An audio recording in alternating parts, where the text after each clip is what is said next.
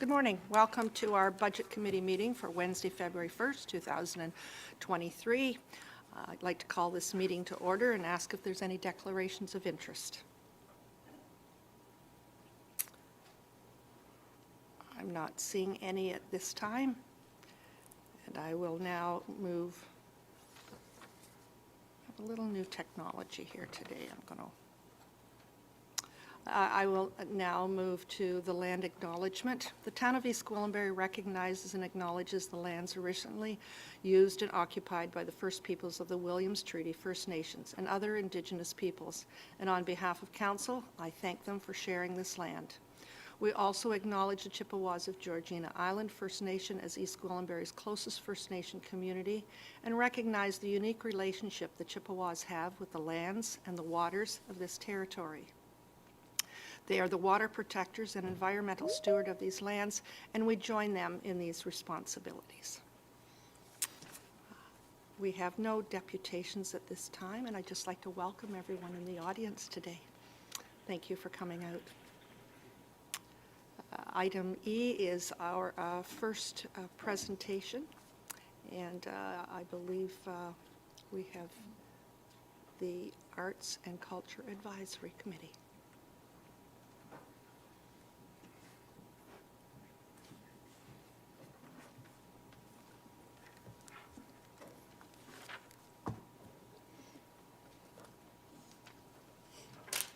Welcome. Good to have you with us today. Thank you. Thank you for having us. Good morning, Mayor Haxon, members of council, and town staff. Thank you for permitting the EG Arts and Culture Advisory Committee to come before you at this time to justify our funding request. To quickly highlight what our committee is about to all our new council members, our mission is to provide expert community input on public art policies, projects, and procedures, and to recommend activities for the stabilization and strengthening of the arts and culture community. Our objectives: provide encouragement to artists and art organizations, foster the development of and promote awareness of public arts and cultural activities, act as a point of contact and connection for members of the arts community, celebrate the social and economic benefits of arts and culture throughout the community, and its role in creating quality of place. Next.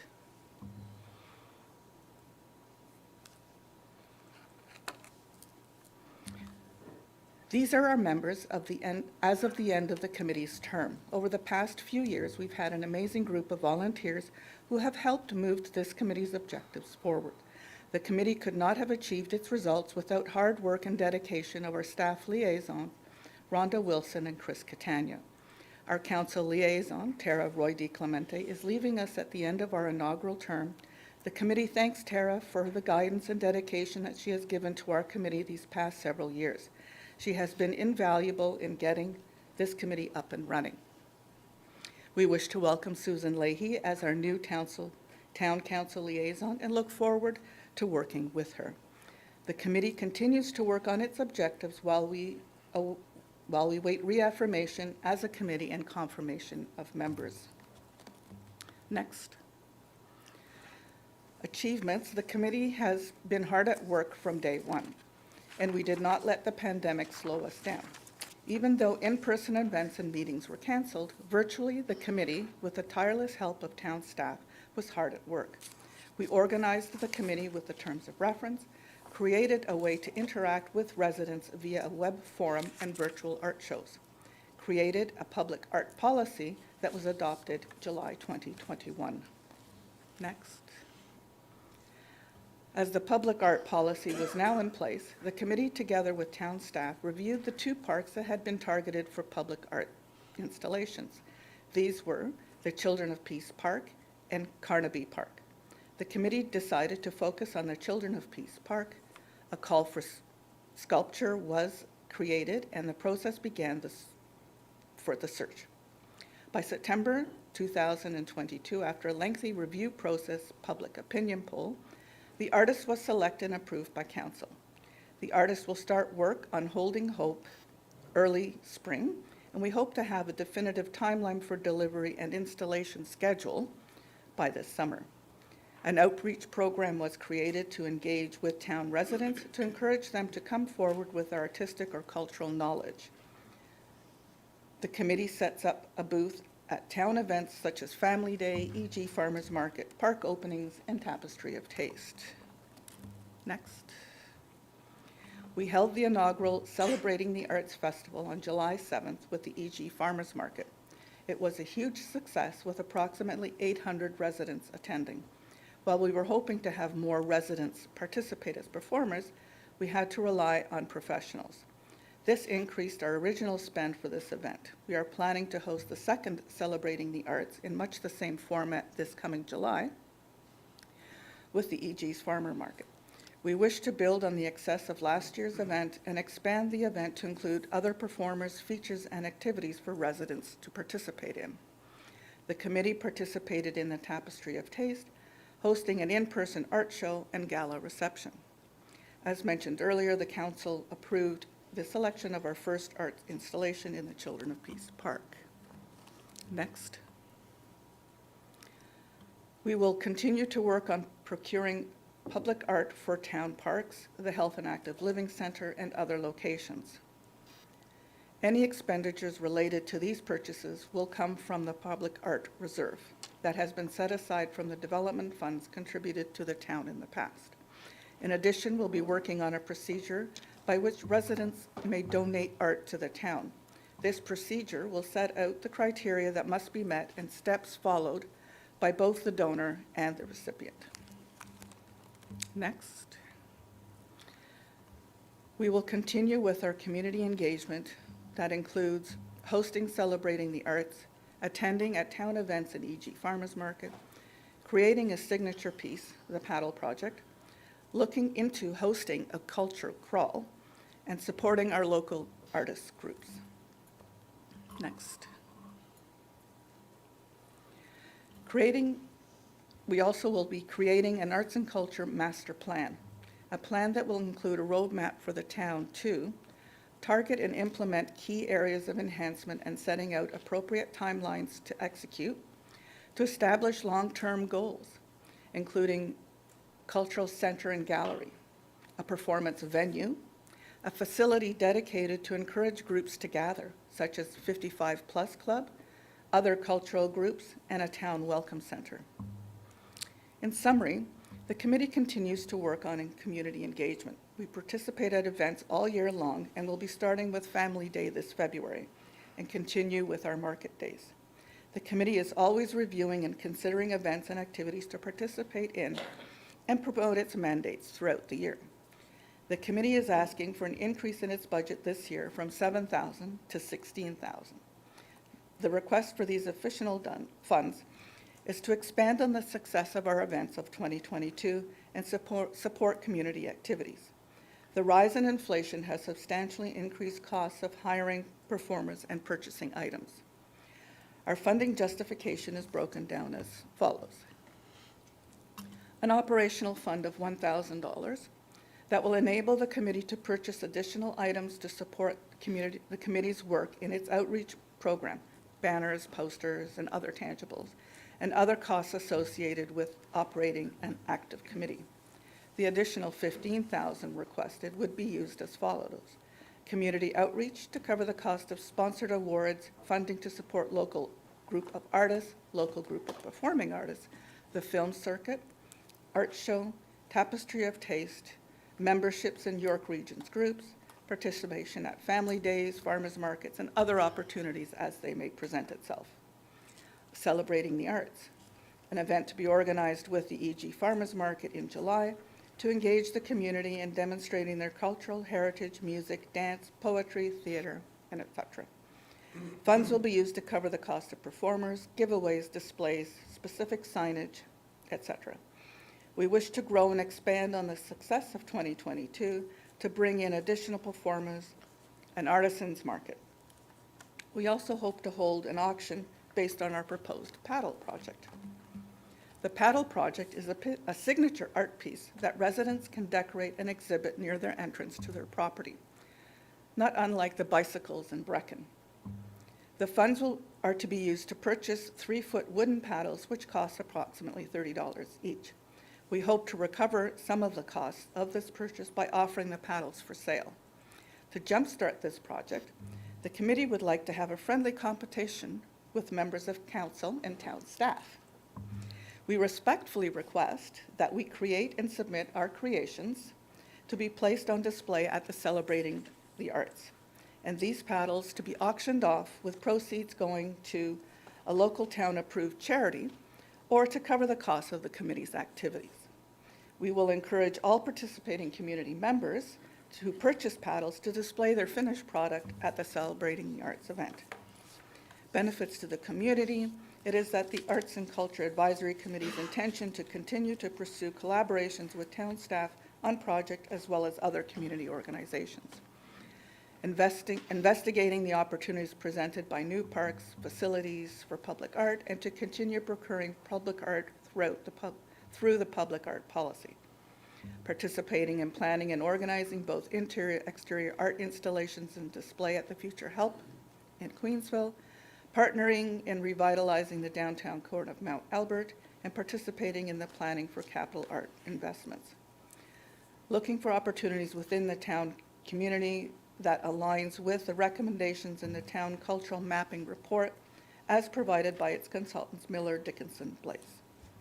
Thank you. Questions? Thank you very much. Questions from members of council? Councillor LaHaye, go ahead, please. Thank you, through you, Madam Mayor. Thank you very much, Jeanette, for that thorough presentation. I want to first congratulate the entire team of the Arts and Culture Advisory Committee. You have done great work, and you have numerous deliveries of successful events, and I know it takes a lot of work to organize all of those, but you have had many successes, and public art is so important to the community. It has so many key benefits. It expresses our values. It brings even in economic through tourism and through all of the attendees at these events, and so I think it's also an expression of the uniqueness of our communities here in EG. And so thank you again. And I see a testament to all of your teamwork as there are many members of the Arts and Culture Advisory Committee here today. So the pressure's on though now. I'm thinking about how I'm going to decorate my paddle for your paddle project, but I'm looking forward to that challenge. And I would like to again say that I think that your ask is reasonable in the terms of the outcomes that you have already demonstrated successfully. And so I would be supportive of that. And I would just ask in terms of your reporting on events, and do you have any data on how many, you mentioned 800 people attended one of your events. Do you have any data on any other events and outcomes in terms of growing in the community? I don't personally have, as a committee, have that data. It was just the arts, and Celebrating the Arts was sort of the first big event. The other events that we attended were town-led, so I would have to defer to the town on the number of attendees that participated, and the farmers market. We just have a booth at the farmers market. And for Family Day as well, we just have a booth and sort of just interact with attendees. So unfortunately, I don't have that number. And through you again, Madam Mayor, in terms of the public art projects that you've had great success with, I'm looking forward to opportunities potentially with the downtown revitalization projects, both in Mount Albert and Holland Landing, to incorporate public art and placemaking sculpture in terms of attracting people to our unique communities. So thank you very much. Thank you. Councillor Carruthers, go ahead, please. Thank you very much. Thank you for the presentation. Thank you for all the work that you've done. This is something that's near and dear to my heart, and I'm very happy that we are promoting art within our community. I'm looking at the budget, and I'm thinking about our other advisory committees and the projects that they've wanted to do in the past. and we're told that they're advisory committees. And so I just want to put a pin, think about putting a pin in this for now, because we are under discussions with clerks about the role of our advisory committees, and if they are just to advise council and staff, or if they're there to actually be running these big events. So what I'm afraid of is if we approve event budgets for our advisory committees, every advisory committee has events that they would like to run, and it could quickly become a much bigger expense. So I'm not saying that we shouldn't do this. I'm just saying if we're looking at our committees, let's keep them all on an equal footing, and if there is special events, and as we've said in the past, if there is a special event that a committee would like to do, they can come before council with that. With this particular one, I would like to see the numbers. I didn't see them in your presentation. I heard you say them, but I'm not very good at grabbing numbers when they're just oral, right? So it would be nice for it to come to council with a detailed breakdown of the money and that. So I'm not saying no to it. I'm just saying I'm not sure it should be part of this part of the budget, but happy to entertain it as a separate project outside of just the committee budgets. Thank you. Councillor Crone, go ahead, please. Thank you, Madam Mayor, and thank you for your presentation and for all that you do for our town. I think embracing arts and culture is the least we can do as members of council. I was really curious, you listed one of the items there was a culture crawl. Yes. Tell me more. I'm really interested in that. Well, I don't really have a lot on that. It's something that we're going to talk about and think about and plan, strategize for not this coming year, but future years. There's a lot to think about, like the ideas are swimming, like whether we had some discussions on having to help with local businesses is having some artists or performers at various businesses, and then promoting it through a town event, saying, not like farm to fork. Sort of you go to here's the list of what's going on in the town on this day, and ask people to go around and check everything out. So it helps with the local businesses, it helps promote our cultural aspect of the town, and yeah. So lots to think about, but nothing definitive. So if you have any ideas, we're open. Please send them to me. I have lots of ideas. You might not want to hear them. Through you, Madam Mayor, I know the town of Uxbridge has a thriving arts and culture community. They do, I've been to their Art in the Park. They do a tour of different artists' homes, and it's phenomenal. If you're looking for ideas, reach out to our friends in Uxbridge. They are phenomenal. But my last question is, if other than financial support to you folks, what more could this council be doing for you to help you out? Well, ideally is residents. Like if you're tapped into your residents in your wards, if you know someone who is an artist who performs or they have a cultural group, to please have them come to us, because we're looking for those people to interact with. And that's one of the reasons why we're out at town events, is to chat with our local residents and try and get them to come out and participate. Come and, play their guitar or do something at the celebrating the arts, or even at other town events. We're trying to find our artists and who write stories, anything cultural. So if members of council could do that, that would be amazing. That's half our battle right there, is connecting with our community. Sure. Thank you. Councillor Pigmente, go ahead, please. Thank you, Madam Mayor, and thank you for those kind words, Jeanette. It has been an absolute pleasure helping to create the committee, build its mandate, and see it starting to thrive. For me, to help answer Councillor Crone's question about the culture crawl, part of it was that we hear about other communities who have really successful gallery tours, and absent a robust network of galleries, we were looking for ways to not force the artisans to open their homes, but simply those places that are businesses that are already open to members of the public to partner with them to promote our cultural economy. And that was sort of the genesis of the idea, was as how to create that opportunity that would partner with the business community as well. As far as, it would be no surprise, Councillor Carruthers, I might suggest that the committee's work, it sort of stretches beyond that of an advisory role. And they are basically doing programming for us on a volunteer basis. And when we look at other committees like the Santa Claus Parade Committee, they spend $8,000 for one afternoon.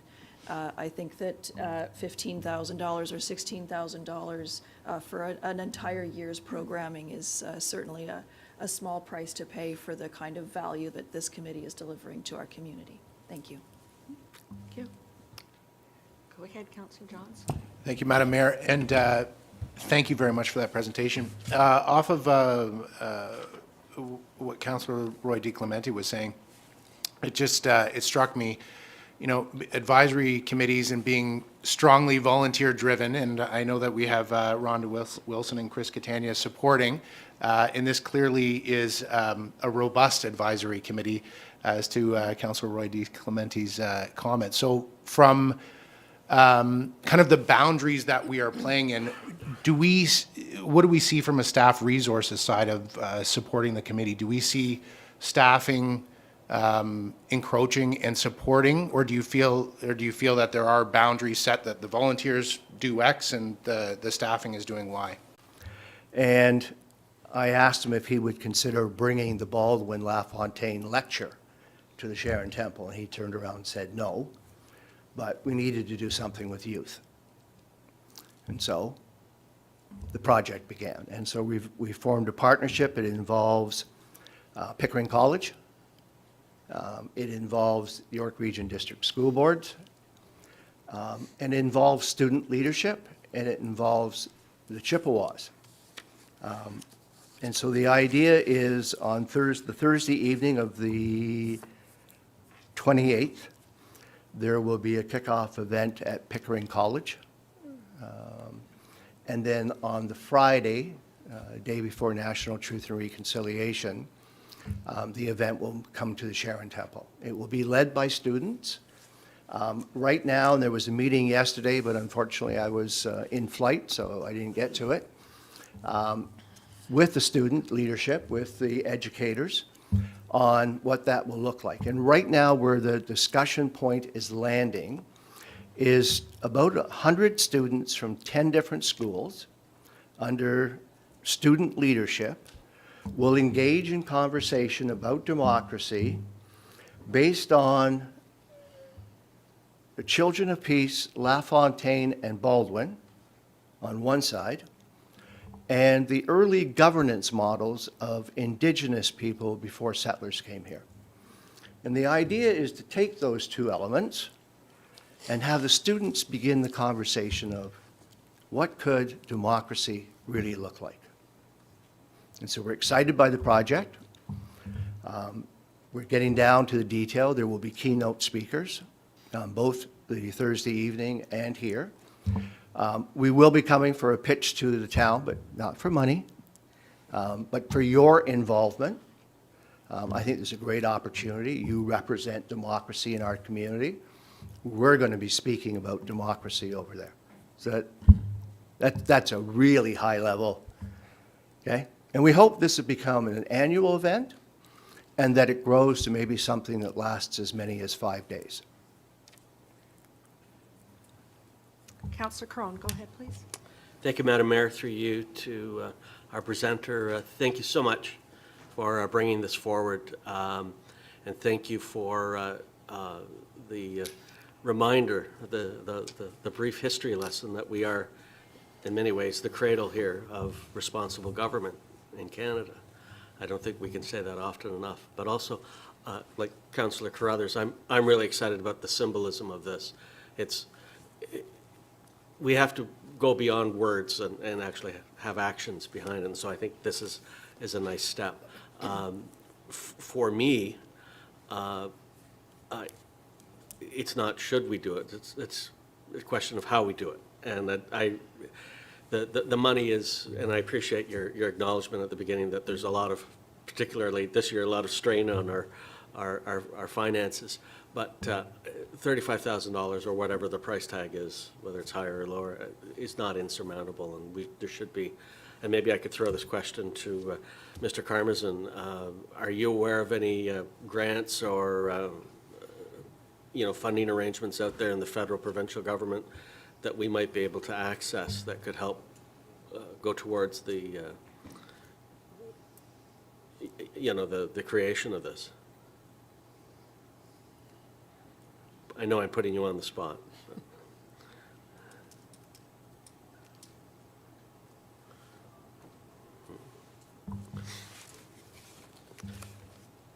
Having some microphone challenges.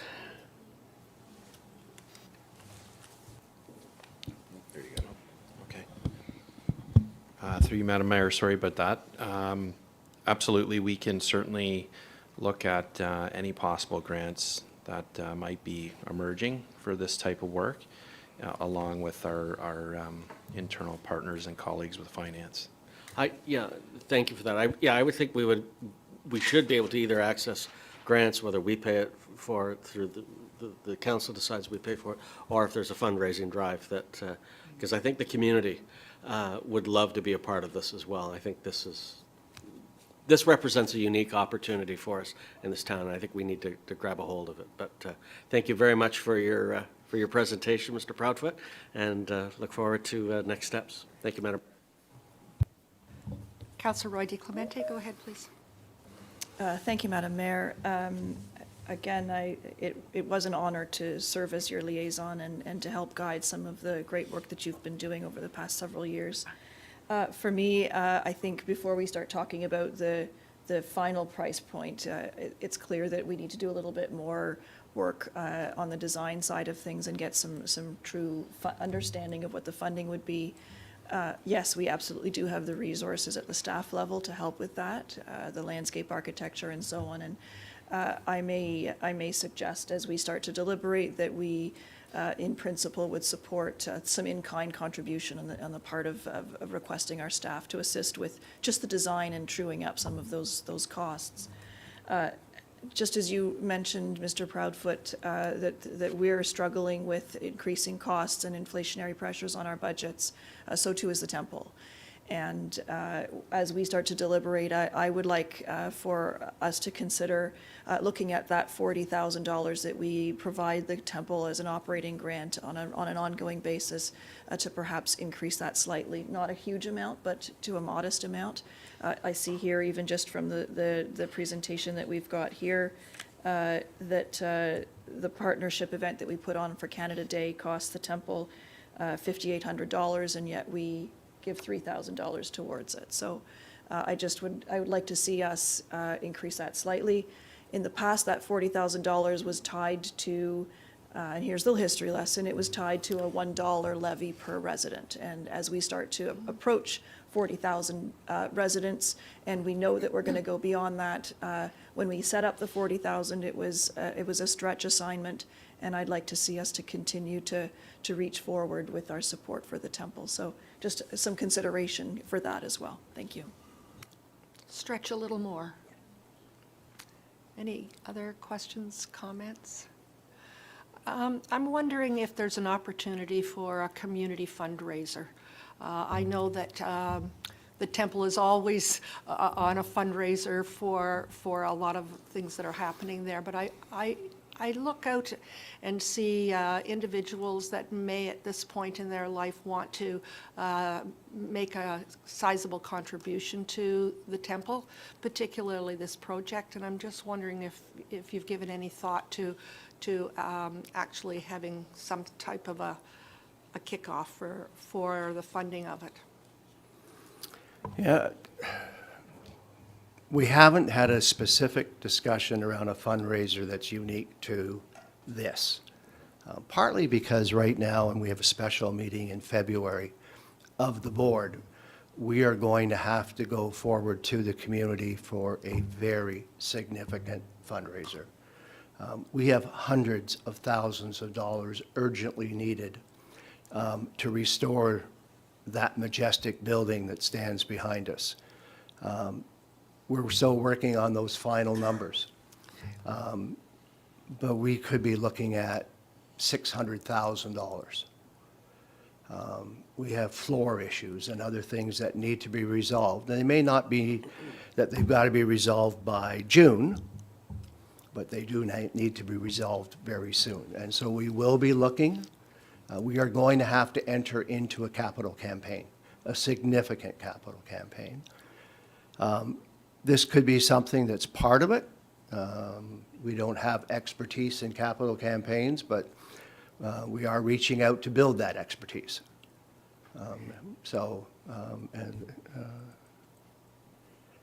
This could be a project that helps that. I just see people in our community that are doing very well, and I know that there are many that over the years have contributed to the temple. I remember seeing a list on a temple report that there were many people that had, some were smaller contributions than others, but our community is a giving community, and people have so much respect for the temple that it may be an opportunity simply to ask in some kind of a campaign, a 30-day campaign or whatever it may be, and see if in fact we could move that up a little bit. Yeah, no, it's a good suggestion. Thank you. Thank you. Councillor Roy DeClemente, go ahead, please. Not to publicly brainstorm, but I will. Our previous presenter suggested a paddle project, and where the community would purchase paddles and decorate them. And with funds raised, perhaps this would be an appropriate connection to make, just as I said, to publicly brainstorm. Thank you. Councillor Jones. Thanks, Madam Mayor. It is not lost on me that I have the privilege of being the elected member from Hope. So I am definitely hopeful of this project moving forward, and full-throated support. I don't have the answer of where the money can come from, but looking at the 2023 uncommitted reserves continuity schedule, and when you look at community capital contributions, and if you look under arts and culture heritage, the uncommitted fund balance does have a substantial amount of money in it. And I think that being able to identify through our staff and through you, and being able to identify actual hard costs, and being able to kind of get the sandbox a little bit smaller, I'm hopeful that we can help find where that number and dollars could land. So thank you. Any other questions, comments? Seeing none, thank you very much. I have a resolution here for, be it resolved that the presentation made by, I have Lori Woodiett, but it's Ian Proudfoot, we know that, regarding the temple's budget request be received. And could I ask Councillor Crone and Councillor Johns to move and second that? Thank you. All those in favor? And that's carried. Thank you very much. Yeah, thank you, and we look forward to working with town staff on the project. Thank you.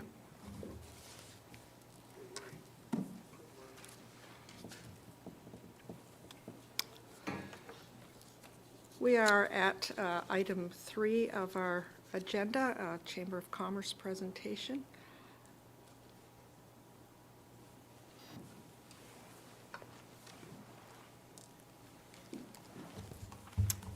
Welcome, good to have you with us this morning.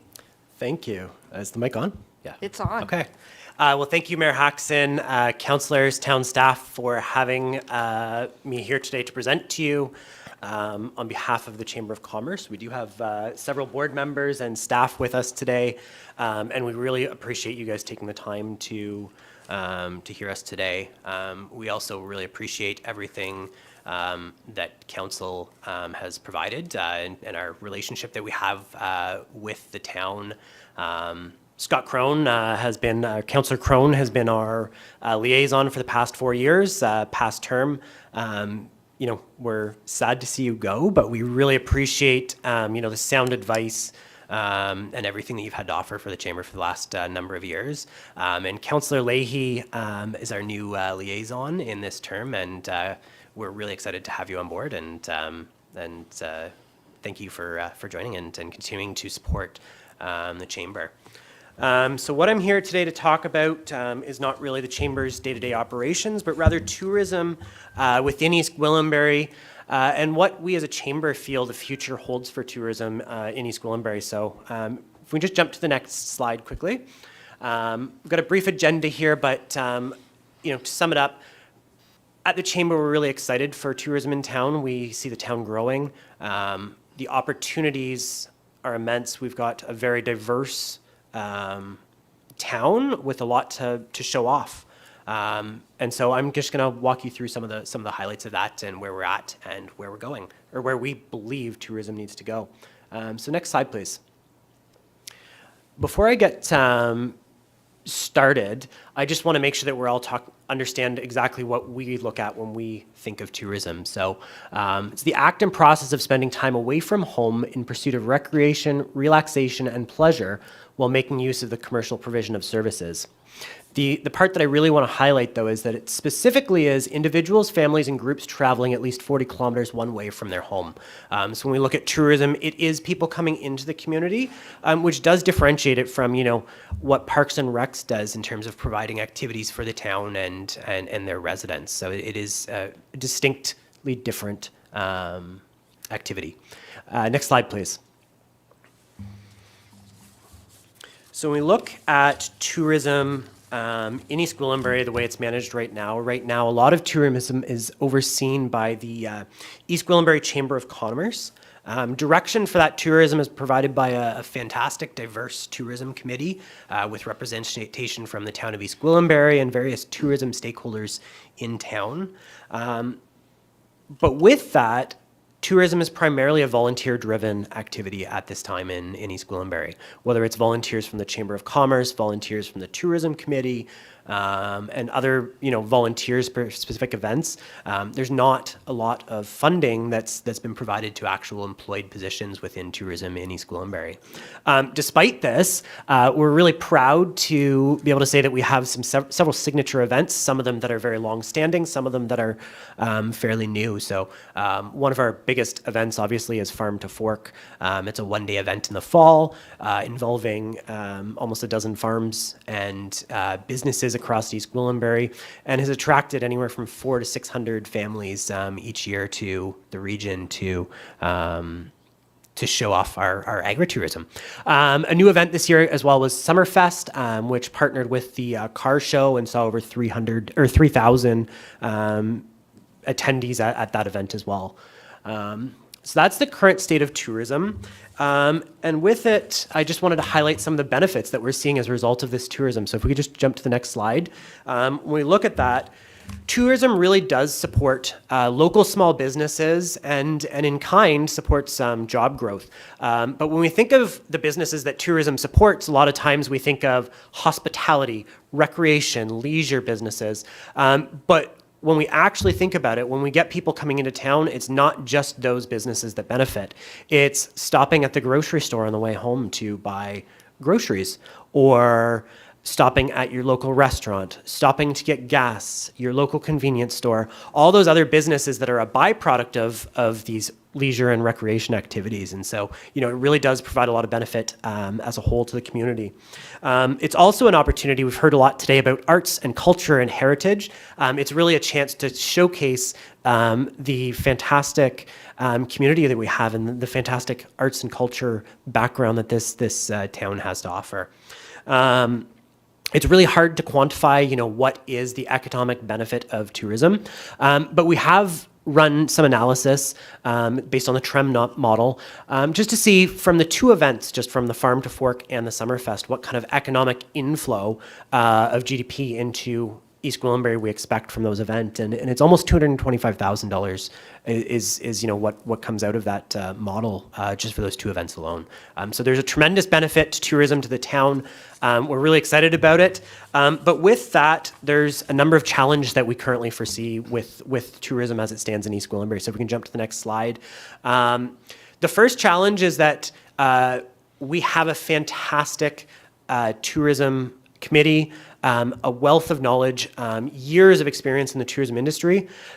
We have a strategic plan in place for tourism, but there's no one to act on that plan. We don't have a staff member, a tourism coordinator who can take all those great ideas and turn them into action. There's a whole list of activities currently in place for future events. We have other organizations and other towns that are looking to partner with us, to create tourism in the area. But we're missing that one central individual who can help coordinate things and spur a volunteer base and leverage that funding to, the funding or this position of a tourism coordinator to get federal funding, provincial funding, York Region funding. There's tons of it out there, but we need the resource to actually find that funding and grow tourism. And the last thing is, with this volunteer-led base, tourism has really been very reactionary. We've had a few staple events, but it's been very reactionary, trying to jump at opportunities when they present themselves, but it hasn't been proactive. And I think as we look forward to tourism in East Gwillimbury, we see other communities around us. Georgina does a fantastic job of, putting out tourism guides and really trying to promote people to the region. We don't want to get left behind. We want to be at the forefront of that. We've got agritourism, we've got trail networks, we've got so much to offer, golf courses and sport tourism in our area, and we really want to be proactive in keeping up with those communities around us, but also in terms of just trying to be take the steps that we need now so that 10 years from now we're not trying to play catch up. So with that, next slide, please, just looking at the opportunities that exist. I won't go too far into this because we've already talked about a lot of this, but with the growth in EG, we really want to leverage a tourism coordinator to find new funding, find private companies who can provide tourism opportunities, a run in town, something. There's so many opportunities that, not all tourism has to be planned by, a tourism committee, but we need to have a cohesive strategy, and there's so much opportunity to bring tourism into the community, to find community sponsors. We have fantastic businesses in town that are all too happy to sponsor tourism and those initiatives, but we, again, need somebody to coordinate those positions.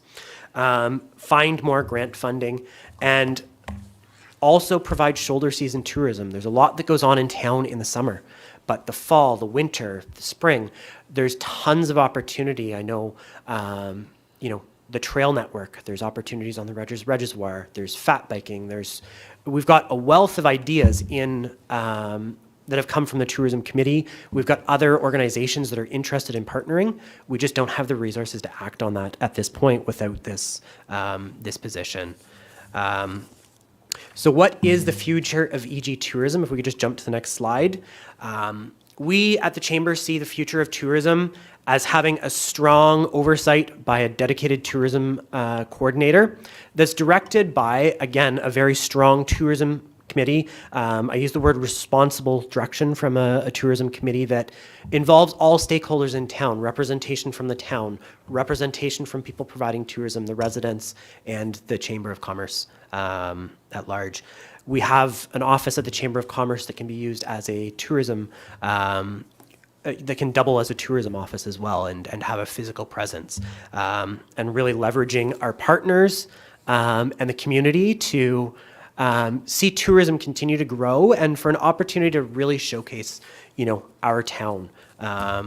We have so much to offer. I think, when I look at the towns around us, we are very unique, and this is our opportunity to showcase that, drive people to the community, hopefully make them fall in love it and move here eventually too, or find jobs. But it's really a chance to showcase it. So if we just jump to our last slide, so we do have a request of council, and I do understand that budgets don't balance themselves, and that inflation, all of that contributes to a very challenging budget for 2023, and we do appreciate that. But we foresee this as an investment in the future. We think that, as the town grows, tourism doesn't need to be an afterthought 10 years from now. We want to see tourism grow with the town. And to that point, tourism will help the town grow at the same time. So we are looking to fund a position for a tourism coordinator to work out of the chamber office. Again, oversight by the chamber and the tourism committee. And to be able to hire someone for a year term and evaluate that. So we're really hopeful that council is able to work with us on that. I'd love to sit up here and tell you, exactly what the ROI on the position is going to be, exactly what the ROI is on tourism in town. And I do have some stats that I can share if you guys have questions on it. But, one of the challenges right now is without a tourism coordinator, there's just no one to track those stats. When we're running everything as a volunteer base, tracking attendees is hard enough, let alone trying to track, other metrics, especially when a lot of our events are free or limited charge and are really, getting the benefit from, the businesses are really getting the benefit from it, not the chamber. So I'd just like to sum up and say, thank you very much for the time to talk to you guys. We as a chamber are extremely excited about tourism, and we really want to see it grow with the town. So thank you very much. Thank you very much, Mr. Bell. Questions? Councillor Crone, go ahead, please. Thank you, Madam Mayor, and thank you, Mr. Bates, for your presentation and kind words. It's been a pleasure being your council liaison for the past 4 years. The chamber has a special place in my heart. I was actually a founding member 30-odd years ago, so it's nice to continue my involvement, and I'll continue to be a cheerleader as we go ahead. You raised a lot of really interesting points in your presentation. The Summerfest that you mentioned, you had 3,000 attendees. That's an incredible amount. Was that, and help me remember, was that a ticketed event or was it a free admission? How did you track those numbers? That event was a free admission. Yeah. We did sell vendor booths for it. Okay. So at a very nominal rate. But we did have 60 vendors, hot air balloon rides involving, we had Kix Dance Studio doing performances. So it really kind of involved the community, but it really did drive a lot of people from outside the area as well, partnering with the car show. But the only ticketed item for us at that event was were the vendor booths, and we actually were able to go out and secure funding from Central County Tourism's in order to support that event. Yeah. Did you, through you, Madam Mayor, did you count the number of people that came in through the gate to come up with the 3,000, or is that a that's a best number guess? that I received from the Sharon Temple from their event, but the challenge is it was such a vast open area that I think it was very difficult to track the number of people back and forth, but we believe the number was well in excess of that, but being conservative, we think that it was 3,000. Well, it was a massive humanity, so. I should also mention that it was about 35 degrees that day, and so the fact we got that turnout, we're thrilled with that. Yeah, thank you. Madam Mayor, if I may, you threw out the number of, you figure we have previously have been generating about 225,000 in revenue just from our I'll call them, and I don't mean any disrespect, uncoordinated tourism activities. Would you hazard a guess how much you think having a dedicated tourism staff member, would you hazard a guess of how much you think it could generate based on something a little more targeted? I'd love to kind of speculate on that number. I think it'd be a little bit irresponsible, but what I would say is that, I think that a year from now, we'd be very much able with a coordinator to come back into this room and say, look at what we've done in evaluating the merits of continuing funding for a tourism coordinator. That said, I mean, I see it easily doubling in terms of just some of the events that I know are on the horizon if we can staff them. Oh, okay, so then, through you, Madam Mayor, and I really do appreciate your candor and not, being reticent about putting numbers forward, when I think you quite honestly said, not having that staff person there to help you grab that data helps. So if you double, you're looking at for every dollar invested, that would be $4.5 returned. So that's not a bad return on investment. Just to continue your thought process on the funding request, that's a one-time request, but if you can make an argument for it, you'd like to see it continue. So you'll come back a year from now and plead your case that it was a success and Yeah, I think deserve more. I can certainly say that from a chamber's perspective, we believe in tourism as an ongoing initiative, and we're very proud of the events that we have right now. We don't want to see tourism. We think that tourism is a priority, and we do intend to be back here a year from now with the same request of funding a tourism coordinator position. But we're fully aware that when we show back up next year, we're going to be able to have more concrete information to say, look at what we did and look at what we can continue to do. It's something that each year we should see it continue to grow and grow and grow. And I think we can look at the regions around us and see how they've really successfully implemented some strategies and have watched tourism kind of grow over the past number of years as well. And we're certainly watching what they're doing and looking at how unique opportunities apply to us and how we can, continue to grow tourism, and that involves having that coordinator long term. We see that as a permanent role. Right. Thank you, Madam Mayor. And this last comment, I did appreciate your comment that if I can paraphrase that, today's tourist could be tomorrow's resident. Yes. So Yes. I appreciate your presentation. Thank you, Madam Mayor. Thank you. I erred in not recognizing Mr. Bala. Is that correct? Mr. Bates? Are you Mr. Bala? Mr. Bates. Bates, sorry. We have on our agenda another name, so. Yeah, no worries. Sharon's not here and you are. That's important. Thank you. No worries. Go ahead, please. Thank you, Madam Mayor. It strikes me that, you opened with the fact that recognizing that we very much are kind of in an affordability crisis, and how do we kind of keep things moving and keep growing under that kind of pressure. And I'm very conscious of the fact that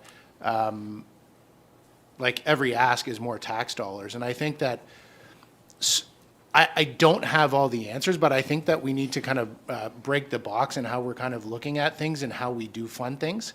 And whether it be through the chamber, because I strongly believe in this and the chamber's value and what we're driving, whether we come at it this way or come at it through economic development and then strengthening that. And, I referenced in the last deputation there with the Sharon Temple, and I referenced uncommitted reserves that were coming from community capital contributions, which is actually from builders and developers and trying to make investments in the community, but they aren't specific residents' tax dollars. And I look at some of the uncommitted balances there, and we talk about inflation just hammering us, and we openly talk about 7% here is where we're getting hit. And the fact is that on our balances that are uncommitted, we're earning 2%. So there's a delta of 5%. If you're sticking with me here, there's a delta of 5% where our money's literally melting in our accounts. And so if there is uncommitted reserves and we find a line that says economic development, and again, if they're committed, then they're committed. But if they are uncommitted and we're melting at 5% and we've got $2 million in an uncommitted account, 5% of $2 million is $100,000. And so that means by the time we get to next year, we have lost $100,000 by not putting that money to work in our community. And what other economic benefits have we not been able to achieve from that melting of the $100,000 from that specific line item? And so I don't have all the answers, but what I'm suggesting is that we look at it in a different way where staff can better evaluate the opportunity, because as volunteers, we don't have that, that capacity. But I just think that we are being hit with affordability. We recognize that we need to be continuing to grow in our community, both from a tourism side, from an art side. But the fact is that we can't pay for it. But if we have money there that somebody else gave to us that is uncommitted, and we are going to lose that anyway because it's going to melt with inflation and our ability to get a return on our investment, then I think that we should seriously look at it and find a way to do something different, whether it be through a consultant against our capital contributions that isn't specifically staff, but it is a consultant. So we don't lose money for nothing. So thank you, Madam Mayor. Thank you. Excuse me, I have Councillor Foster. Do you mind if I just follow up No, with that? go ahead. And can I just get a little clarification on that? Are you suggesting instead of having a staff member in-house do it? I'm suggesting that as we are looking at our economic development line items, I think that there is an opportunity to reimagine and reinvent what the results could look like through being open and saying, like, this doesn't have to be a binary thing. Why can't we look at it if staff was to take something on? I don't know what the answers are, but I think we need to not have blinders on and be open with each other. Do you mind if I just make a comment on that? I think as a chamber, we're very open if town decides that you guys want to staff that position and take on the portfolio. That's definitely an option for tourism in the area. We really just don't want to see tourism fall off, where we feel that it provides a lot of value.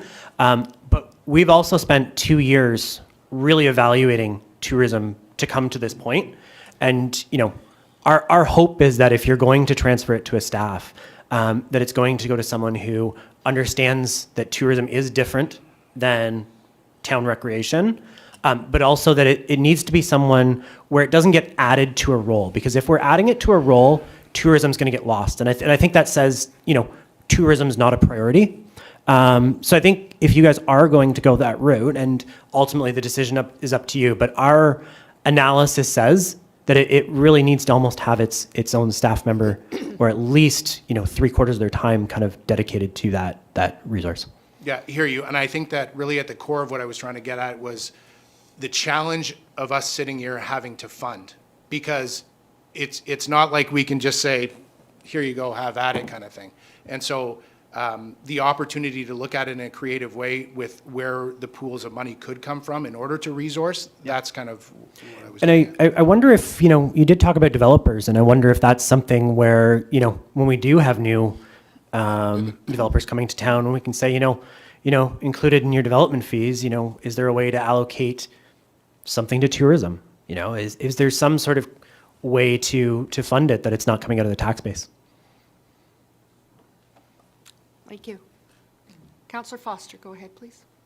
Thank you, Madam Mayor, and I was kind of going the same route as Councillor Johns, although I'll try to be quicker. Thanks for the presentation. You bring up a lot of good points and opportunities. But I'll be honest with you, the problem that I'm wrestling with here is that I think we're setting a dangerous precedent if we are providing town funds to support a staff position that basically works outside the corporation. I'm not sure how that works for me. So I kind of lean back toward where Councillor Johns was going, and I would look to our economic development group to kind of lead us on this one. I think that position is a position that needs to start rather small and grow. And I don't think it'll get lost as much as you think it may get lost. Again, but I think if we could carve out some time, and I know that we don't have staff members sitting around looking for something to do. We run things pretty thin as far as I can see. But I think we need to try something on a gradual basis so we can recognize the workload and take it from there. Thanks. I recognize that perspective, and that's fine. And I know you kind of are talking about precedent setting in terms of that. You know, we've done our research as well in terms of what is happening around us, and you know, if you look at the 2022 budget, for example, from Georgina, I think it's about 83,500 that's carved out in terms of contracted services to their chamber. Now, I don't know whether that's all tourism or not, but that is part of the package that we did see there in terms of, you know, they've kind of set that precedent as already, but just, you know, we're happy to manage it or have the town manage it, but, you know, there's a lot of different options, I think, for how it can happen, and we really just don't want it to get lost as a priority. Councillor Guidi-Clemente, go ahead, please. I think Councillor Leahy had her hand up first, actually. Go so- ahead.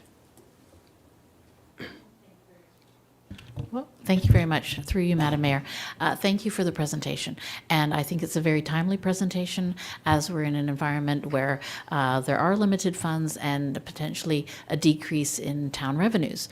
However, I think it's timely in the sense that we need to be looking at the big picture and having a conversation with the Economic Development Department and thinking creatively, as Councillor Foster has suggested, about finding ways to invest now in what may take 2, 3, 4, 5 years as we grow as a town to see the benefits of. But I think there's a great potential for revenue for the town through tourism, and we thank the Chamber of Commerce for all of the volunteer work that they've been doing, and as well as working towards a successful Farm to Fork tour, which has brought in almost $250,000 in terms of revenue. So I think we need to focus on it. Tourism may right now, today, be a second-tier priority, but in the future it could be a very economically beneficial one for the town to invest in now. So I look to the Economic Development Department to have further conversations about how we can prevent missing opportunities, because I'm concerned that we're and I'm aware we're already potentially missing opportunities to collaborate with other municipalities and other partners to grow the tourism sector in East Gwillimbury. So thank you very much. Do you have anything that you'd like to say in terms of missed opportunities or opportunities that we should be looking at seizing in the future? Yeah, I mean, I think, you know, Margot from Economic Development and Brittany have worked with us on the tourism committee and put together some fantastic presentations that you kind of did a great SWOT analysis, but is also, you know, the priorities and opportunities for the future. And you know, I think that we'd be happy to collaborate with economic development in terms of, you know, how those can be achieved in the future. Councillor Guidi-Clemente, go ahead, please. Thank you, Madam Mayor. Through you to Mr. Bates. I think as a council, we recognized that tourism, and in particular agritourism, was an important asset that we wanted to help support and direct. And that was part of the seed money that we provided when we were providing that annual grant of $8,500 towards the Farm to Fork tour, which is giving, there's a little bit of benefit here. I see your expenses for Farm to Fork were about $4,500, and so you do have a little bit of additional money to help further those efforts. So the Summerfest expenses and so on would be helpful towards that. I guess from my perspective, I know that we have an economic development strategy that was developed through our department, and it did identify tourism as a future target sector. And one of the limitations that we have right now is that our tourism sector is, while it's it has many different assets, it's still somewhat immature in that we don't have accommodations and we have somewhat limited offerings that are spread out quite at a distance across our municipality. So without the tremendous assets of a waterfront or a huge amusement park or a hotel or a conference center, our abilities to develop our tourism initiatives are somewhat limited. And so I worry that this is a little premature, and that while $8,500 is where we started, if we continue to grow that and support other initiatives that, according to our economic development strategy, we will reach that state of maturation where this would be valuable. When I was liaison to the chamber, and I believe that was before your time, there were some grants available to develop those things through I think there was a website that was able to be funded and some staffing that was provided for through a grant from, I believe it was Rural Economic Development at the provincial level. Are those opportunities still available to you? We've been following up on all the grant opportunities that we've seen. We've been utilizing Central County's tourism. We applied for a very large grant last year to create the Experience EG, which isn't exclusively tourism, but has a lot of tourism benefit to it. That was a federal provincial grant there. So we've been utilizing whatever grant funding we can. But the reality is that grants don't write themselves. And grants don't action themselves, and there's still oversights. You know, when you talk about $4,500 of expenses for Farm to Fork, our expenses are significantly higher than that. That's the portion that the town has funded. There's also a portion funded by, in some years, RED, some years, it may have been FedDev. And then there was Central County's tourism subsidized a portion. But there's also a portion that never gets subsidized, and that's the use of our executive director. And I should also mention that we also have summer students that are funded by the federal government for these projects. So we really are, we're not just coming to the town. We really are leveraging all those resources that are available, and so we definitely are. And so I think that's one of the other things. When you look at changing how tourism operates, there's all those resources that we're currently using from all those various levels of government that, the town would have to explore as well through their economic development to continue funding these events to the same level. Thank you. Yep. Councillor Carruthers, go ahead, please. Thank you. Thank you very much for your presentation. I was, I read it ahead of time, and I'm looking at the funding page, and I was trying to wrap my head around exactly what the coordinator would do, the tourism coordinator. I keep hearing that the coordinator will coordinate, but trying to get specific down to what they're doing. And then you said that you have a strategic plan. And I would love to see that, if you could send that to us, because I think that would answer a lot of the questions that I'm hearing here about tourism in general. So the fact that you have a strategic plan for tourism in particular, I think is fantastic. So if you could send that to us, I think it would be very helpful to take a look at. I have questions on the funding page, and you got to some of it with Councillor Roy DeClemente's questions. The Summerfest, you have $4,100 expenditures there, but then I heard you received some funding from county tourism, plus you received some funds for the booths. So I'm just wondering, is that the net amount, or is that the gross amount before these other funds came in? I don't want to give you the wrong answer to that. Okay. I can follow up. Yeah, I'm an accountant, so I like to be exact, but I would have to follow up with you on that. My gut tells me that that's the net that the town covered. So the way the Central County's tourism funding worked was they covered a certain percentage, and I don't want to give you the percentage without knowing it, and we had to cover the rest of the funding. So I don't know what you're looking at, but I can get back to you on that. I think that would be very helpful with on the funding sheet here, it's Farm to Fork and Summerfest, and the amounts that are on there. It would just be good to know, what was the total cost of Summerfest, and then the town paid this amount of it. So, you know, if the total cost to run it was $10,000, but you got $4,000 from booths and $2,000 from Central County Tourism, just for us to see those numbers and see what the net amount is. Are we funding the whole thing? Are we funding 10% of it? Are we funding 50% of it? I think that would be very useful. And same with the farm to fork. I think that would be very useful to see what was the total cost and then what was the town's portion of it. I think that would be very good going forward.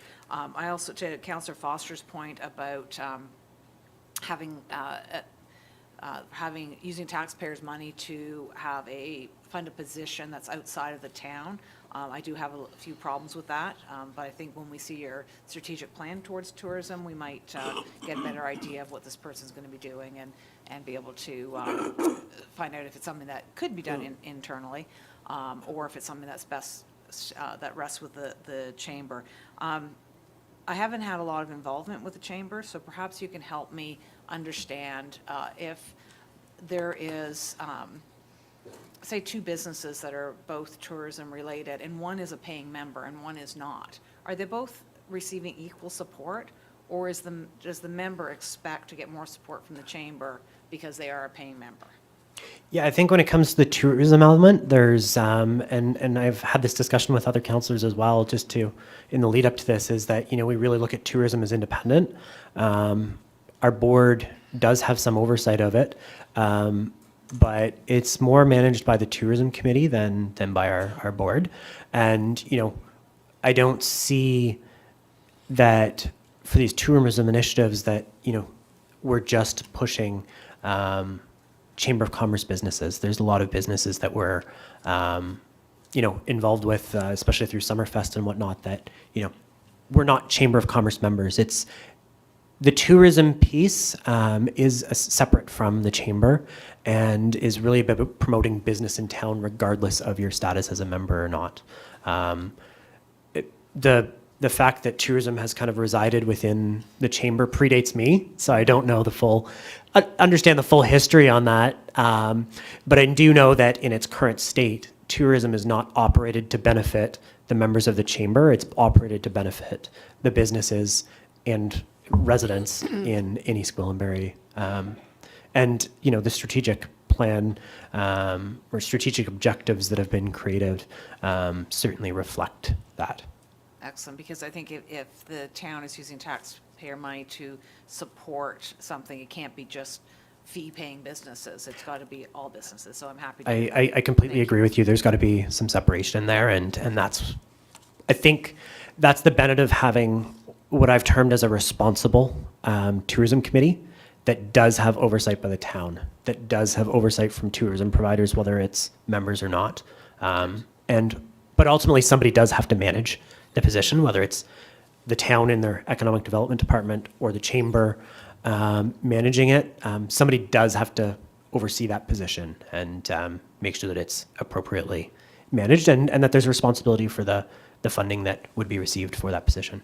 Thank you. I look forward to seeing the funding breakdown as well as the strategic plan for tourism. Thank you. Yeah. Councillor Crone, go ahead, please. Thank you, Madam Mayor. Just listening to some of my colleagues and the comments that are being made, and I think Councillor Foster and Councillor Roy DiClemente were kind of tiptoeing around it, but I think as a council, we have to, the fundamental question in front of us is not so much whether we want to support the chamber with this, it's whether we want to make a concerted effort to get behind tourism in itself. And I think that's the first question we have to ask ourselves, if we really feel that this is a path forward. And if we are to get behind it, then we have to decide whether it will want the chamber to take care of it or whether we have a staff person that takes care of it. And if it's going to be an internal staff person, the one comment I would say, and this is from my corporate experience, if it's a corner of desk duty of someone on staff, then we ought not do it, because corner of desk duties rarely get the attention they deserve. So I think we have to, I'll go back, the fundamental question is whether we want to get behind this or not, and if we do, then we can make the decisions. But I think that's the first question we need to ask ourselves.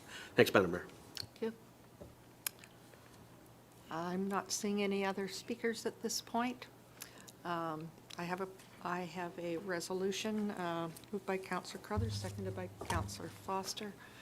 Be it resolved that the presentation made by S. Bates regarding the Chamber of Commerce Tourism budget request for 2023 be received. All those in favor? And that's carried. Thank you so much. Thank you so much for your time. Thank you. We are at item number 4, community group presentation, and this is Roots Connecting Communities.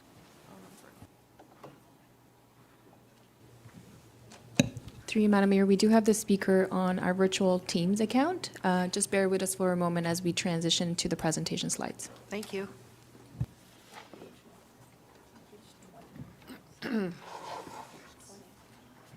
Page 20.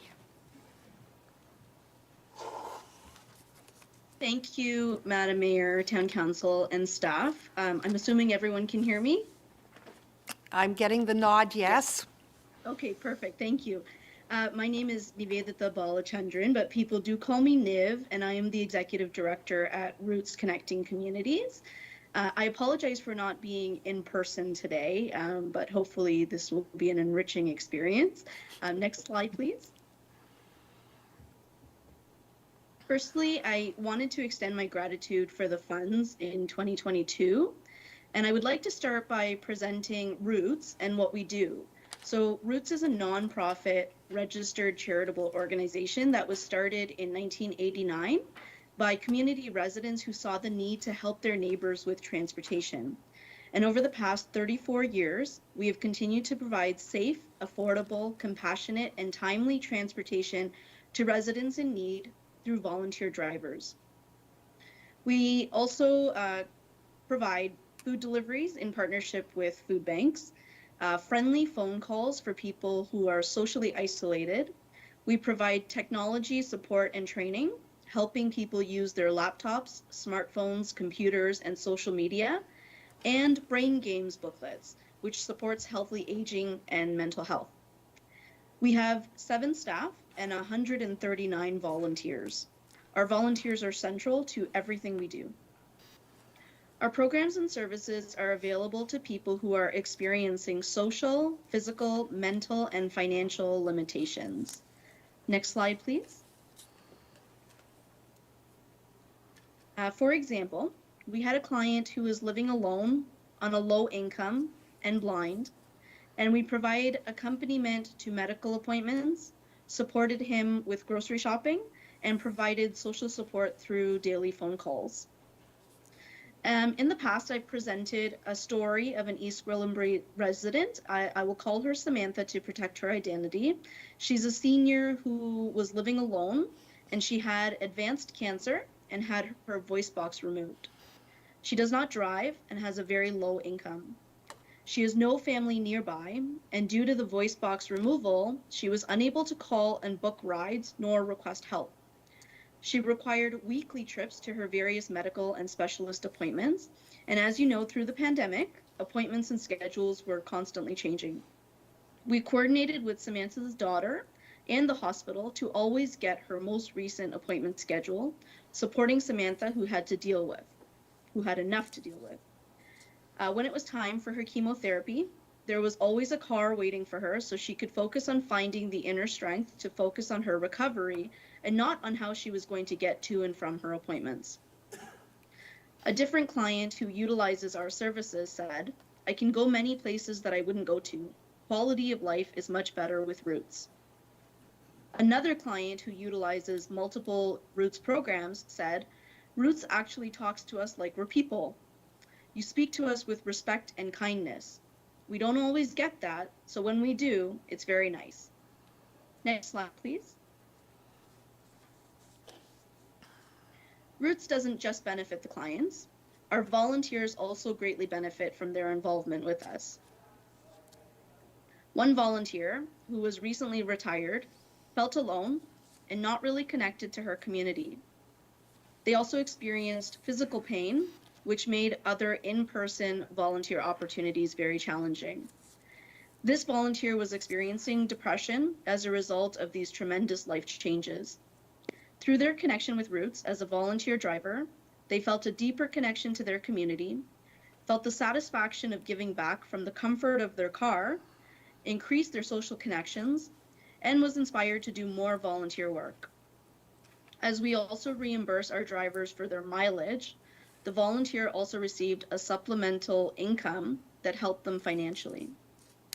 Our volunteers have said, "I like that it's local to me. You can really see the impact. It's quite meaningful." A friendly call volunteer said, "I initially signed up to uplift a senior, but found that the calls uplifted me as well." Next slide, please. So we've seen a tremendous increase in usage of route services in 2022. From January to October, we completed 1,940 rides for East Gwillimbury residents, and this was up from 644 in 2021. We supported 99 residents, which was up from 46 in 2021. And we did have a decline in volunteers, which we are hoping to increase in 2023. Our request for 2023 is to continue to support fee subsidy assistance. Next slide, please. So we're hoping to support fee subsidy assistance, which is reduced cost and free rides for residents who have minimal financial means. We also want to do more outreach and engagement and volunteer recruitment and recognition. As we all know, gas prices have increased tremendously, and so we continue to support our volunteer drivers by providing a variety of recognition opportunities in addition to the mileage reimbursement. We do hope to continue our meaningful and enriching work with East Gwillimbury, and we thank you for your support. Thank you. Thank you very much. Questions? Councillor Hay, go ahead, please. Thank you very much, Niv, for your presentation. I would like to make one comment and ask one question.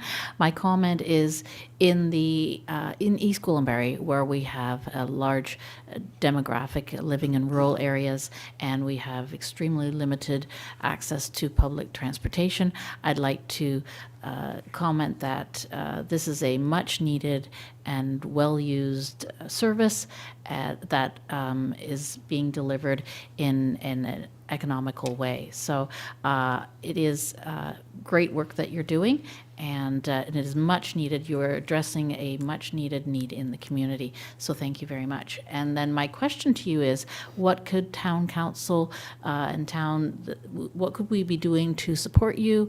And do you have any fundraisers upcoming that we could support you in that way too, in terms of attending fundraisers and raising awareness of your excellent service that you provide? Thank you for that question and the comment.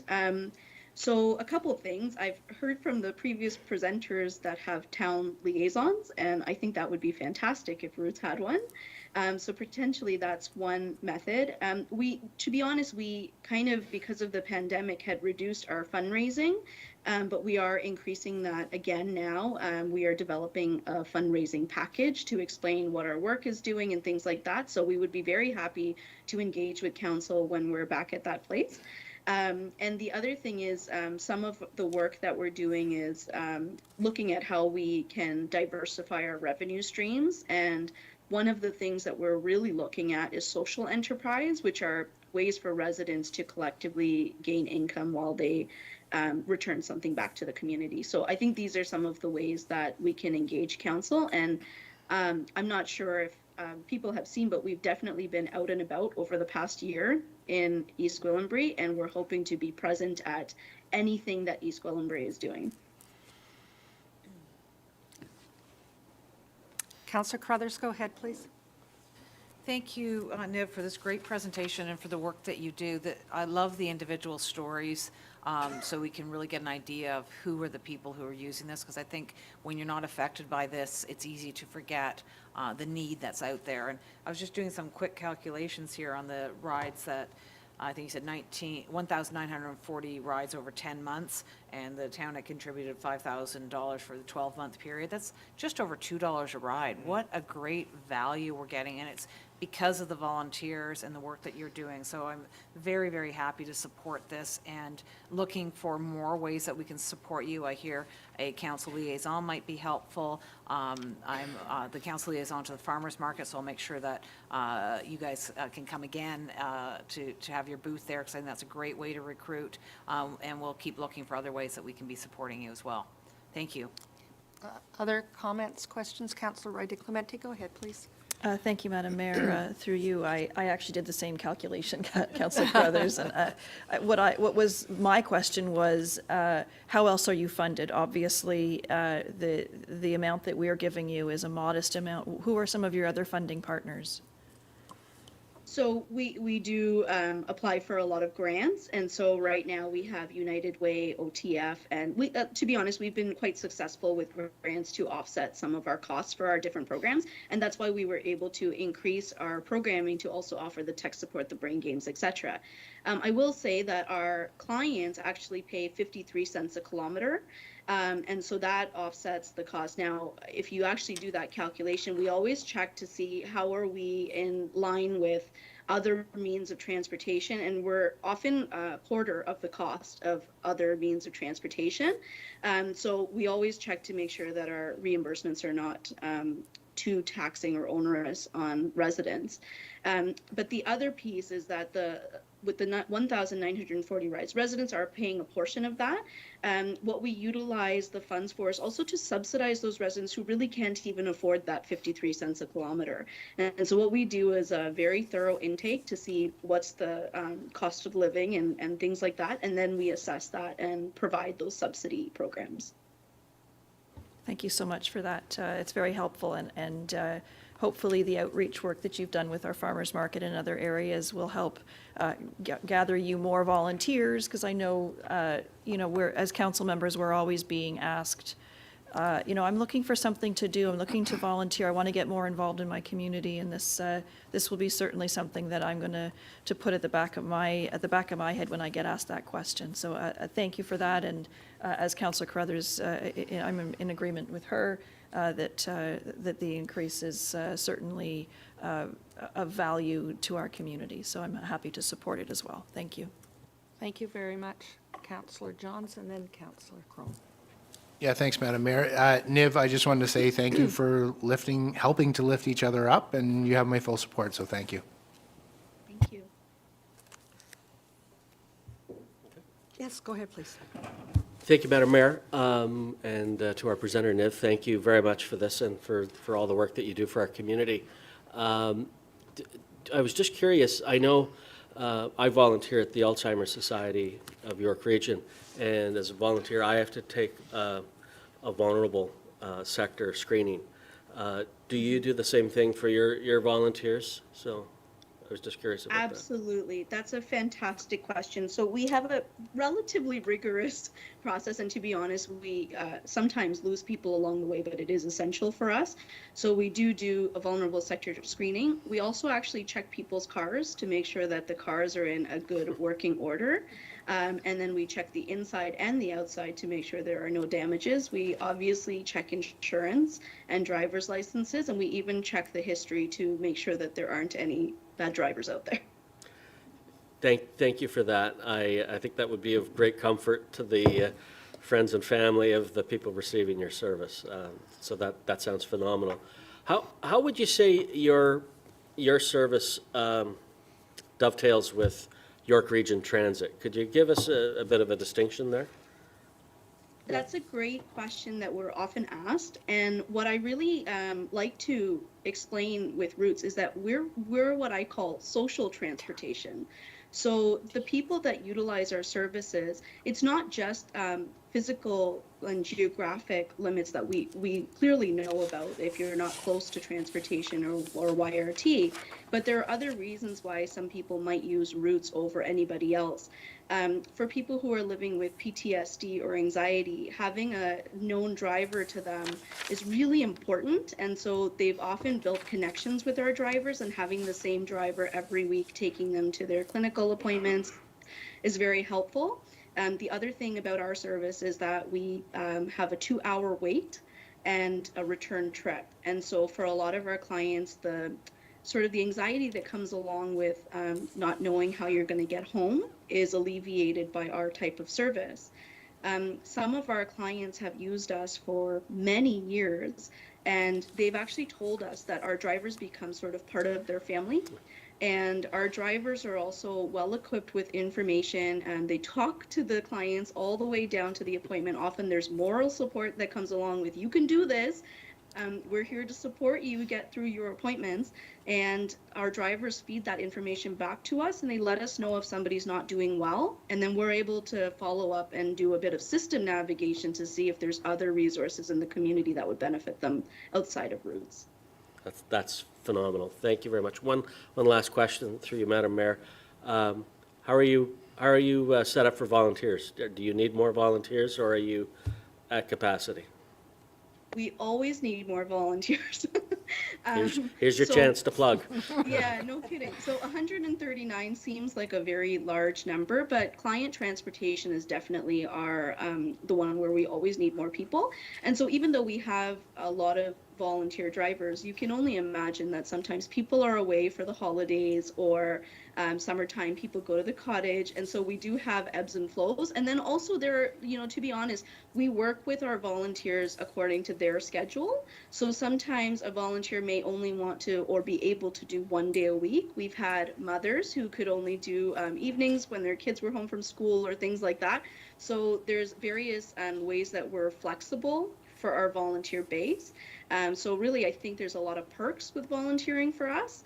But yeah, we always need more volunteers. So can people interested in volunteering, do they go to your website to apply?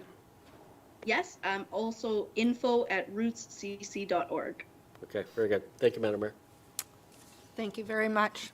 Excuse me. For those that are newer members of council, we certainly took full advantage of Roots at the beginning of the pandemic.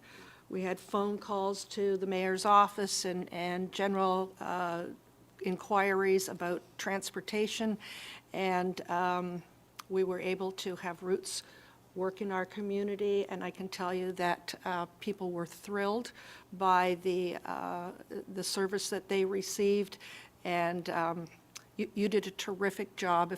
If we didn't get back to you to thank you, we certainly thank you now. Rural people, for the most part, people who did not drive, but people who needed to get to the right place to have their shots, and you looked after them for us, so thank you very much. I have no other, sorry, go ahead, Councillor Roy DeClemente. Oh, thank you. I wasn't sure if we had wrapped up the discussion, but I was just wanting to make a motion to receive the presentation as presented. Thank you. Thank you. Seconded by Councillor Crone. All those in favor? And that's carried. Thank you very much. We really appreciate your discussion. I think it lets other people know how important you are in our community, even if you're not stationed there. You are serving our community as well. So thank you ever so much. Thank you. Thank you so much. Thank you.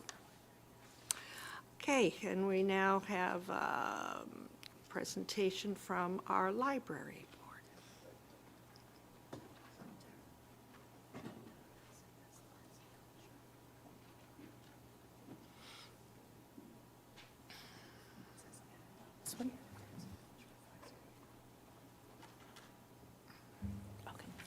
Thank you.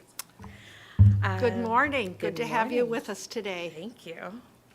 Since you've all been congratulated already and thanked, I just wanted to do a thank you to Tara and her clerks team for running her first and successful election, and for processing all the applications for all these community advocacy groups that you guys are meeting with today. So thank you for the opportunity to once again introduce the budget for the East Gwillimbury Public Library Board for your consideration. Each year it's something that the library staff and the board put a lot of effort into as we consider not just where the library is going, but where the town and the community are changing and how we can best support the town in servicing those changing needs.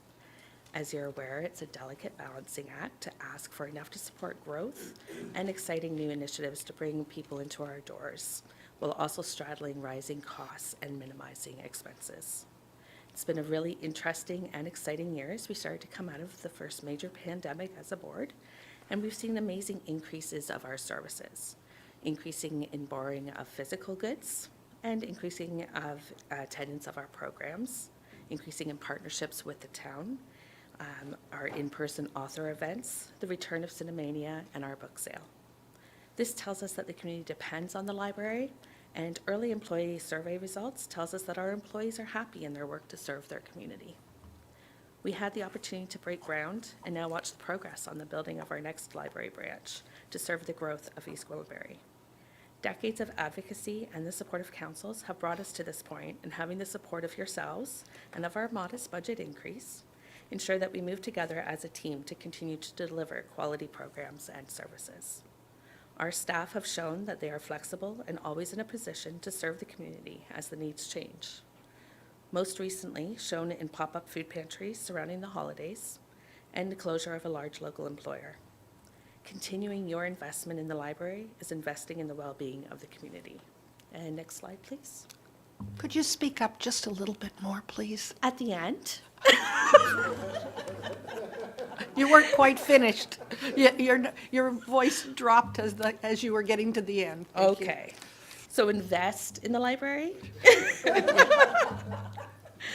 Because East Gwillimbury Public Library is the community's destination for inspiring learning, discovery, and connections. That was it. Thank you. Next is our Deputy CEO, Heather Ablas. She'll walk you through some key metrics. You will speak up, I'm sure.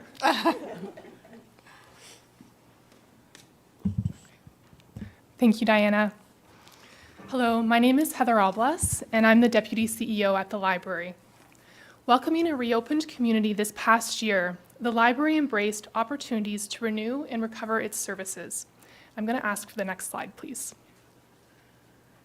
Thank you. I'm going to highlight a few recent accomplishments, starting with service recovery milestones.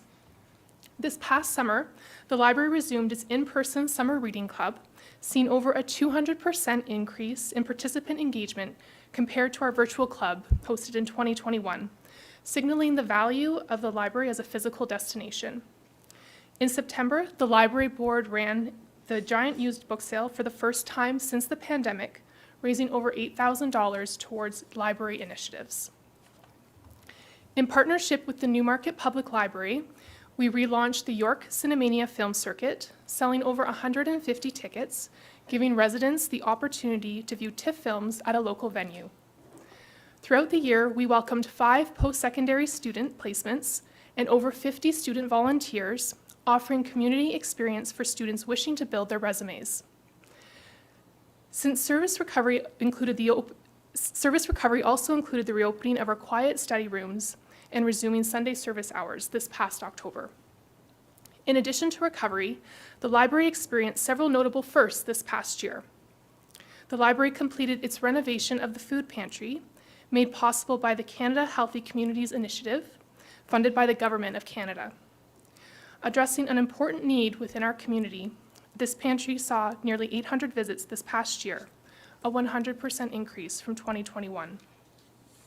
Our customer service team introduced home library service, offering monthly delivery of library materials for anyone who cannot come to the library during open hours. The library also expanded its collections, adding a circulating ring light, cricket machine, and music synthesizer. For children, the library introduced puzzles, wonder books, digital launch pads, and Yoda players to support literacy using diverse and creative forms, seeing positive community uptake. Additionally, the library introduced a branch merchandise line and created a maker corner at our Mount Albert branch, adding opportunities for STEAM play and learning. Next slide, please. I will now review the key metrics found on page 93 of the printed budget binder and page 85 of the digital version.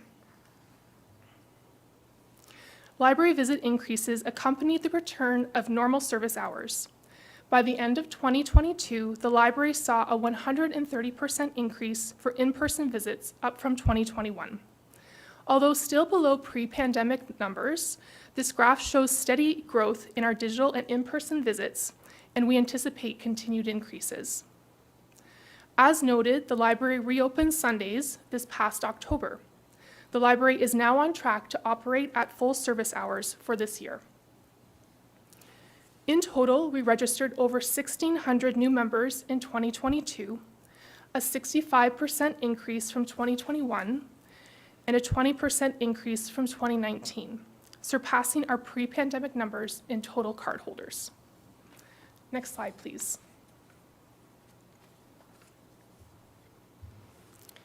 By the end of 2022, the library also surpassed its 2019 physical circulation numbers by 13%, the highest circulation number the library has on record.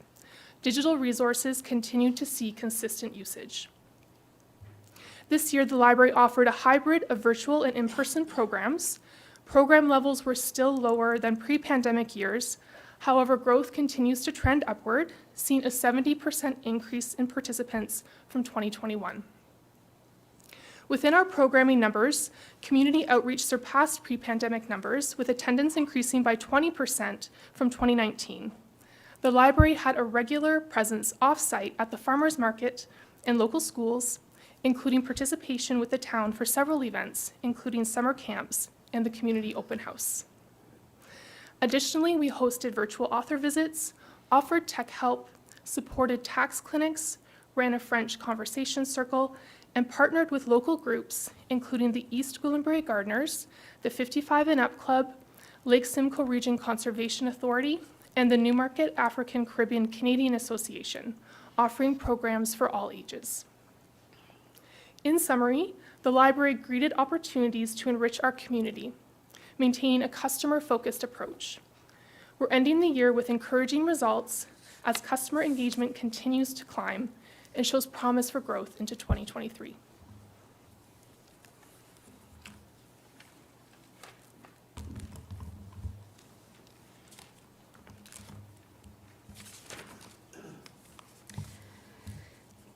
Thank you, Heather. Good morning, Madam Mayor and members of council. My name is Angela Ramsey, CEO of the East Gwillimbury Public Library, and I am pleased to present the remainder of the budget presentation. Library services are governed by a separate board in accordance with the Public Libraries Act. The goal for our department is to nurture literacy in all its forms, to offer a place to create, play, learn, and grow through our 2 branches plus our virtual branch. We are committed to offering free and low-cost services to residents so that everyone has an opportunity to participate. Our 2023 objectives, sorry, I should have said next slide, please. Thank you. Our 2023 objectives are forward-looking and continue to build a strong community by connecting people to activities, local art, recreation, education, and culture, all within East Gwillimbury. This year, we plan to develop a strategic vision that will be intentional and practical, with a focus on future readiness, addressing income inequality and affordability, inviting people into our spaces, and encouraging residents to take advantage of local services and amenities. The next 4 years are significant ones for EGPL, as we will transform library services by moving from the design phase to the operational planning to the opening of our new branch. In addition to a new strategic plan, this year we will be bringing forward to Council a new facilities and services report that charts a course for future library growth and modernization. In the coming year, we plan to apply recommendations put forward by the consultants so that we can effectively serve our community. We will deliver excellent customer service by building a new website, through enhancements to IT services and our branches, expanding access to food services, and connecting people to each other through community-led and diverse and inclusive programming that supports the spectrum of learning styles. Finally, we value our reputation for friendliness and service excellence, and will put forward a strong communication strategy that informs new and existing residents what the library can do for you, with a goal to support social inclusion, personal and educational development, and well-being throughout 2023. Next slide, please.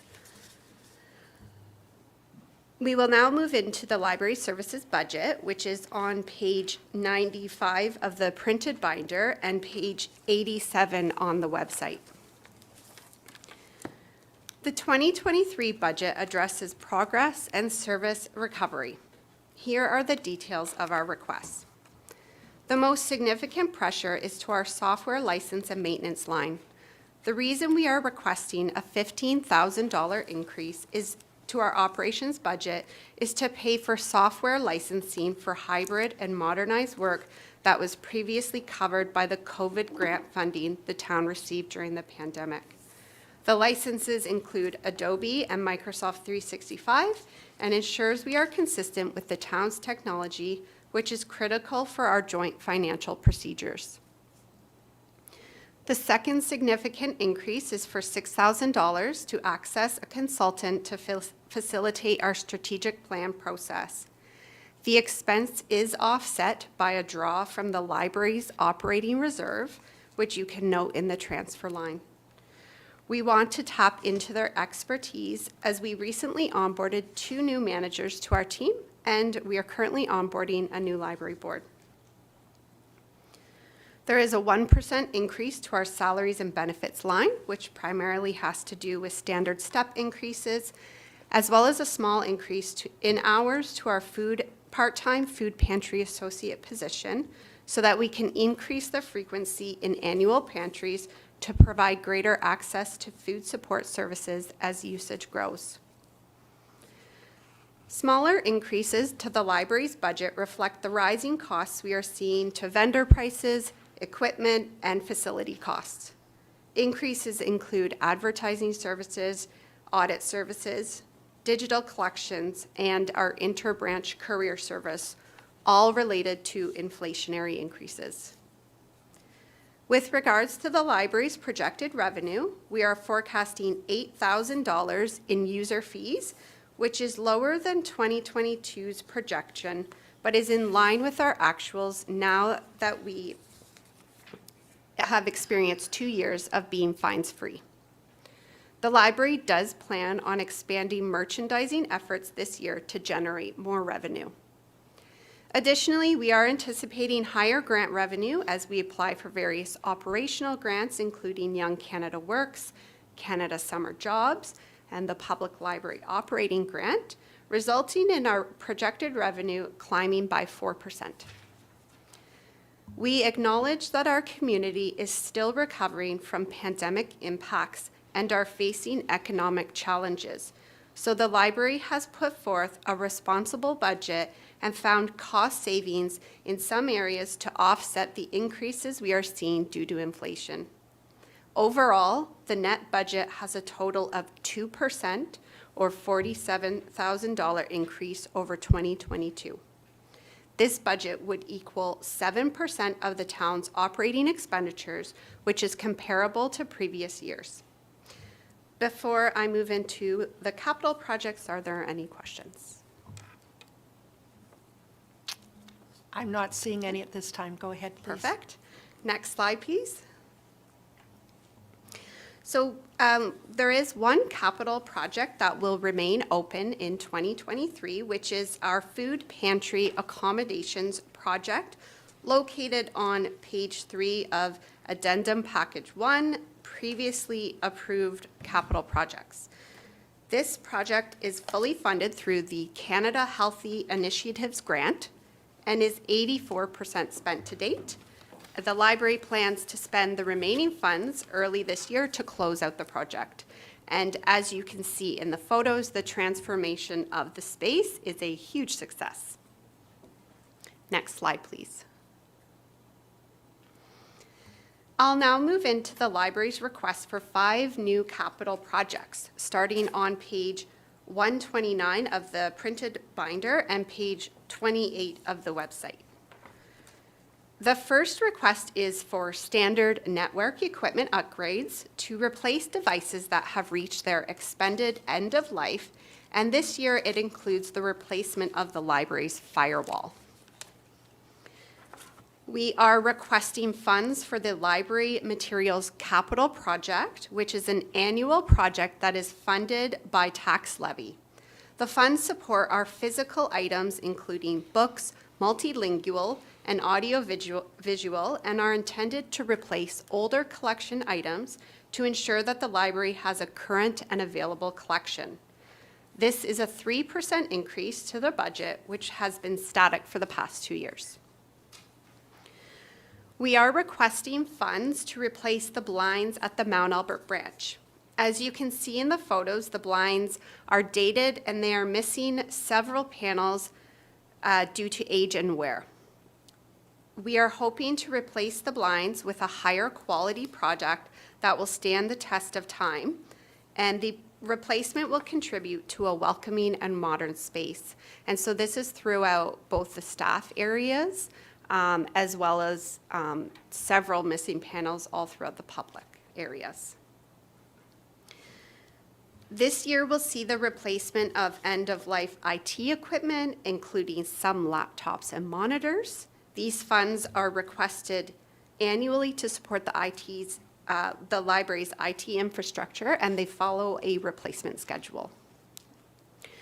Finally, we are requesting $25,000 from library reserves to replace the library's website.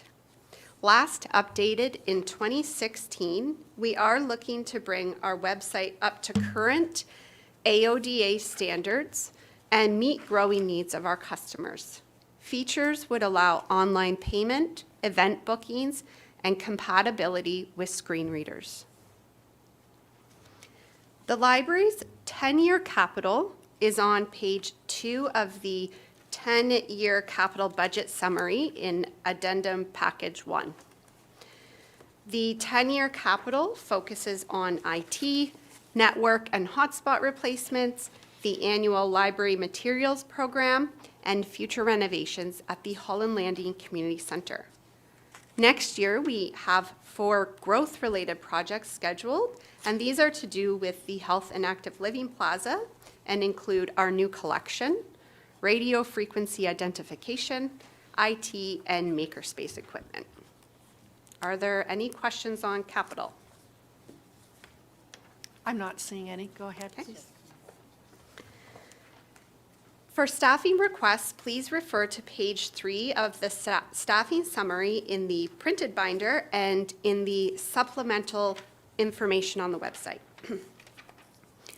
As the library continues to reflect the community in which it serves, we pay close attention to our staff framework to ensure we are serving our residents with the best customer-focused team.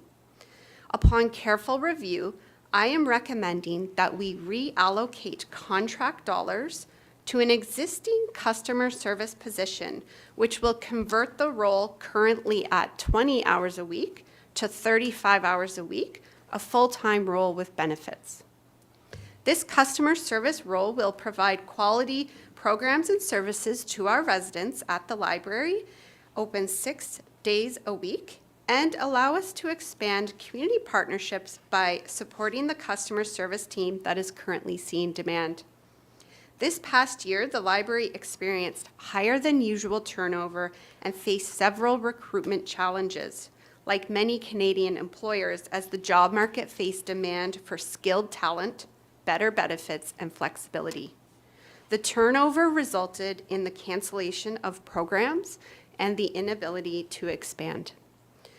This conversion is part of our recruitment and retention strategy to prioritize employee well-being and attract and retain valued talent so that we can best serve and welcome our residents.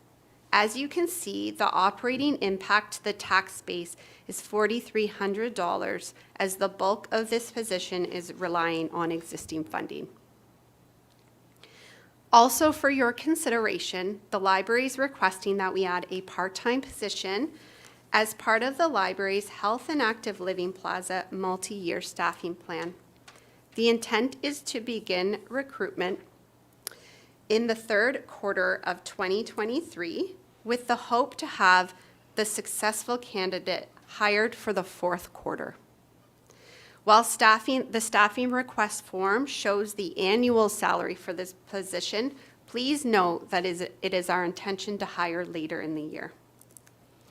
The purpose of hiring this role earlier than the scheduled opening of the help is to lead and support significant projects involved with opening a new library while allowing us to maintain our current operation levels. One of these projects is the development of a new collection. The help collection will have approximately 40,000 unique physical items, including books, audiovisual, children's collections, technology, and special material like literacy kits and games, and all items will be tagged with radio frequency identification. I reached out to systems that recently launched a new branch, and their advice was to be proactive in hiring to ensure the targets are met on time and with accuracy. As you can imagine, planning a new collection requires significant attention.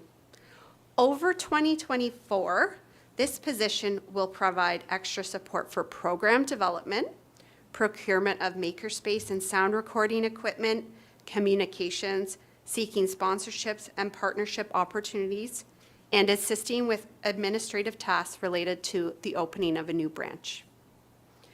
This request is for a part-time role, but the impact will be significant as we prepare to open our largest library yet.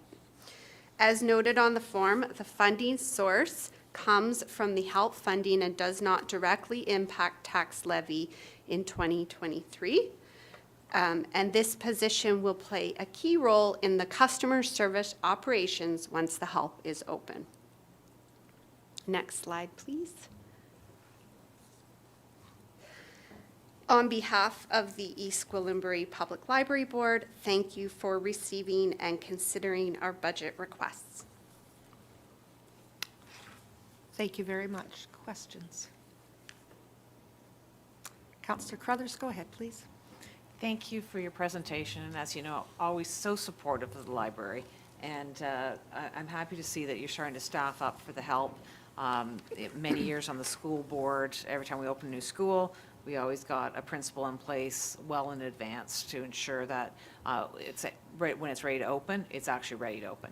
I just wanted to get a little bit of clarification on the staff detailing form for that extra position. Yeah. Because it's showing that full year salary, annual salary, $30,000, but then you're saying it's only for 3 months and it's 5. So I'm trying to get an idea of exactly what it is. Yeah, I did notice there was some error in the form. So Okay. the intent is just to have this position similar to what our part-time positions are right now, which is 20 hours a week. So I believe the 30,000 is correct. Yeah, The 30,000 is correct for a full year, but for we're a full only- year. But we're only going for 3 months, so it would be a Yes, quarter so, of that. yes, so for 2023, but I believe that the reason it's included is to show the impact Right, for going the forward. following years. Excellent. Yes, but the intent is to hire, just based on some of the recruitment challenges we faced over last year, we just want to make sure that we have enough time to hire the position and have them ready to go for the following year. 100%. Yep. And if we can't get someone hired in 2023, we still have time. So better to be proactive than to not be able to open after people waited so long for the help to open.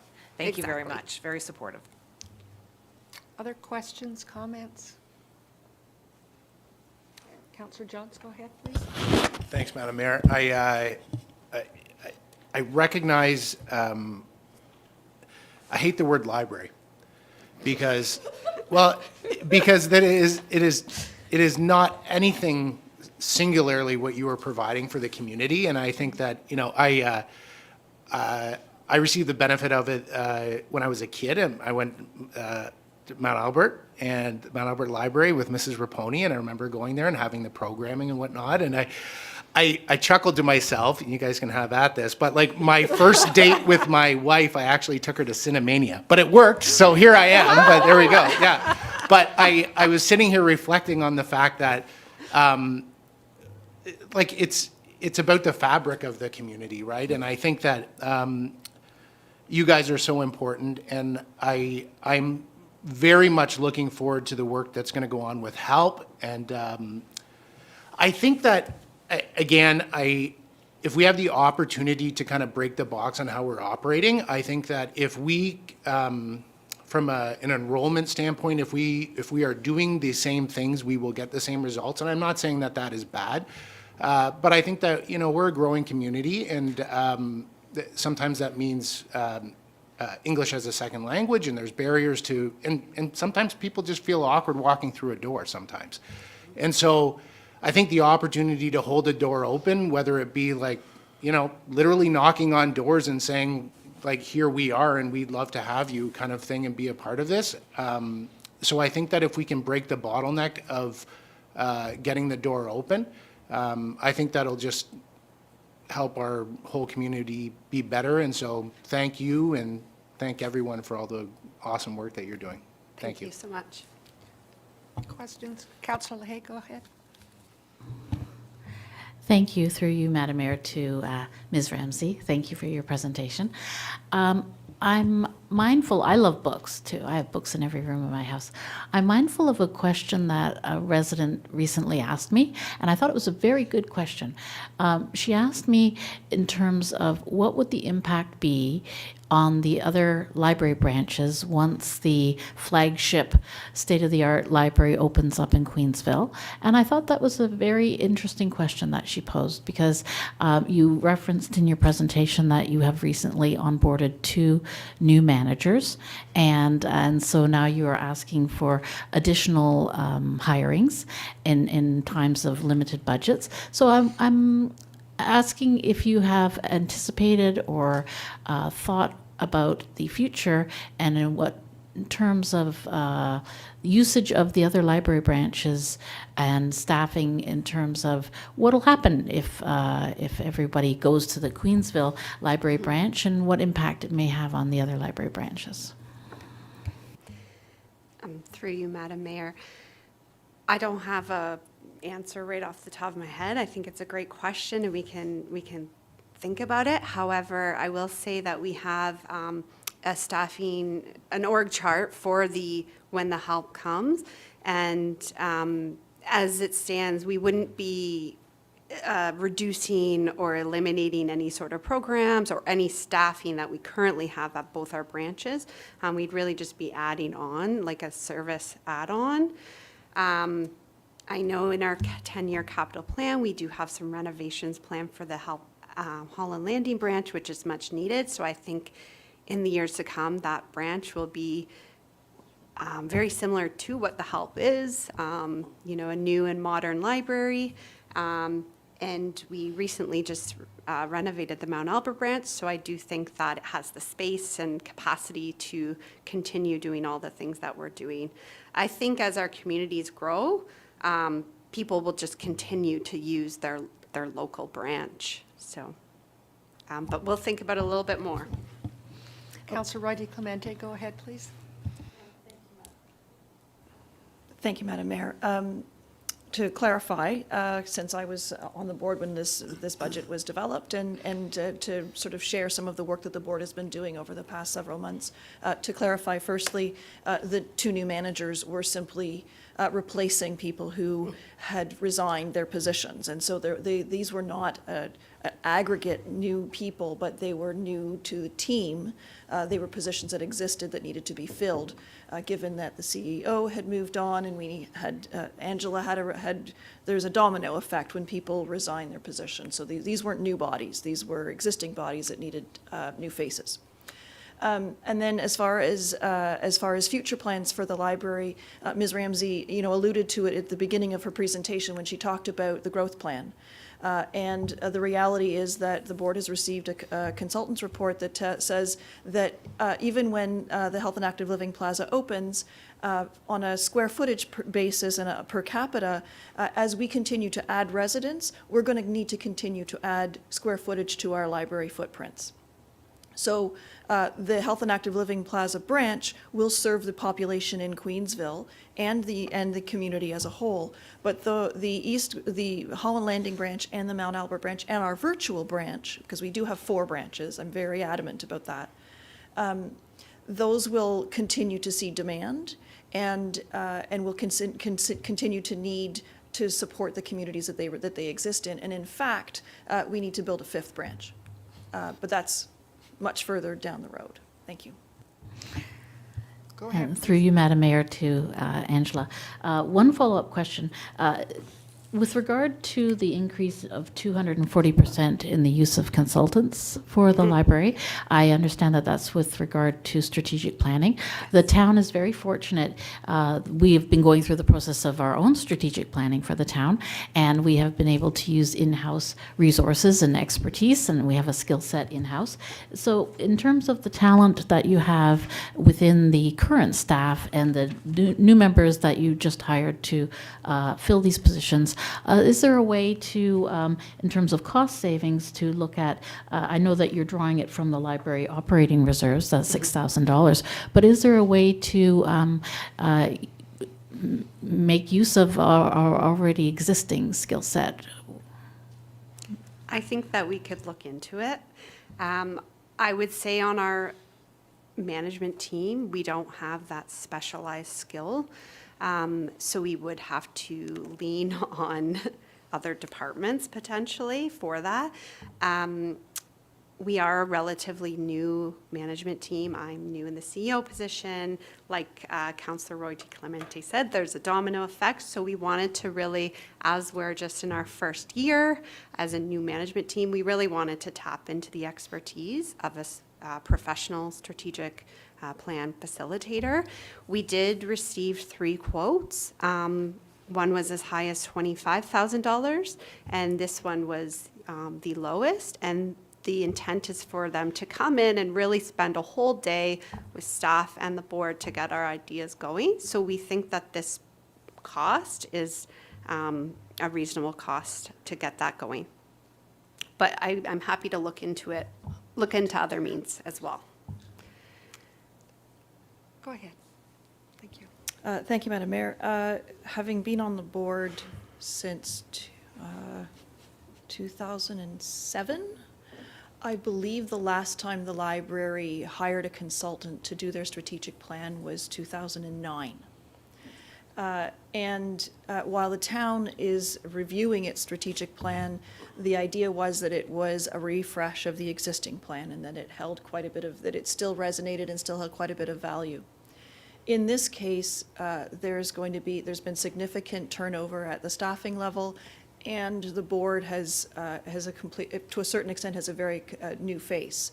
And so the library board, given that there was a new branch opening and there was a tremendous amount of activity since that initial consultant had done the work, the board has done this work in the past on its own, and I think this is a reasonable expenditure to make to bring the library into the next phase of its development. Thank you. Councillor Scott. Thank you. Thank you, Madam Mayor. To our presenter, through you to our presenter, I read a quote the other day from an individual that came from meager beginnings and became a bit of a success. And I won't share the whole quote, but it was, education was free, as were libraries, but books, he realized, were a passport to a better life. And I think that's, I think sometimes we lose track of just what a critical role libraries can play in people's lives. And certainly we've seen, and it's been said by my colleagues here before, our libraries are in many ways the first touchstone that new residents have to the community. So you're providing a valuable service to the community.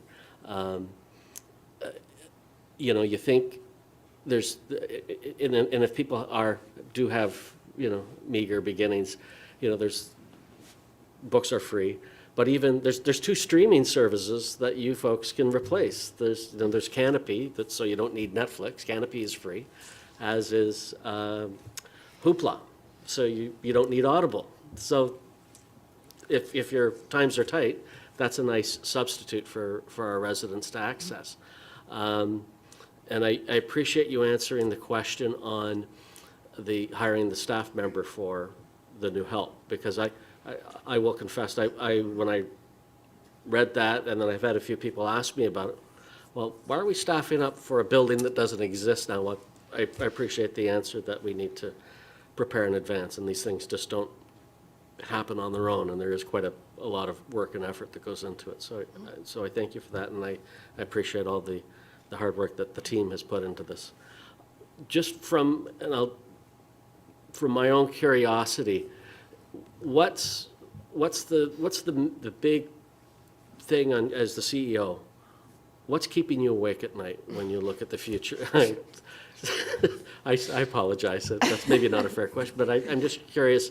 It's, as a CEO, you should be looking out, 5 years in the future. What do you see coming? What's keeping you up at night? What are you worried about far beyond this budget? I would maybe need a bit of time to think about a good answer for that, but I would think one thing that comes to top of mind is just staff well-being and staff support, and I think we all know that right now as we experience different health, mental health, and economic challenges. I think that we want to make sure that we are supporting our staff so that it's all a trickle down, right? So that they're being able to serve the residents the best that they can. I think that that's really important. And then I guess for now, I think it's just building back better, to use that term, I guess, and just in some ways we've surpassed pre-pandemic levels, but in other ways we haven't. So just making sure that we are reaching that in this coming year, where our hours and our service levels are match the pre-pandemic. So I think that's really important. But otherwise, I sleep great. I don't. I have insomnia. We're on this side of the table. We're all glad to hear that. Madam Mayor, through you, I'm really glad to hear that staff well-being engagement is high on your list. As folks over here will understand, I harp on about the 3 keys of organizational health. It's cash flow, employee engagement, and then customer engagement. So you're very important to be focused on that. You're well served. Here's my last question for you, and I'll try and make this one a little easier for you. With the explosion of online usage, and we saw that through the pandemic, and you guys really ramped it up. Do you ever see a day, and maybe it's not in our lifetime, but do you ever see a day where we'll be less dependent on the physical branch and it will move to a virtual, or will it always be we need that brick and mortar touchstone? I personally don't see that ever disappearing. I think when you look at families coming in, they're not going to Hoopla, as a first resort. They're coming in and they're getting stacks of children's books. That's one of our highest collections. So I don't think you'll ever take that away from a child, a physical book, where they're flipping the pages. Even think of a baby, a board book, it helps with tactile. So many people with sensory needs use physical items, and even some of the kits we have. But even our adult readers, you just have people who need to hold books. We all use our hands for things. So I don't think that you'll ever be able to take that away. I think too, a lot of people experience with the blue light on the screens some challenges. So I think it's great for many reasons, and a lot of people do like it, I don't think that it'll ever replace the book. Yeah. Okay. Thank you. That's just me. Yeah. Very, very, very interesting answer. And I think as Councillor John spoke about earlier, that the libraries really have broken the box of what is. Yeah. Councillor John's been talking about breaking a lot of boxes today. I think we're going to have to get a new budget item for that. Or glue. Or some glue. Yeah, and just to add to that, Go ahead. This year, as we emerged from the pandemic, where the last 2 years people were really relying on digital content because access wasn't always there. Sometimes the library was closed. You'll see this year that our physical surpassed the digital, so it completely flipped. So I think that just goes to show, I think people want to come in and check those items out. I think we still have a lot of success with the digital, but I don't see it ever, taking over. Okay, thank you for your presentation. Go get some sleep.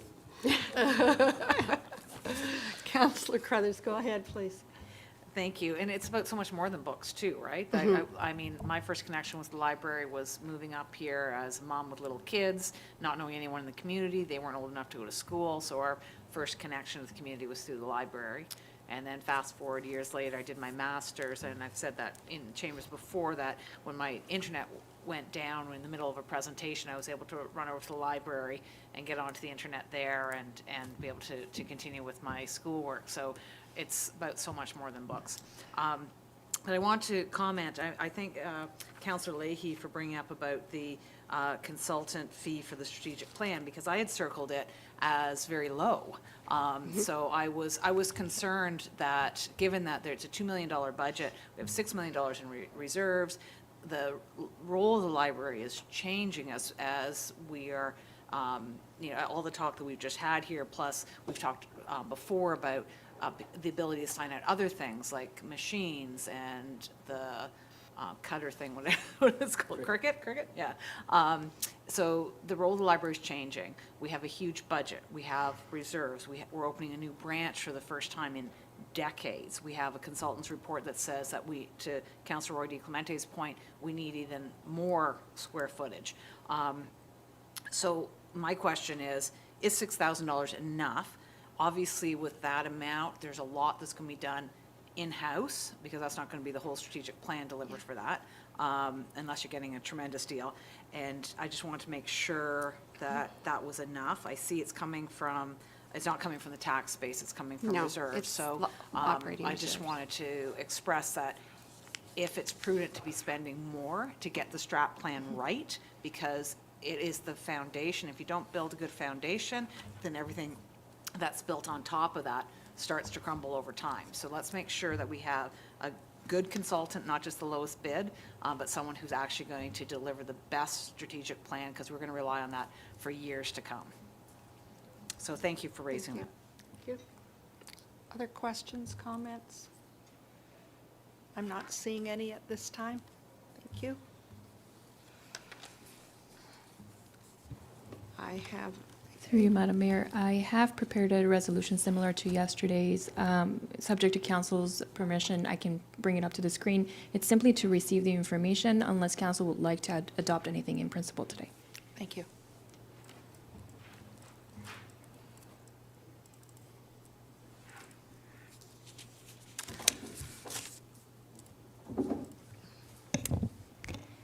So through you, Madam Mayor, the various different resolutions that are before council are going through the various components of today's presentation: the tax-supported budget review, the new capital program review, the staffing requests, as well as the open and 10-year capital project status, all to be received. Thank you. Councillor Roy DiClemente, go ahead, please. I know I said that we should be consistent on Monday, and now I'm going to say that I'd like to do something a little bit differently, simply because we have volunteer members of the board here in front of us. I don't want them to go home wondering what we did with it. So I would like to adopt it in principle. We didn't have any major issues with it. I'd like to move that we adopt in principle. Thank you. Do I have a seconder? Through you, Madam Mayor. I don't need a seconder. No, it's just a mover. So what I can do is perhaps I can bring forward, I've prepared something in advance in case that this was going to happen. So if you like, you can review this aspect of the budget as well. It's touching on, sorry, I'm just going to check this. It's actually the operating.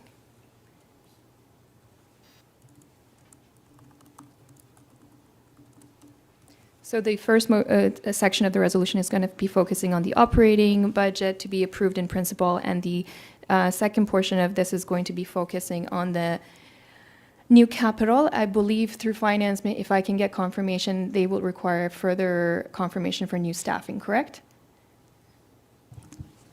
Yeah, that's correct. So I will include that as well.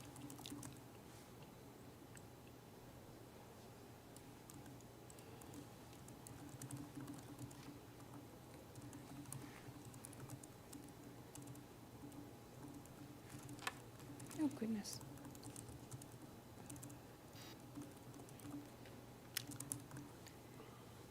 Councillor Roy DeClermont, go ahead.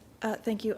Just for further clarification, I don't know if council would like to see it in the resolution, but the new position approved for the Health and Active Living Plaza, I think it would be prudent for us to say to be hired in the last half of 2023 so that we're clear about what we're approving per Ms. Ramsey's request. Because the budget binder looks like it's a full year, and I Yes. want to make sure that we're For as that transparent as possible. That Yeah. particular item. Yes. Councillor Leahy, go ahead. Thank you, through you, Madam Mayor. I would like to suggest that we discuss staffing and future hires in another portion of the budget deliberations, and that we don't include that at this point, because I believe it's a part of a bigger conversation that we need to take into consideration. We have a motion in principle on the floor.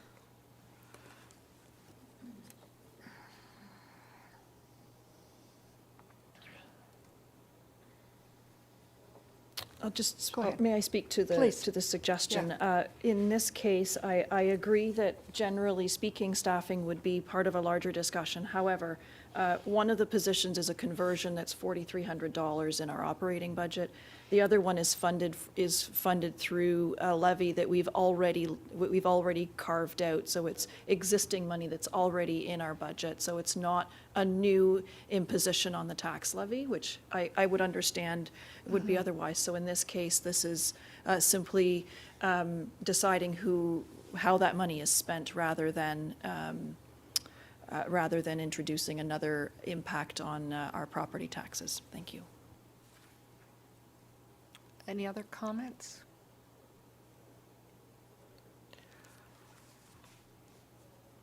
I will, can everyone see it, or will I read it out? Everyone can see? Okay, go ahead. I'll wait for those to, or I can read it. Go ahead, please. I know the one was to be in the last half, but isn't the other new staffing to happen sooner? Yeah.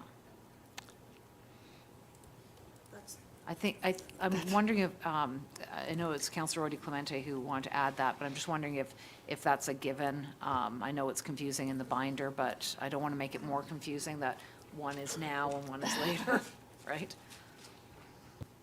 There's too many microphones. Thank you. The operating impact for the staff, this person already is employed by the library. So it's a $4,000 impact to the operating budget. So it's an addition now. I think at this point is to retain them, quite frankly.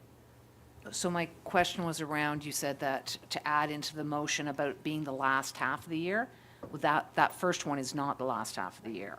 That was my only point. I agree completely supporting this in principle.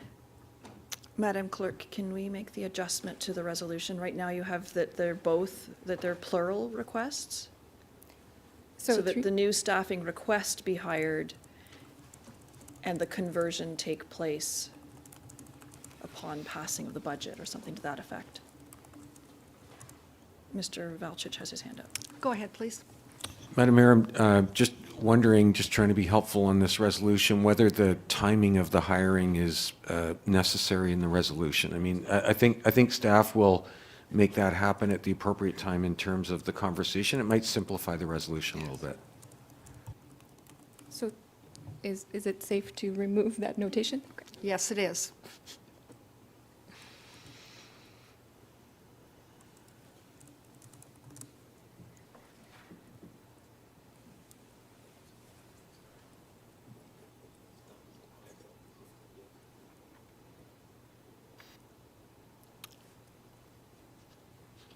Can everyone read it from either their screen or the screen above, or would you want me to read it out? We're good? Okay. And that is moved by Councillor Roy DeClermont, seconded by Councillor Crothers. All those in favor?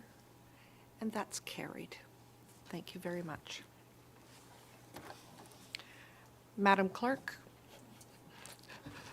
That was not my hand, sorry, through you, Madam Mayor. I'm checking in on where we're going from here. Through you, Madam Mayor, I believe it is 12:04 CAO Webster. Would this be a time for a lunch break? Madam Mayor, I think it might be advisable. We start into the departmental reviews with the emergency services, one of our larger expenditure areas, and then the balance of the departments, the council budget. So it'll be a busy afternoon. So I'll leave it to your discretion how long of a break or adjournment you'd like to take. I'm wondering about 45 minutes as opposed to an hour. I know we've had people here waiting, and our lunch is in front of them, so I'm hoping that we can be back here in 45 minutes. If there's anybody objecting, then I'm not seeing that, so we'll recess until 12:45.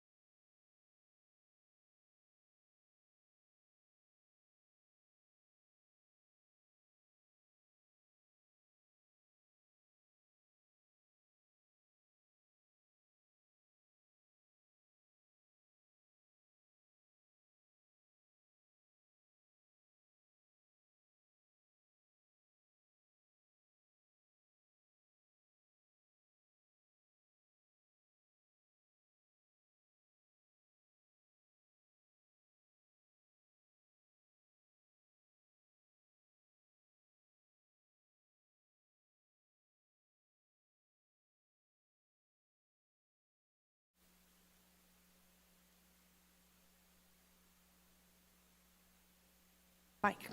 Good afternoon. We're now going to resume our Budget Committee meeting. At this time, I'll ask staff to begin with the departmental reviews, starting with Emergency Services. Thank you, Madam Mayor. Just to keep the budget process moving along, we do have 3 large expenditure areas that make about 65% of our tax dollar. And yesterday, we dealt with 2 of them in a preliminary matter, our Parks, Recreation, and Culture, and our CIS, Public Works and Engineering area. Today, we start this afternoon with Chief Mackenzie. Rob joined us in 2019 from a career that he had multi-decade career in Richmond Hill and was fire chief in Stouffville for many years as well. And we recruited Rob in 2019 at a time of leadership need, and he came in and capably assisted us until this point in time. Rob is today, I believe, Deputy Jago is also in attendance, so I'll pass it over to Chief Mackenzie and Deputy Jago to walk through the emergency services component of the budget. Thank you. Thank you, CAO Webster, and thank you, Mayor and Council, for allowing me to come to you with the ECSS operating and capital budget. Before I start the presentation, though, what I'd like to do is take a few minutes to take a look in the rearview mirror. There was some concerns in the fall with regards to support for ECSS, and I'd like to just provide a brief overview of the investments made within emergency and community safety services since 2010. So this will be a review for the existing members and a catch-up for the new members of council. During the time from 2010 to 2022, the operating budget has increased from 1.6 million to 4.9 million. This is an increase of over 200% over 12 years. From 2010 to 2022, a total investment of over 12 million was invested through capital funding in facilities, fleet, training resources, and equipment. The investment aligns with the multi-year community safety funding plan to promote public education, inspections, and enforcement, and as well as emergency response. Prior to 2010, the town had 2 full-time suppression firefighters working on a Monday to Friday basis. At that time, emergency services staff also included 1 fire prevention officer, 1 training officer, and a fire chief. Since that time, staffing additions have included 16 full-time suppression firefighters, 1 fire inspector, and 1 public educator, increasing the full-time complement to 23. All firefighters were hired from the internal roster of paid-on-call firefighters. In 2011, a full-time deputy chief was added to the staff complement, and a full-time assistant deputy chief was added in 2021. The increase in full-time staff has enabled for a transition to 24/7 service model at the Queensville station, with continued support from our paid-on-call firefighters across the municipality. Last year, we hired 9 paid-on-call firefighters, and we've just hired 16 that have started their recruit training for this year. The Holland Landing Station is currently the home of the Emergency Services Headquarters, in addition to being a fully operating fire station. This station was built in 2002 to replace the Olive Street Station. Headquarters is also the office location of the Community Education and Prevention, Training, Administrative, and the Bylaw Enforcement Branch. In 2007, it underwent a $300,000 facility modernization project. The Mount Albert Station was rebuilt after a fire in 2014, and the town invested over $600,000 in addition to the insurance funding to increase the size of the station from the original. The expansion provided for a training room, kitchen, cleaning, and decontamination rooms with industrial bunker and residential washer dryers. This also provided for proper protective gear racks, an adequate size apparatus bay, and in addition to a larger station, there was enhancements on site that included a training hydrant and auto extrication area. The Queensville station underwent a major renovation in 2014 to accommodate 24/7 operation. This renovation included a dormitory, training room, fitness facility, a kitchen and lounge area, and a cleaning and decontamination areas. Additional enhancements included self-contained breathing apparatus cylinder fill station, residential washer and dryer, along with industrial bunker gear washer. During this time frame, all 3 stations also had vehicle exhaust extraction capturing equipment installed, backup power generators, and fire suppression in the form of sprinklers. The town utilizes a formal fleet replacement strategy to review the ongoing status life cycle of all fleet equipment. The total investment in fleet-related assets over the last 12 years is $5.7 million. Over the last 12 years, Emergency Services has purchased 17 fleet vehicles, including replacement, support, and multi-purpose vehicles and trailers. The capital investment in emergency services equipment to support prevention programs, training, and operations has been approximately $1.5 million over the past 12 years. In 2014, the entire inventory of self-contained breathing apparatus was replaced with NFPA compliant units totaling $561,000. During the pandemic, to enhance firefighter safety, personalized face pieces were issued to each staff, and a fit testing machine was also purchased to support the respiratory protection program compliance, with a total recent investment of $43,000. Bunker gear has always been regularly purchased to support life cycle requirements and supply staff with adequate spare gear when required to do so for repairs or contamination. Inventory of portable radios has also been increased to support communication and firefighter safety on scene and for training requirements. Specialized equipment has been purchased to augment for technical rescue incidents such as ice water and confined space rescues.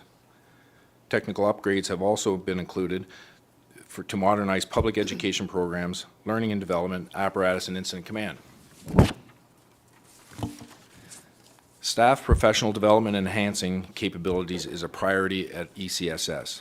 Over $500,000 has been invested in various programs, including recruitment, officer development, live fire, and first aid training. Blue Card Command was introduced in 2019 and provides incident management skills for officers and enhanced firefighter safety through standardized operating guidelines, training, and communication. The program has also been supported by establishing a virtual classroom for ongoing training and recertification. Leadership education for all officers has been prioritized through various venues, including Leadership Essentials, the N6 Learning and Organizational Development, and Internal Opportunities. Other department initiatives to support staff development include the Equipment Committee, medical training, confined space, ice water rescue teams, and soon a peer support team as part of our PTSD prevention plan. So with that, Your Honor, I'd like to draw everybody's attention to page 83 in the print, 75 in the website, and I'm glad to start with the department summary.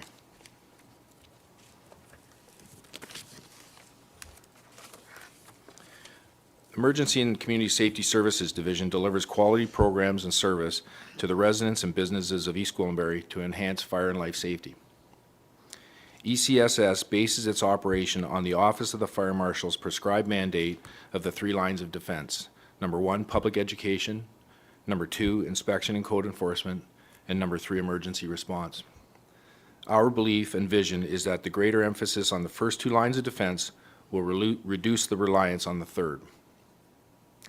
Staff in the Community Education and Prevention Branch deliver various safety education programs to numerous areas of the town and continuously reinforce the message of the need for working smoke alarms and a well thought out and practiced home escape plan. The prevention inspectors utilize a proactive annual schedule to ensure compliance with Ontario Fire Code for all building occupancies in town. The suppression crews provide timely and efficient response to emergency and non-emergency situations. In Ontario, approximately 50% of municipalities utilize a composite delivery model to provide services. This includes East Gwillimbury. By comparison, 43% of the departments are completely voluntary and 7 are full-time or career services.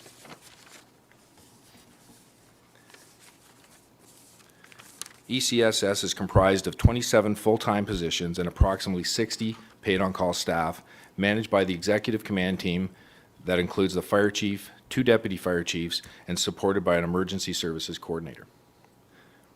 The ECSS division is also responsible for ensuring annual compliance with the Emergency Management and Civil Protection Act. Working closely with the Region of York and the N6, the team completes the required training exercises, and applicable documentation review as part of maintaining the town's emergency plan. Next slide, please.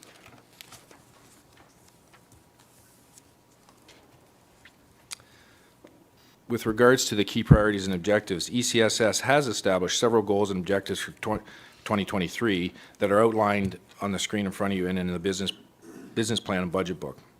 One important project that was undertaken in 2022 will drive some of the objectives for the next few years. The Municipal Modernization Program provided grant funding for service review of both East Gwillimbury and Georgina fire services. Consultant ESCI provided a refreshed fire master plan for both towns, as well as a detailed report that would focus on 3 strategies. Number 1, to remain standalone modernized fire department. Number 2, to provide shared services. Or number 3, to consolidate the 2 fire services together. Staff will be bringing a report to the February 14th council session for consideration. Once council has endorsed the report, the next step will be to proceed with implementation of any recommendations. Other important objectives for 2023 are the continued work on a comprehensive community risk assessment, or CRA, to ensure completion by July 1st, 2024, as mandated by the province. The CRA is a process of identifying, analyzing, evaluating, and prioritizing risks to the public safety in order to make informed decisions about fire protection services across the 3 lines of defense. The CRA is a living document that will support data-driven decision-making for the department going forward. We will also continue with the paid-on-call recruitment to ensure adequate depth of response, ongoing support and development of all ongoing support and development of all line staff and officers with training and opportunities to ensure competencies and certification under the Fire Protection and Prevention Act. Review and amend the established and regulating bylaw to reflect the current and anticipated needs of the community. And we will also continue to monitor performance metrics and data to ensure adequate service levels across all operations. Next slide, please. Pages 85 through 87 of the business plan and budget book illustrate the year-end metrics for all of ECSS divisions. This first page you can see are relate to the fire inspections and plans review with the traditional or with the historical COVID dips in all of them. Next slide, please. Again, public education activities and just the engagement that we have with the public and the residents, and home visits indicated by the smoke alarm program. And next slide, please. Last slide, this one indicates training hours, fire investigations, and the accumulated response time and emergency incidents. You can see year over year response times have remained relatively the same, response time being from the time the station is paged out to the first arriving unit. And you can see also that while the emergency incidents have risen by about 200 to 300. Any questions on the metrics? I'm happy to take.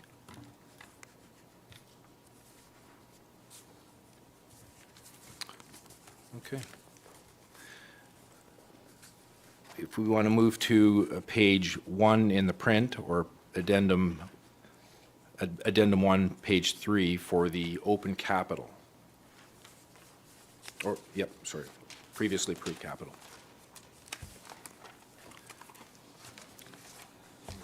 Sorry.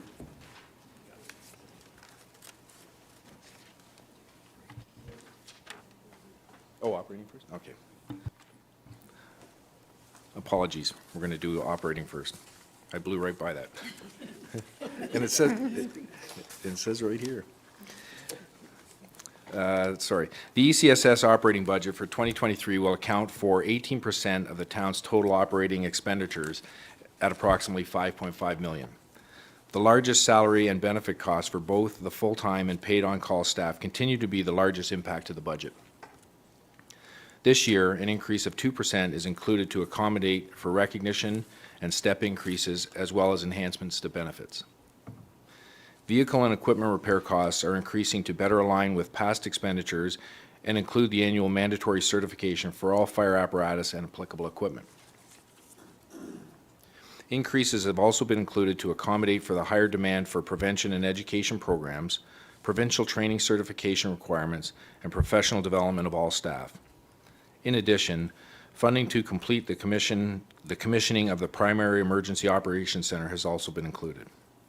These are some of the biggest impacts to the 2023 operating budget, and I'm happy to answer any questions.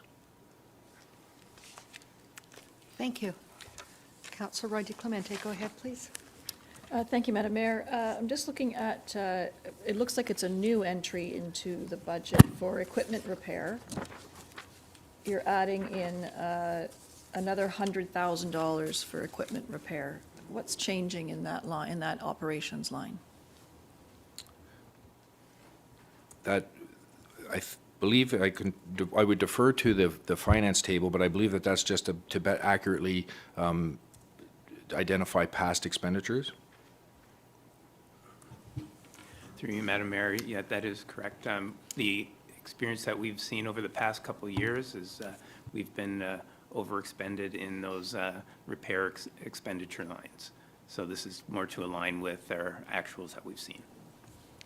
So at what point, I guess, when we're spending $200,000 to repair equipment, are there pieces of equipment that we aren't replacing fast enough that we need to bring forward sooner, or what's happening there? Thank you, Your Honor. Through you to Councillor Roy DeClemente.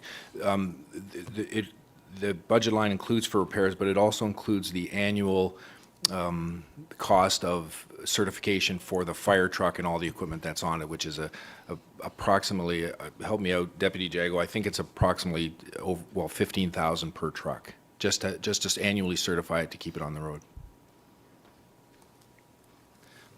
Go ahead, Councillor Fall.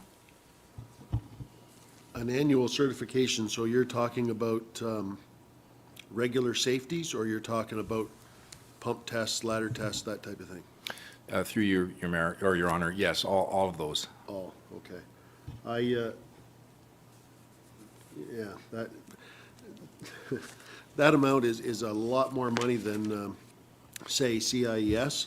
I understand it's not a dump truck bouncing up and down the road, but I have some great questions about that one that I'm not going to tackle here today, but I would appreciate the opportunity to sit down and hash that one out. Of course. Councillor Crone, go ahead, please. Thank you, Madam Mayor. Through you to the Chief.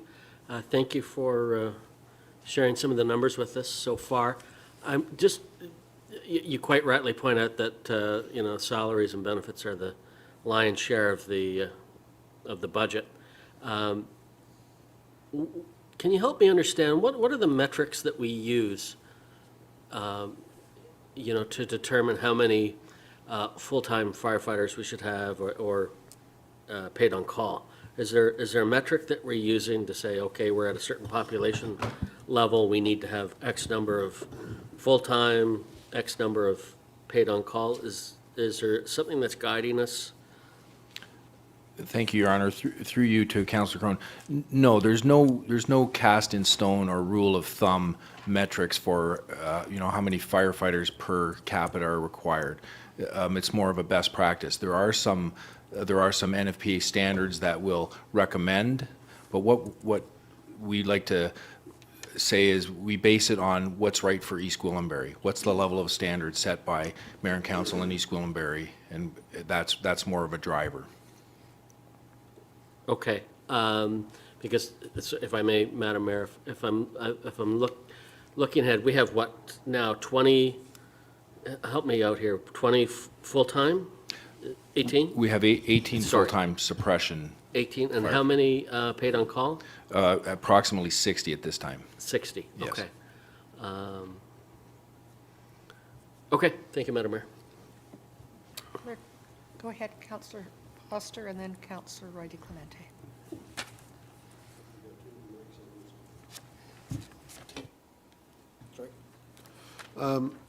Chief, the Fire Marshal's office used to have a representative that once in a while would come around and comment on the service that you're delivering and make suggestions. Does that still happen as much as it used to? Through you, Your Honor. Yes, it does. Brittany Kostoff is our representative to the fire marshal, and we speak with her regularly. She shows up at least twice a year. And I think everybody needs to understand that when the OFM walks in with those suggestions, they are purely a suggestion. That's correct. I don't think there's anything that says you must do what the OFM tells you, but it does give you some information. That's right, yes.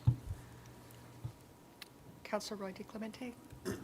Thank you. Just further into the operating budget, the materials and supplies budgets has increased by 64%. Can you tell us a little bit more about what's happening there? Through you, Your Honor, to Councillor Roy DeClemente, yes. Some of that funding is for the enhancements to commission the EOC. Some are for training. We'd like to augment some of the community out programs, the pub ed programs. And I'm just trying to remember.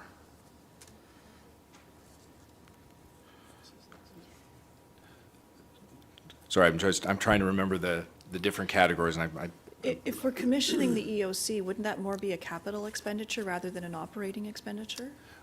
Well, yes, we did have some capital money to put tables and chairs in there. But what we're transitioning to more of a virtual EOC, so we're trying to adapt it to that. So there's a greater expense to operating a virtual EOC? Well, the virtual will happen for the first couple of hours. Eventually, the plan will be that staff will have to occupy that space in the event of, well, depending on what type of emergency there is. But there's some ancillary equipment and materials that we need for extended operations. For example, creating a little bit of a kitchenette in one of those breakout rooms, enhancing for overnight stays and cached food and stuff for longer duration operations. But those all sound like they're capital expenditures. The kitchen. I'm just looking for a bit of information. Obviously, your increase isn't dramatic, but I'm just trying to understand what's happening on a. No, and I don't know if the aspect. I'm conversation. sorry. Oh, sorry. Sorry, we put it in the operating line, I'm not sure why it wasn't placed in the capital. Okay. And then perhaps the other question I had is under the other agencies and municipalities, we're seeing a decrease in revenue from, I'm assuming that those are some of the agreements that we have with other municipalities to respond to certain geographic areas. Is that just to bring it in line with actuals, that they're not having as many calls as we had anticipated, or what's happening in that line? Through you, Your Honor, to Councillor Roy DeClemente, yes, that's true. And the amount of times that we provide service out of the town can change from year to year. So that's exactly what that is.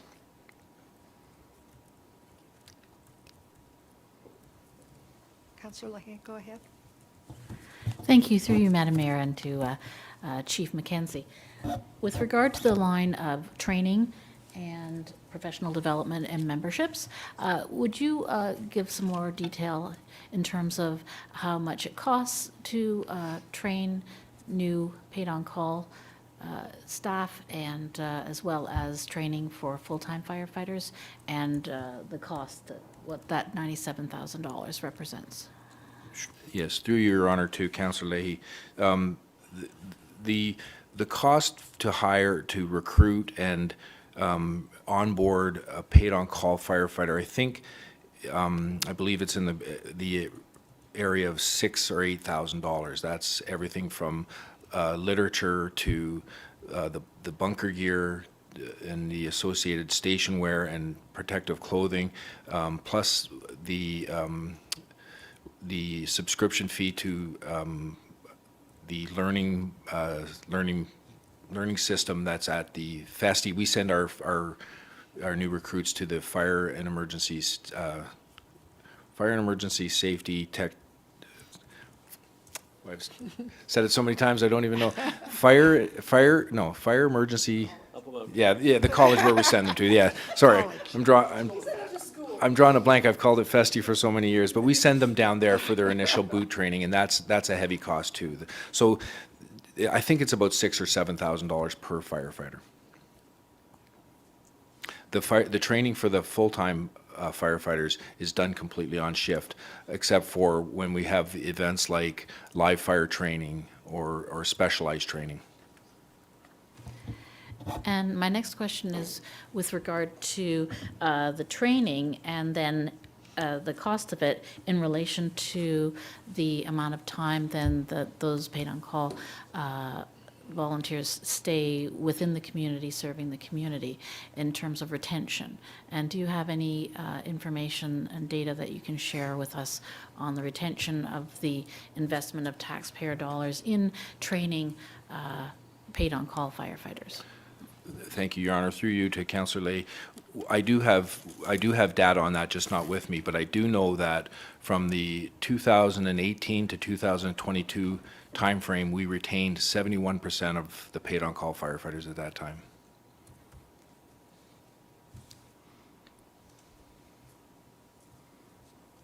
Councillor Crothers, go ahead, please. Thank you.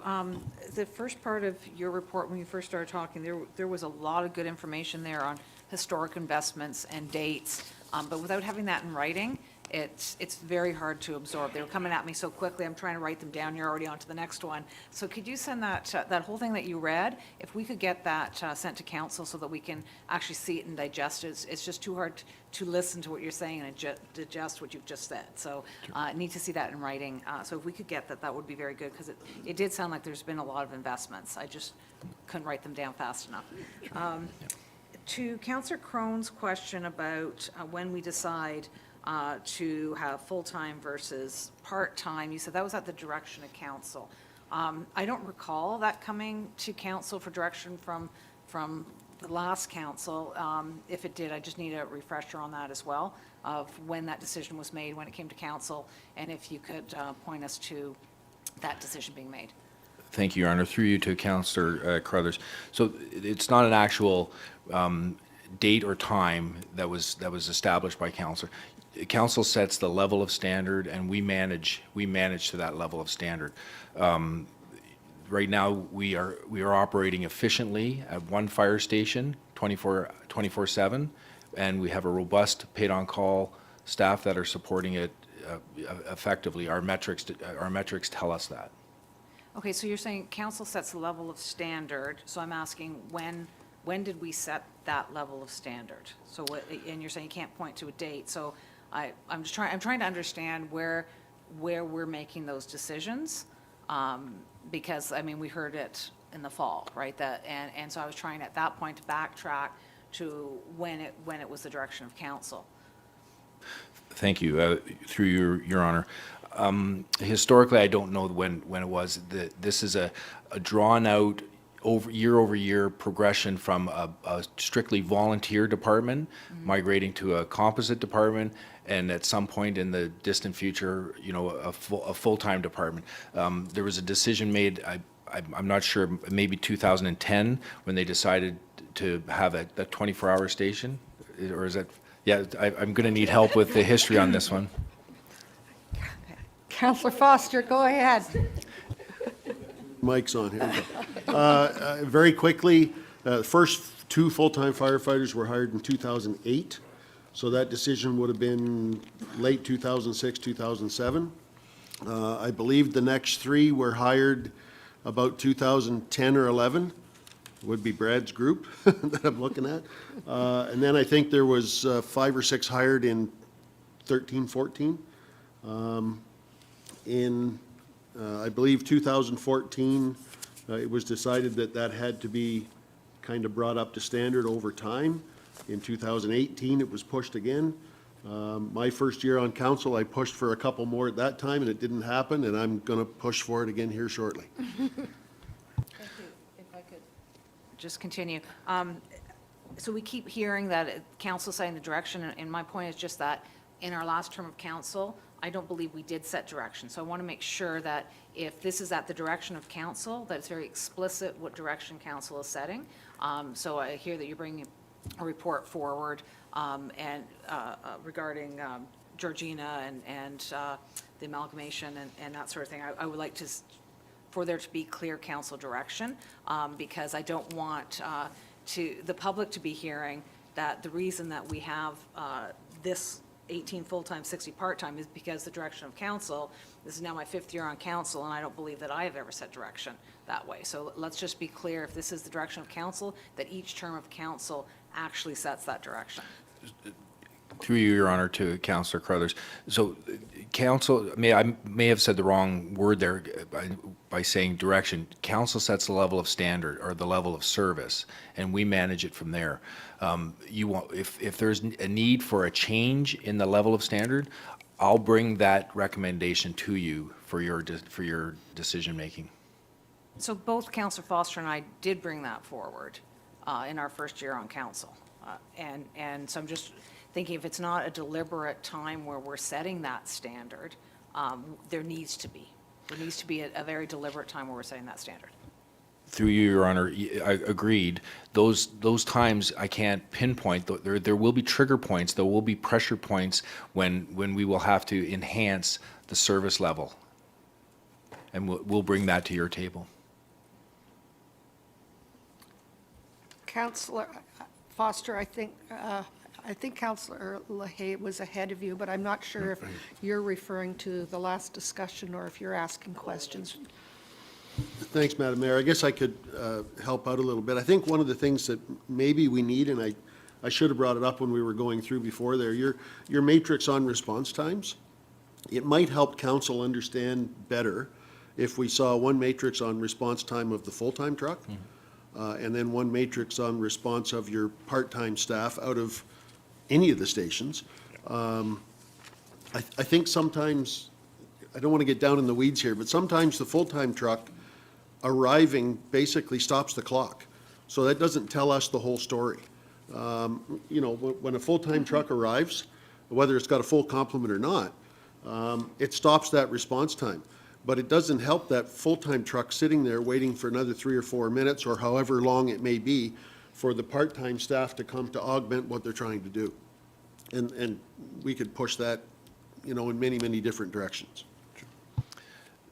Your Honor, through you to Councillor Foster, agreed. And what I'd like to suggest is, I have the briefing memo that I read at the beginning. I have that. Perhaps maybe I'll include some of the metrics, some of the data that we accumulate. I think it might be helpful. Okay. I've got hands everywhere here. Mr. Webster, go ahead. But not in a bad way.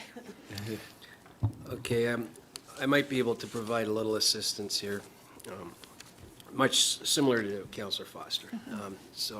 Since I've been here, which is now close to 2 decades, this community's been served very well, primarily initially through a fully paid on-call service, which King Township still has, if I could. Okay, and so when I first came here, even the training officer position was part-time, and that was our first budget that came forward, and Terry Foster was hired as a full-time training officer at the time. So it was pretty lean and mean, but it certainly served the community well for many years. There were 2 firefighters hired.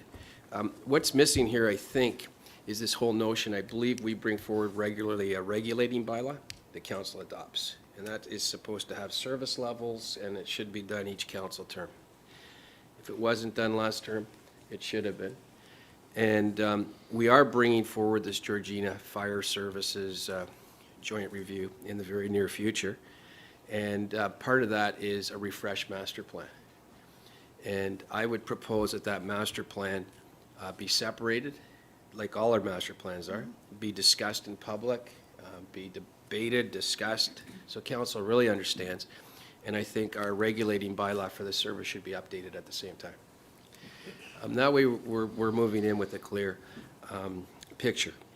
The other element that's missing here is we were gradually moving to a full-time service, and then we had the Dunsmuir tragedy, which was a game changer for our community. And the council at that time looked at many options and made the decision to build a new fire hall in Queensville and staff it fully with 20 suppression firefighters.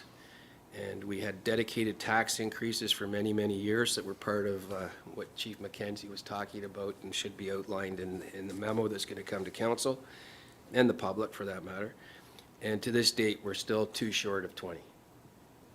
Command at the time chose to hire an inspection for one of those other hires, which is one of the 3 lines of defense, and council endorsed that decision.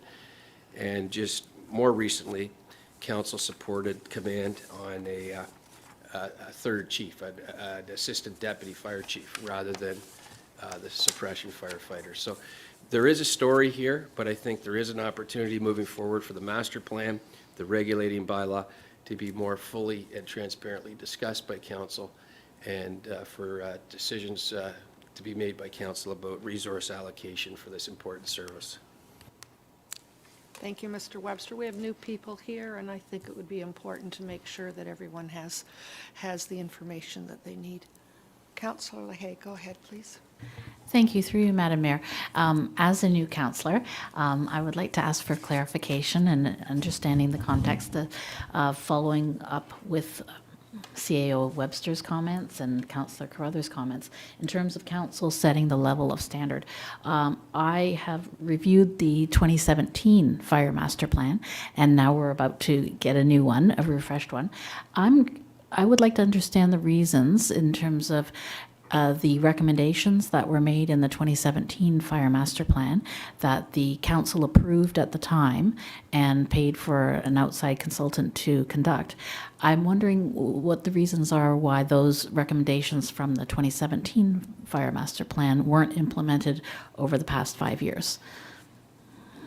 Through you, Your Honor, to the councillor, I believe that with the exception of 1 or 2 of the recommendations, they all were acted and completed.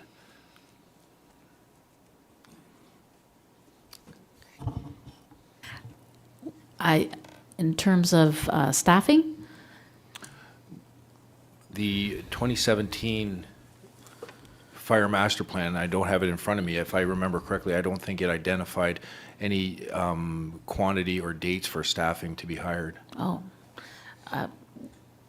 I may have be under an incorrect impression, again, because I'm a new councillor and I'm trying to familiarize myself with all of these details, but that there was a recommendation that there be 22 hires in terms of staffing. Thank you. Through you, Your Honor, to the councillor.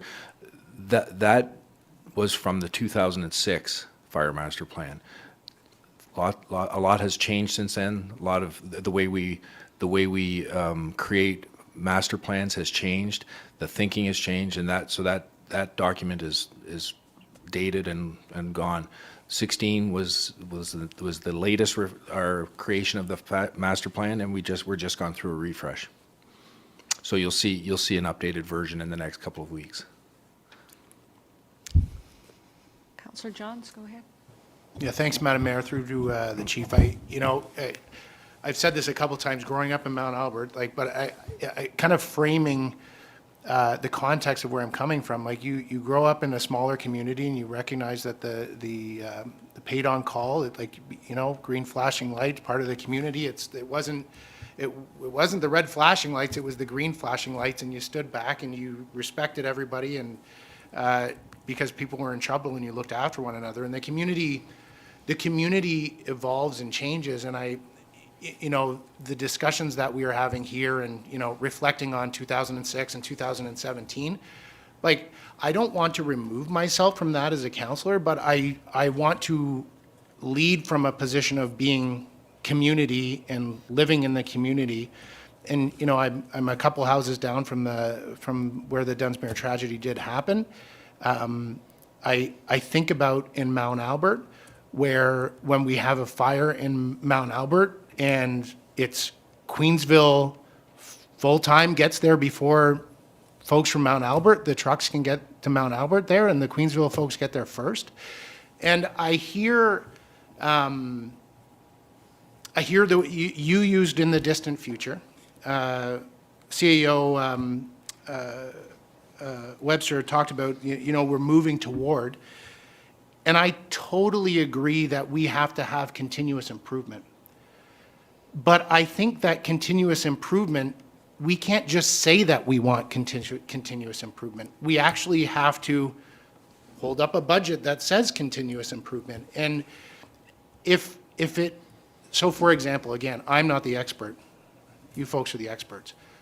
But I think that if an end goal, and I recognize sometimes master plans are aspirational and NFPA guidelines are certainly from a data perspective versus money being able to achieve that, I look at the infrastructure that we do have, and if we did look at specifically Mount Albert, if we wanted in 3 or 4 years in a growing community to have better coverage and ensure that Mount Albert was a full-time, I don't want to wake up 5 years from now with the council saying that we need to move a 10 or 12% tax increase because we need to service people. I want from a position in this seat to be able, not necessarily as a director of the corporation or as a councillor, like I want as a resident of the community to see continuous improvement in staffing to, and even if it's not quite frankly from a data perspective, because I actually don't necessarily think that 1 or 2 will be able to look at the data and say that yes, that actually did. But the data today versus the data 4 or 5 years from now, I think that the impact of making tangible investments now in staffing, whether it be 2 or 3, but it is something that it is a direction to where we want to be, and I think that that very much tells a story of the council that we want to be for our community. So thank you, Madam Mayor. Councillor Roy DeClemente, go ahead, please. Thank you, Madam Mayor. There's a lot of thoughts swirling around in my head. I guess where I'd like to start is I'll leap off of what Councillor Johns has started by saying, and that is that message of continuous improvement. And I think the chief's opening remarks were data heavy, and I think that they spoke to a history of continuous improvement. And I guess the question becomes, what does continuous improvement look like for us? From where I sit, continuous improvement is not just hiring suppression firefighters, it's investing in investigations, investing in prevention and public education, which is what we have done. We also significantly and heavily invested in hiring suppression firefighters. So from my perspective, I think having, to Councillor Carruthers' point, having those speaking notes prepared for us as a briefing note, but also prepared for the community, because that also helps us share that information with the community, because there is a ridiculous amount of hyperbole out there that is creating fear, I think, in my opinion, unnecessarily. And if I thought for a moment that my family was at risk or that my neighbors were at risk, heaven knows I would be the first person to put my hand up and say we need to spend more. So for me, and with all due respect, Councillor Johns, the idea of response, because I've sat at this table and we've dealt with the results of an inquest, and I was here during the tragedies, the idea of response time being the issue is a bit of a red herring. And the reality is that we could have a fully staffed fire truck at the bottom of every driveway in East Gwillimbury, and unless the situation is detected and help is called for, there's no sense in doing that. So from my perspective, I feel very strongly that we have continuously invested in this. What I think I need at this point is an understanding of not just 2018's, I'm looking at page 87 of our budget binder, of not just 2018's emergency incidents, but I want to go back a little further so that we can see the population bump that we saw in 2016, 2017, and 2018, and what kind of impact that had on the number of calls for response. And whether that is the 3% or 4% that are actually structure fires, or whether that is the 96% of the other calls, which are medical calls, or it's calls for help, period. But if we're seeing a similar trend, and we have not, while we grew tremendously, the biggest, fastest growing municipality in Canada, if our call volume hasn't changed, then why do we need to continue to add staff? So when I look at this point I'm seeing about 1,200 calls per year, If I divide that onto a daily basis, that looks like our emergency department is responding to one call every 7 hours. And they're using 18 suppression and up to 60 paid-on calls.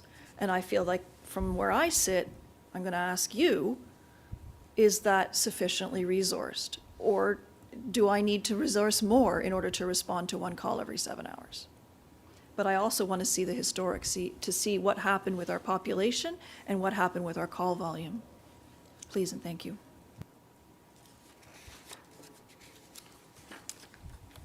Councillor Foster, go ahead, please. Sorry, Chief, we're killing you with this stuff, but, so I think there's something to be said for the fact that emergency services, largely all of emergency services, is all about preparation and hoping that you never have to use it. What I mean by that is I think we could put a fire truck on every corner, along with a police car and an ambulance. You probably heard me say this before. There are times that it will not be enough. It's just not feasible to do that. So you try to make the service work as much as it can, as much as you can. The amount of times that we call on our paid-on-call staff becomes very, I guess, arduous on them. And I don't think there's any way for anybody at this table to understand it unless you walked around with a pager on your belt for 4 or 5 or 6 years. And invariably, it doesn't matter how interested you are, at some point when that pager goes off, you drop your head and you say, "Good Lord, not again." So, you know, we're asking a lot of our paid-on-call staff. Maybe we need more. The problem with that is recruitment and retention these days of paid-on-call staff is more difficult than it's ever been. So I think we need to rely on the full-time staff to make sure that we've got something happening in the first place, which is exactly why it was done in the first place. So, you know, I think I can end off this part of the statement. Hopefully we can move ahead. We used to have a captain in one of our stations that ended every conversation with "see you at the big one." And you know, we all hope that we never seen those big ones, but you do once in a while.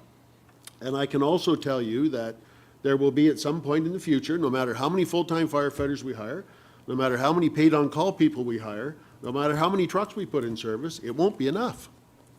That's just the way the whole thing works. So we're kind of trying to do a balancing act here. It's very, very difficult to do. But I think, you know, knowing that we've got a full-time truck coming helps us a lot. And I've said this before, we could put a full-time truck in each one of our 3 stations. We still will depend on our paid-on-call staff greatly, because if you've got 5 people a truck and 2 of them are sick or 2 of them are on holidays in each truck, and you have the ethyl-methyl nasty big one, and you roll in with 3 trucks and 9 people, it's not nearly enough. The chief will back me up on that one. You need maybe 3 or 4 times that amount at some point. So this is a real balancing act. And every time that the fire chief comes with a request that may fall into the master plan, this council, by virtue of passing or turning it down, is setting that level of service. So I don't know if that helps, but things that are just coming to mind. Go ahead. Thank you, Madam Mayor. And I'll certainly speak for myself, not the rest of my colleagues, but I so appreciate having a member of this council like Councillor Foster, who's actually walked in the boots and knows what it's all about. And so you add a level of credibility that the rest of us can't even hope to achieve. And I also want to, you know, in management, they always used to talk to us about catching somebody doing the right thing. And I want to thank Councillor Johns for talking about something outside of his ward, you know, and I think we forget about that sometimes. While we're elected by our wards, we're still accountable to all of the people of this town. So it's nice to hear that we don't just focus on our own wards and talk about to other wards. So I appreciate that. So, but for me, you know, CAO Webster talked about a couple of things that I was really am interested in. It's the new master plan that we'll be working on. I think that'll be a great opportunity for this council to chart out what it'll look like in the next few years, and we can we can have those, heavier discussions about what metrics we use to build the size of the force, what the balance is between full-time and paid on call. And I want to, just for the record, say that I don't think anyone here is calling into question the dedication or effort or ability of the paid on call over the full-time. I think, we're lucky to have all the people that risk their lives to protect us. And so I look forward to that master plan and figuring, because I would really love to have more of a full understanding of how we're going forward. But the second thing that keeps, that I want to see more answers to, and it's not going to be answered today, but it's the result of the Georgina, East Gwillimbury Combined Services study that's going on, because I think that will help chart that course for us, depending on how that goes. But I do, the one thing about that study that concerns me is, I bumped into some members of the Georgina Council at the Lake Simcoe Region Conservation Authority AGM last week, and they just said, we've just hired, you put it in the budget, we're hiring 4 new full-time folks, and that'll bring them up to 44. And so right now we're at 18.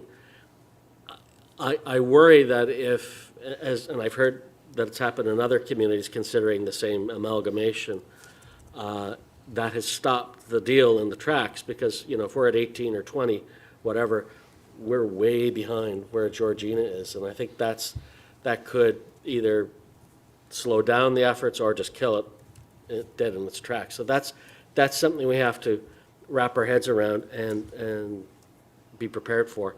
The other thing is, when we look at our force, what are we expecting them to do when it comes to, and it's not population-based, but it's commercial. Mm-hmm. When you look at, you just have to drive down Woodbine and see the enormity of what the Loblaws Distribution Center is. The girders are up now, and I don't think you fully appreciate it until you actually, we saw it on paper as it was being proposed here, but when now you see it being constructed, it is a massive structure. And so do we have the wherewithal and the right number of people and resources to tackle if there was a problem there? And I know we've got because of that development, we have other interests kicking our tires, and I know we're pretty close on 1 or 2. Are they going to be raising questions about this? And so I think, I'm not asking for a response from staff, but I think these are all things that we have to consider going forward, that it just complicates this even further. And I'm glad that we're having this conversation now. I look forward to future conversations, and I hope when we're building that master plan that we get input, not just from staff and council, but also from the folks in the fire halls, so that they have some input into their future as well. Thank you, Madam Mayor. That was long-winded. Thank you. Councillor Hay, go ahead, please. Thank you very much. Through you, Madam Mayor. I agree with Councillor Crone. He brought up the new massive build of Woodbine 1 in terms of the investment in our community in economic development and growth, and as the fastest growing municipality in all of Canada. It's not just fastest growing in terms of residential population, but it's changing in terms of industry investing in our communities. And so I think that we need to keep it top of mind that our fire department also continues to grow in a parallel way with the changing needs of the community, with the introduction of Woodbine 1. And in terms of statistics, I think we have to be careful with statistics in certain senses, because the residents who, as elected officials, were ultimately responsible to, the impression of the average resident in Mount Albert and other places within EG is that when they drive by a fire station, that it's a fully manned fire station. They think that there are people in those fire stations. And so we do have to deal with the expectations of residents and what they believe that their property taxes are including in terms of their protection and their safety in the community. And in terms of one call every 7 hours, life is always going to tell us, Murphy's Law, that that one call every 7 hours isn't going to be paced out perfectly one every 7 hours. What's going to happen is, unfortunately, on one day there may be 3 calls in that one 7-hour period. So I think we have to keep the statistics in perspective. Comment?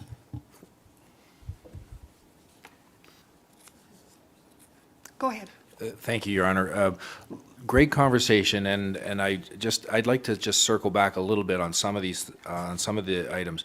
I don't have the data in front of me, Councillor Johns, but the number of times that the full-time truck gets into Mount Albert area ahead of the volunteers, I think is less.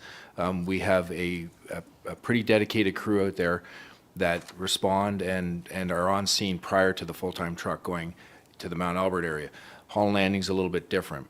The full-time truck will get into the Hall Landing area or ahead of time most times.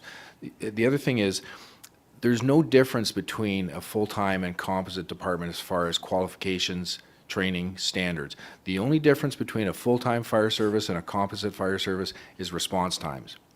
And our response times for East Gwillimbury's emergency and community safety services are under the standard for the provincial standard of composite response times, for composite department response times.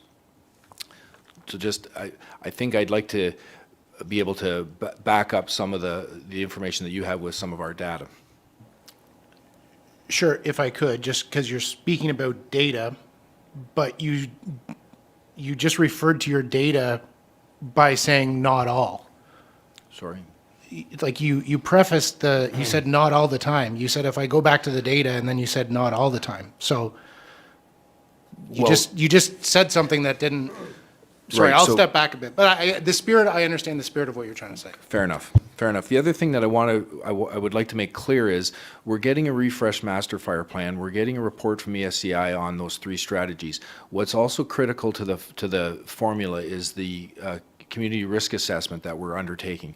That's the document that's going to give us the most information to map going forward. So I'd like to take those 3 documents together and formulate where we move forward from there. And I think that was... Councillor Crothers, go ahead, please. Thank you. It's already been said here, but there's a lot of thoughts going along this table, and I really appreciate all the comments of my colleagues. One thought and then a question. We have an obligation to keep our communities safe. That goes without saying, as every municipality does, and we're going to do the best that we can to keep our communities safe within a reasonable budget.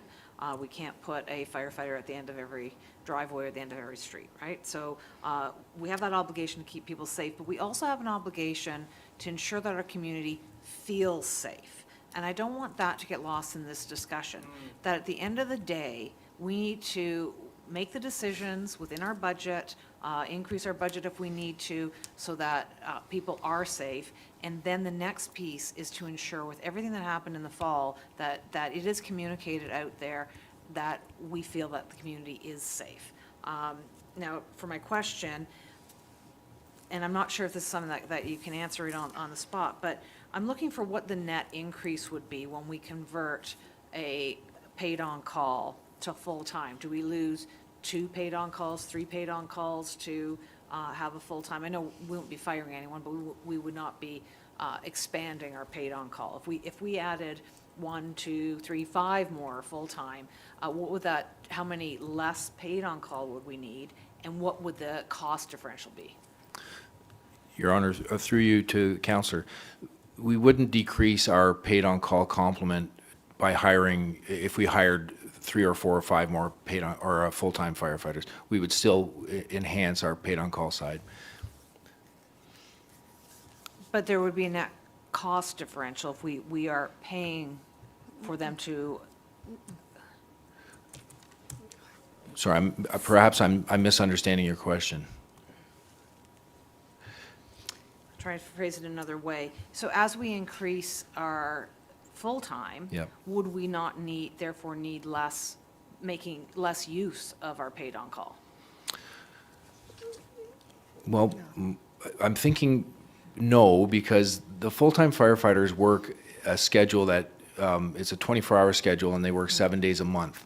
So if we enhance each individual platoon crew, that's just enhancing for the day type thing. We're still going to need a hefty amount of paid on calls to support that full-time truck, unless we go to another full-time truck. Okay, so I guess what I'm thinking is if we had enough full-time, then we wouldn't need any part-time, right? So it's a balance. As you get more full-time, you should need less part-time. What am I missing? 'Cause Well, for the majority of the calls, which you've seen from the graph, are medical calls, that's a one-truck response. But we do have numerous responses that are multiple trucks. So once the full-time truck is on the road, it needs to be backed up by the paid-on-call trucks. So I'm not sure that there's a formula where you have, until you go to a completely full-time station or a full-time department to eliminate all the paid-on-call, you're still going to need a certain amount of paid-on-call to support with the ancillary equipment and trucks. exactly, a certain amount, but would it not be a lesser amount? The more full-time we have, the less, or are we just sending more firefighters? Is that the idea, that we're sending, if we add more full-time, we now are sending more? Yeah, again, the formula, I don't know what the formula is, I don't know what the answer is. We could, at some point, we would reduce the amount of paid on call. If we had. That's what I'm talking about. Sure, if we had three. So how much would it be reduced? So I'm looking at what the differential is, because in any other business where you are replacing 2 part-times with a full-time, then you lose those two salaries and the 2 onboardings and the 2 uniforms and everything else, and replace with 1 full-time. So we have the cost of what one full-time costs, but I feel like you can back out of that what we would have been paying for the part-time. Mr. Webster, you had a comment? Madam Mayor, through you, and just to maybe put a CAO level on this, because I certainly don't want to get granular with my response, but my son's a firefighter, so I pay close attention to this too. He's down in Markham. And one of the things you have is generally when you drive by a station, a fully manned station, it's manned by 20 firefighters. So that's generally the rule. That's about $3 million a year. Just to put it, I'm giving very high level numbers, okay? So when you drive by a station, it's $3 million operating cost. I believe we do have in the addendum here, 1 new full-time first-class firefighter in East Gwillimbury, and the number we're carrying is 140,000. Okay, so 20 times 140 is your 2.8 million. So our paid-on-call budget is just under 500,000. So 60 paid-on-call firefighters, thereabouts, they earn about $10,000 a year. So there's a big delta in how many paid-on-call. And so our issue, and this is where the master plan is, geography. Right now, the decision was made by the command at the time to house our full-time initially in Queensville. And so the other 2 stations, the option would be for council as part of the master plans to start to deciding, would we transition the other 2 stations? And you can't do it over 1 year. This has to be continuous improvement. Do they start transitioning to full-time? And so that's decisions and discussions to move forward. I hope I've answered your question a little bit about the quantum of the full-time versus the paid-on-call compensation. Thank you. That is exactly the question I was asking. I guess you would add to that, if our part-time are $10,000 each, we'd be adding into that the cost of their gear and training divided by how long the average one stays, but it wouldn't be, it's not anywhere approaching the 140,000. And that's what I want to take a look at. Thank you.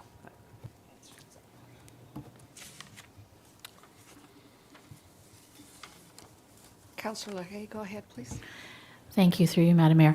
I just wanted to reiterate or ask in another way, again, the importance that I feel and the sense of urgency that I feel, because as we grow, and it takes a long time to plan and a long time to, and we have to address the refreshed fire master plan. But in terms of planning 3 years out, 5 years out, 10 years out, as we continue to grow, and the face and the nature of our community changes as we do attract more businesses and we do attract major corporations and companies with large, extremely large facilities. I would like to get a better sense from you in terms of what would be needed to address the firefighting challenges of a large facility like Woodbine, one which is going up very quickly. Through Your Honour to Councillor Leahy, we have the ability and now to deal with an emergency out there. That facility, while 1 million square feet, it will be completely sprinklered. So the risk of a fire is going to be minimal to begin with, and then suppression or control of the fire will occur because of the sprinkler system. We have the ability now to deal with that sort of thing. We have other industry in town that we're responding to calls of various natures with our full-time and paid-on-call. It's not like we're going to get caught flat-footed because there's a new industry coming in. We're ready to deal with it now. We just have to grow the department to match the growth of the town. Councillor Roy DeClemente, go ahead. Thank you. Another history lesson coming from here, but in 2018, I believe, it was either 17 or 18, council was visionary in planning for the changes that were coming to us. It was not a unanimous decision, but the council of the day decided to spend $1.5 million on the aerial. And that truck, at the time, people at this table said, well, we don't have any big buildings, we don't have any high rises, why do we need this truck? And the answer was, it's coming. And so now it's coming, and we have the truck because it took a long time to build and deliver. We have it here, and our staff are trained on how to use it, so that when the response is needed, we're ready to respond to a building of that size, to a use of that size. But we've also taken care of the prevention side and making sure through our inspection staff that the building will be sprinklered. So we may never have to use it, planning for the big one, but hoping we never have to respond to it.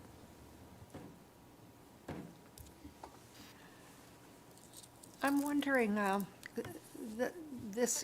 every person that speaks, we're learning more and more. And this clearly is a topic that this council wants to delve in much greater than a budget meeting, but I would suggest even having a tour of each one of the facilities, having a workshop day where we all are there to learn about, from whatever time in the morning until the next morning, what happens at one of our facilities.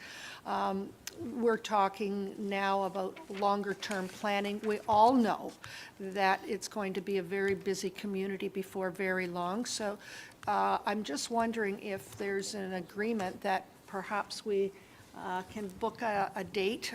I'm not suggesting any time tomorrow or the next day, but I think coming out of this meeting portion, to have a workshop day where we can actually not only just touch it, we can feel it and we can see it.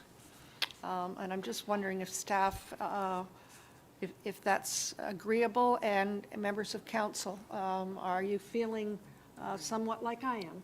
Yes. Mr. Webster. So I think it's prudent that council still deal with this budget. Yes. number one. This is a budget review session, right? And the discussion has certainly enlarged and beyond this specific budget, right? This is about the service and an important service it is. So I would propose that council deliberate, debate this budget. The one addendum, as I've noted, is that there's an FTE on the suppression side that's been added as an additional item at this point in time. The shortly to follow is the fire services review, which I think is going to take some time to digest and review, updated master plan, and I think that we can use that process to have better discussion in the future. We can't just bolt this on right now to where we are. It's an important item, but we got budgets, we've got strategic plans, we've got full of workshops at this point in time. I would suggest that early in Q2, and I'm trying to be realistic and transparent to council, we bring this back in a fulsome manner, and it might involve open houses or public workshops, council workshops, sessions at the fire halls to do tours, and to really let council understand the service and the decisions to be made about improving that service over time. So I would fully adopt that, but I'm trying to be realistic about the resource requirement that we have and some of the other large priorities at this point in time. Thank you. Thank you very much. I'm kind of sensing that that's what people may want to do in the near future, but we do need to deal with this at this point. Councillor Roy DeClinem, go ahead. Thank you. So I'll bring it back to the budget, and the operating budget, because that's where we stalled. In the summary, it talks about some funds set aside for conducting a feasibility study to accommodate female facilities. Maybe I'm just being naive here. I'm not sure why we need to do a feasibility study. Why aren't we just making a plan to renovate and add? I don't want to, it doesn't seem to me that we have to figure out whether it's feasible or not. It's something that we have to do, just like an AODA responsibility. From an HR perspective, we have female members of our response team and our emergency services team. Why aren't we accommodating them at all of our stations? Your Honor, through you to the councillor, agreed. The discussion was why don't we just do that? But then when we were talking with facility staff, the question became, okay, is this the time to take a look at a bigger picture, maybe converting that station or the operation? This is the Mount Albert station we're talking about. Maybe we do the work now to have it fully capable of taking on a 24-hour shift, do the work once instead of doing a minor upgrade and then do a major upgrade at another time. So that's why the $7,500, I believe it is, for an architectural consultant. Okay, but this sounds like it's also a capital expenditure, and why wouldn't we be looking at that as part of capital? And maybe putting some dollars around it, just like we do the study, and then we do the design, and poor Mr. Karmazin got that, well, you've done the design, but when are you going to build it? Yeah. Conversation. Yeah. This is how I might see this one as being, we do the design, and then we figure out how to build it.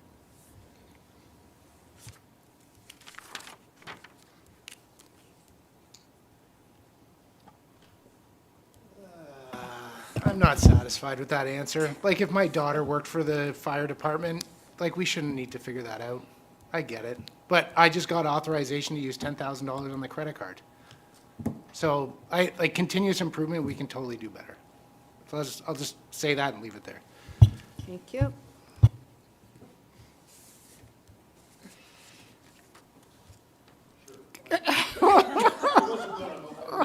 But Thanks, you are, Madam Mayor. but you are.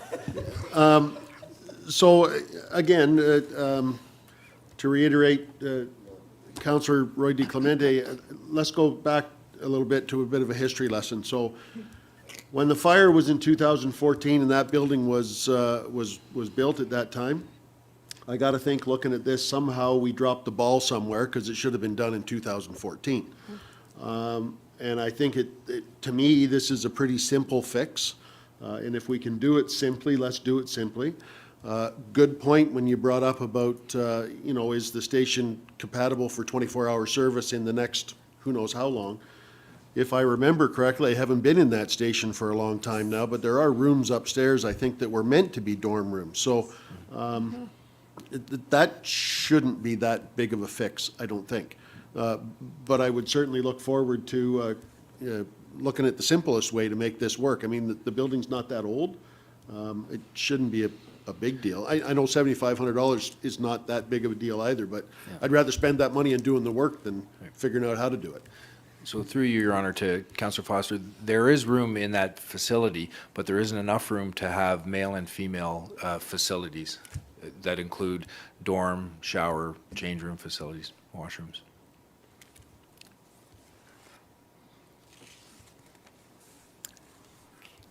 Okay, we'll move along then. Think we chewed on that one. So if we move along then Where are we to... going with this? I was Sorry? just going to say, this will come back then to us at a different time? This discussion? On the operating budget or on the information on the... Facilities themselves. Is that my understanding what people want? Yes. Mr. Marshall, what do you think we should be doing here?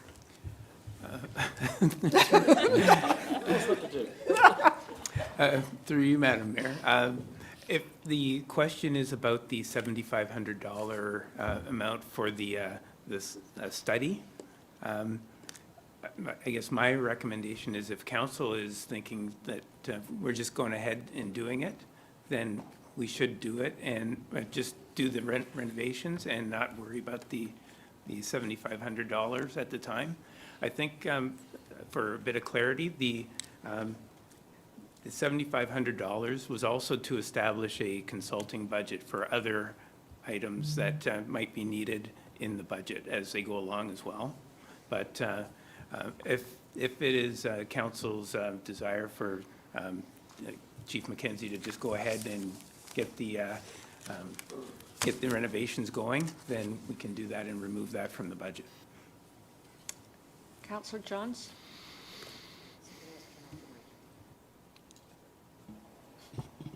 So I think the opportunity for better here is looking at the opportunity to reword the document. And I think that we need to not be debating this, and we should meet Employment Standards Act and provides facilities for women. And we don't need a co-ed bunkhouse. I've toured other facilities. You don't need co-ed bunkhouse. You just need a space to do it. So here's the purchasing card. Like, we shouldn't be talking about this. Councillor Roy DeClemente, go ahead, please. Aside from pulling out my credit card, perhaps what we do is request that staff bring us a capital sheet for the renovations required to accommodate the mixed gender staff. Right, so I think that's what we need at this point, right? We need a capital sheet. We don't have one. We don't We have need one. We've got a $7,500 note in an operating budget, which is actually a capital expenditure. We're saying, we don't want to spend $7,500. We want to spend what it takes to make it right. So if we can have a capital sheet that does that, that would be lovely. Mr. Carmison?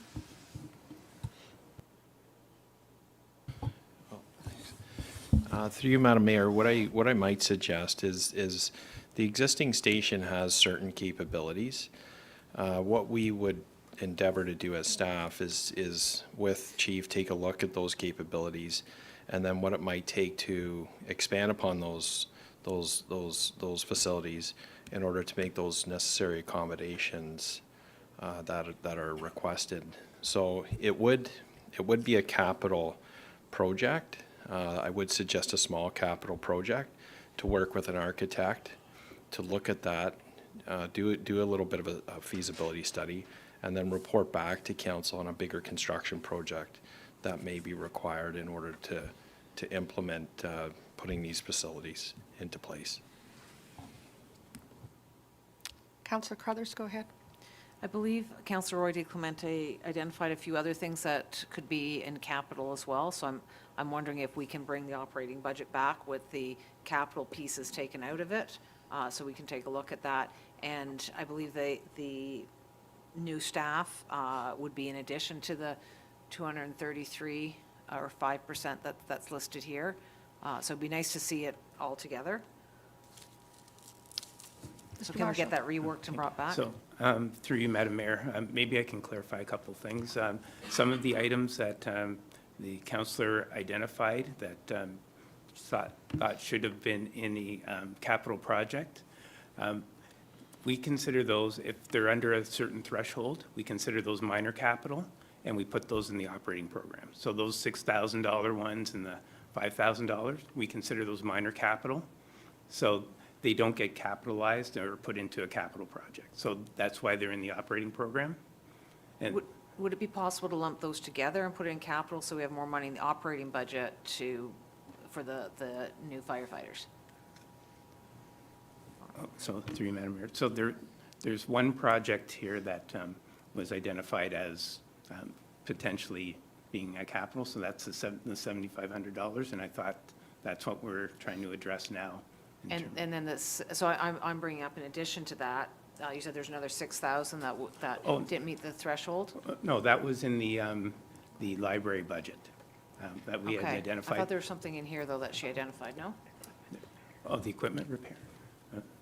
It was the, when I was asking about the uptake in materials and supplies, there was some stuff that was required for the EOC, and I'm looking at it and I'm seeing that there's an increased uptake in prevention and education programs, which I think might actually be a service level increase, but I'm not going to debate that. But it was the stuff for the EOC, there was materials. But as you say, if they are small capital items, then below a certain threshold, then it wouldn't necessarily qualify. But for me, I was identifying the 49,000 uptick in the materials and supplies line of the budget, which was material in my head. Thank you. Material. Go ahead. Oh, yeah, so through you, Madam Mayor, yes, I agree. In the aggregate, there, it comes up to a big amount, but the individual items were under that threshold, so we've included those in the operating programs. And we can move forward at this point. Thank you.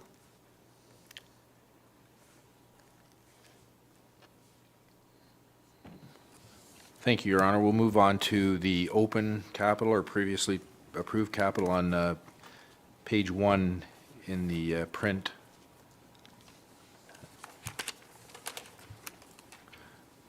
Or page 3 on the addendum.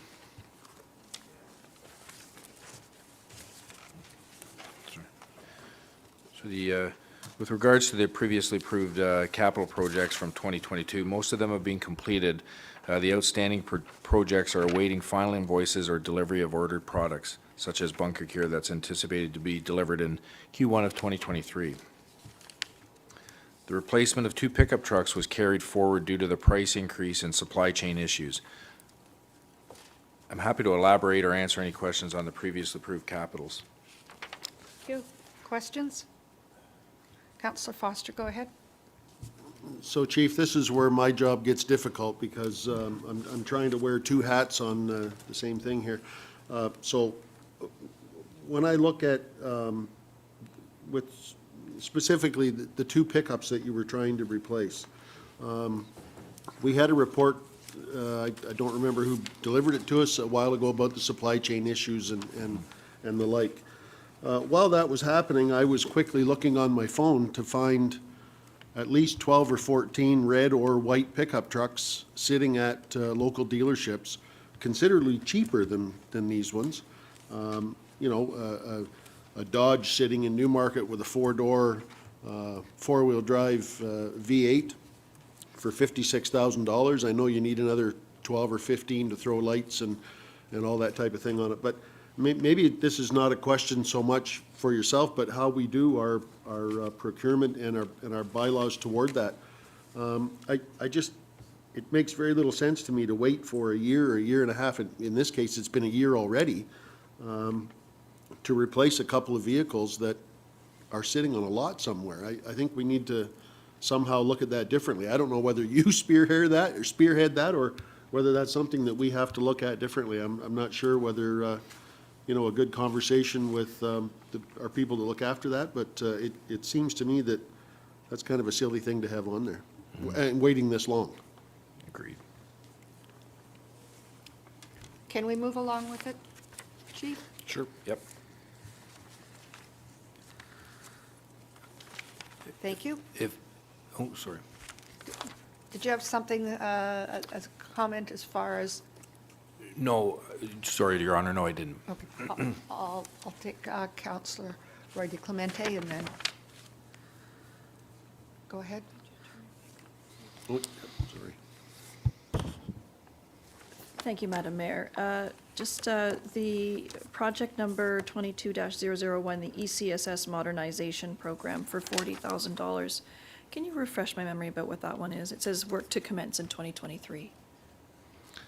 Through you, Your Honor, to Councillor Roy DiClemente. That's funding that we're using for digitizing and modernizing a lot of the processes that we have at the fire on the operations side.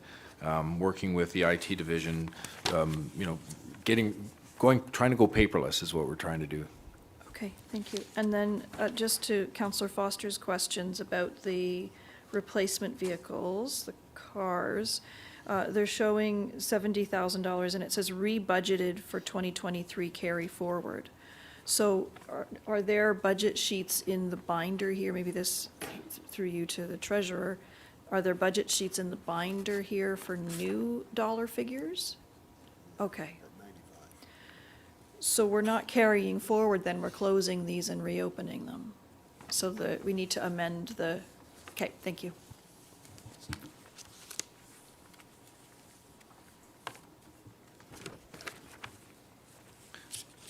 Thank you, Your Honor. If there's no further questions, we'll move on to the proposed capital, which would be on page 139.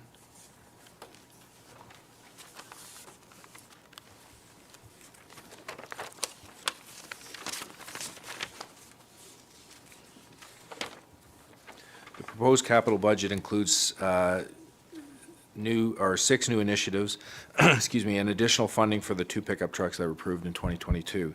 The 6 new initiatives include the ongoing annual bunker gear replacement, upgrades to the fire station security systems, installation of water softener at 2 of our fire stations, some preliminary fitness equipment for Station 26, the ongoing funding for annual paid-on-call recruitment, and the replacement of a end-of-life cycle 2008 pumper. I'm happy to elaborate or take any questions. Questions?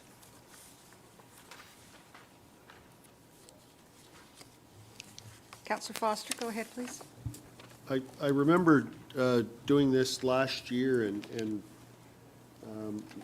your bunker gear replacement, I think in 2 different places it mentions new staff, and I can't remember what the wording change was, but it indicates even here that it is kind of using the same new staff argument in 2 different places. I know one is 001. It says as new staff are hired, and then later on, I'm not sure where the number is, on the paid on call, it says about protective equipment. So it's all kind of the same thing, or are you just simply referring to boots, helmets, and gloves that aren't part of the initial ensemble? That's right. We split it out. Bunker gear is one, and then the other PPE equipment is another line. My next question would be around the fitness equipment in 2.6. I know that, you know, years ago, the idea of putting fitness equipment in the full-time station was that the paid-on-call staff could use that if they needed to. I'm just wondering, you know, these days when I'm looking at these budgets, I like to think what's nice to have and what's need to have. I'm not sure that this is a need to have, even though it's a small part of the budget. So I'll leave that to you to give that some thought. The other one that I did want to question was, and you and I have had this conversation briefly a couple of times, on the $1.3 million to replace a pumper. So I know the last truck that you purchased was the truck that our full-time staff drives around, and it was in excess of, I think it was 1.1, if I remember right at the time, or very close to that. So let me go back to the nice-to-have versus need-to-have thing, and another little bit of history. So in 2014, when the fire hall burnt in Queensville, I was part of the group then that went to Dependable, and we bought a stock truck. For those of you who don't understand, a stock truck is basically the difference between buying a Chevy pickup and ordering a Cadillac kind of thing, loosely. So that stock truck, I believe at the time, was significantly cheaper, and I assume stock trucks are still significantly cheaper. I don't know how much, but I think that that unit out in Mount Albert, engine 261, has done the job. I haven't heard any bad things about it. I'm just wondering if, going forward, I don't think every truck we order needs to be a custom order truck. I can see the one that's on the road 24/7. This one will be your first run pump out of Station 2-4. I'm just wondering about your thoughts of you know, maybe we buy a stock truck for $750 rather than the 1.1. Am I on the right track, or am I at least providing an argument? Through you, Your Honor, to Councillor Foster, a good argument. I'll agree. We've transitioned away from the highway cabs to the custom fire apparatus for a number of reasons, number of safety features, number of NFPA compliant items. The other is that they're just simply bigger and can accommodate 6 firefighters. So we've transitioned to a custom cab. These trucks that we order are entry-level cabs. To put it bluntly, there are not a lot of bells and whistles on it. But these vehicles have gone up in price significantly since the pandemic.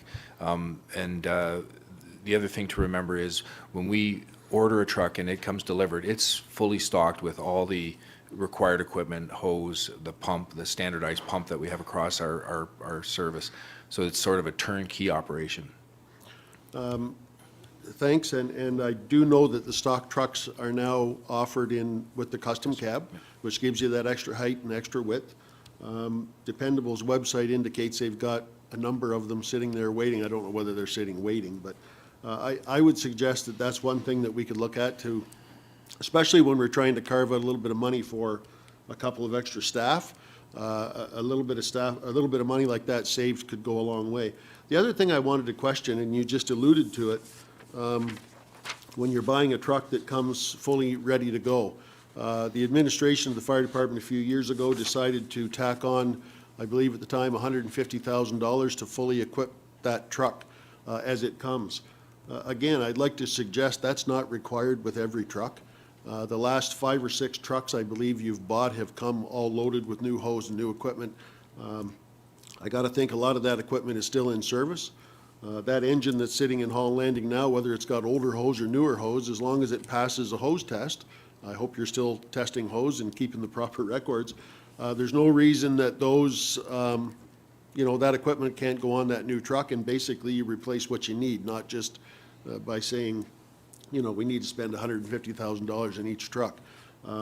So, you know, potentially I think there's some money there to save, to carve out towards some staffing issues that we just spent an hour and a half talking about. Thank you. Points well taken. Go ahead, please. Yeah, thanks, Madam Mayor. Through to you, to the chief here. ES 23003, could you explain the reason as to the need for that? Sorry, can you say that again, the number? ES 23003. Through you, Your Honor, to the councillor. Sorry, the water softener system? That's for, we're having hard water issues in Mount Albert and the Hall Landing Station that's causing grief with the plumbing in the facility, but it's also causing some severe pitting of our paint and the pump components of the pumper trucks. So we'd like to install that to try to reduce the damage. Thank you. Councillor Roy DeClemente, go ahead, please. On behalf of all of the water users in East Gwillimbury, can we, instead of installing a water softener at our fire stations, can we address the hard water situation for everybody and not just the fire department? I'm looking at you, Mr. Molinari. Go ahead. Through you, Madam Mayor. Actually, staff we'd love it if we could get soft water throughout the municipality. We really would. But that's something that has to be done through the region. So our lake-based water is not bad, but the well water that comes from the region has a lot of hardness to it. So we will continue to work with the region in that regard. Thank you. So then, are we going to send a bill to York Region for these water softeners? I'm half in jest, but quite honestly, you know, if, as a municipality, if the water supply that we're being provided by our supplier is such that we have to invest and our residents have to invest in expensive water filtration systems, and they're still seeing issues with their indoor plumbing. That's not acceptable. Through you, Madam Mayor. So water hardness is an aesthetic issue. It's not a drinking water quality issue. So the region isn't required to provide provide soft water to all the residents, although that is a very desirable thing to have. So I think from that perspective, we'll continue to work with the region in that regard, but it does require, it will require, it's not a quick fix, and it's something that will take some time to resolve.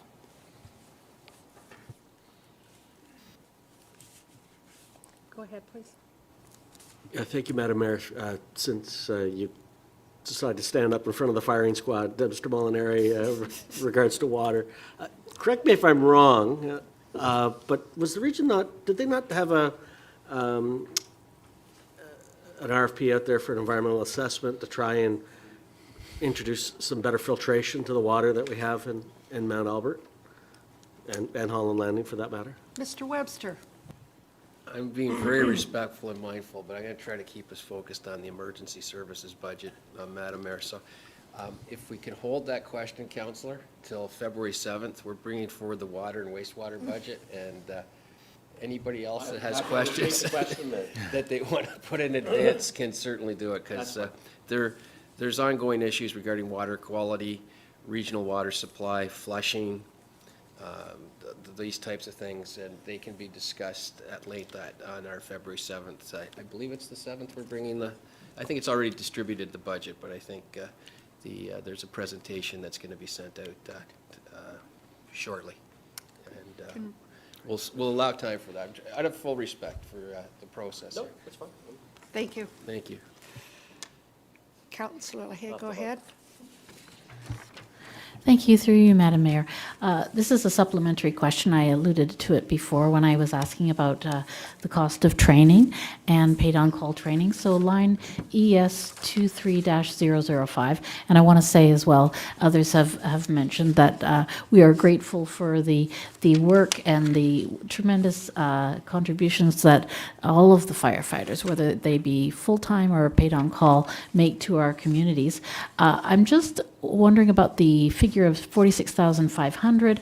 How many paid on-call firefighters does that training cost? Because earlier you said it cost anywhere between $6,000 and $8,000 to train a paid on-call firefighter. And so how many does that number represent there of 46,500? Through you, Your Honor, to the councillor, that represents, I believe, a 10 to 12 person class size.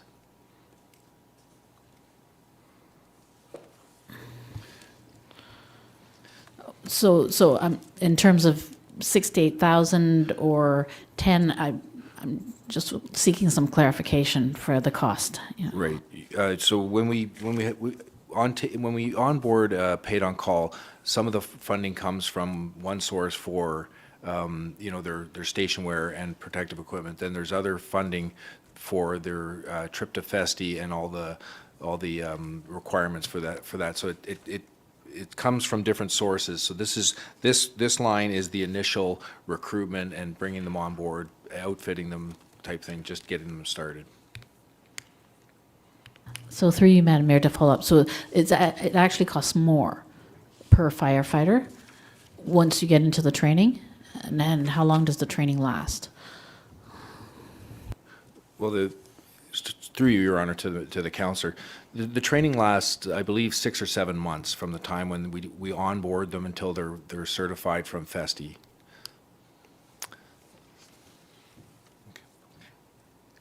Thank you.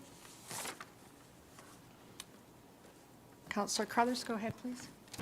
So this 46,000 is under capital, so it's not training, that has to just be gear, correct?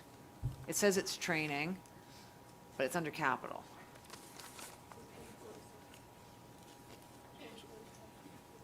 Sorry, I can't hear you.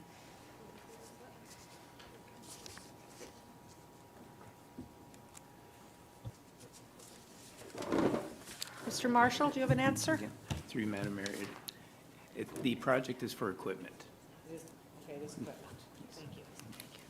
Oh, okay. We've determined it's for equipment. Sorry, Your Honor? We have determined that it is for equipment. Okay. Perhaps you. we can Sorry for that. change the title there that says it's for training, I'm not getting trained. because it is confusing.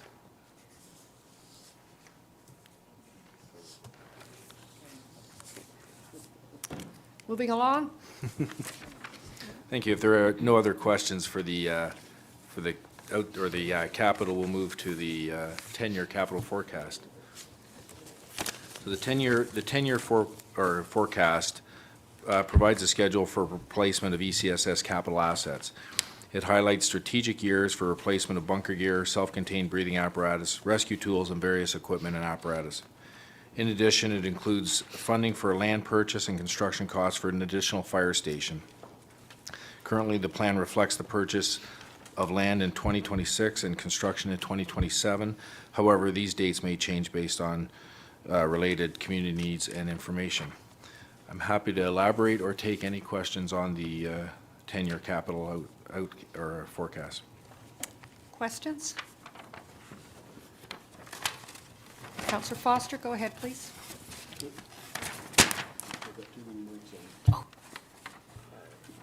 Thanks, Madam Mayor. We're probably early in this, but we can have a fulsome argument at the time, discussion, not an argument, discussion. When I'm looking at purchasing and getting ready to build a fourth station, it reaches right out and slaps me in the face that we've just argued for an hour and a half about trying to staff the stations we have now. So I think we need a bit of a, I guess, a staffing process that we may or may not be able to follow. That comes back to a 10-year master plan that you talked about earlier. You know, if we can't staff what we have now, the fourth station is really going to be a challenge. So I think there's going to be a lot of information to come out at that time. Agreed.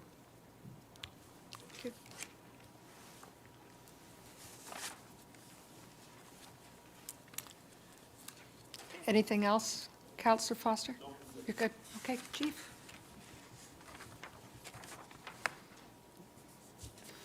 And with that, Your Honor, I think that completes the operating and capital for ECSS. Completes the capital. Counselor, hey, Yes. go ahead. Sorry to backtrack through you, Madam Mayor, thank you. If we go back to, and again, I apologize for going backwards now, but in terms of page, I think it was page 89, there was discussion of reserves and different types of reserves. And so I would like to see some clarification in terms of the source of those reserves and what they're allocated for, those different types. Your Honor, through you to Councillor Leahy, perhaps I'll defer to Mr. Marshall to clarify that.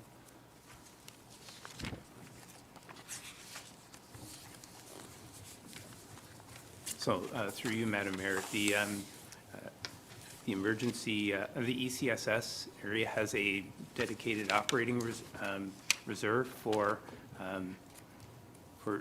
staffing. It's dedicated for staffing. We also do a dedicated contribution to the vehicle and replacement reserve for the eventual replacement of their assets. So there's two reserves that ECSS contributes to. You won't see that detail on that page. You'll just see contribution to reserves, but it's split out in the, there's the reserve continuity schedule that was provided as a supplementary piece of information that has the details on the contributions towards those reserves. And through you, Madam Mayor, thank you. A follow-up question. So it's my understanding,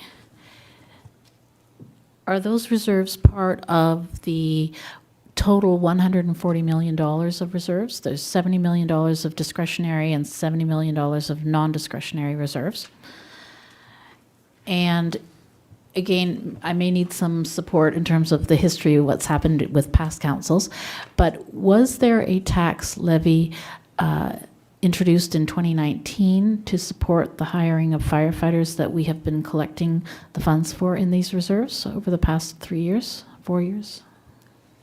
So through you, Madam Mayor, it's actually been established long before 2019. That's part of the multi-year funding strategy that was developed. I believe it was back in 2015, somewhere around there, 15 or 16.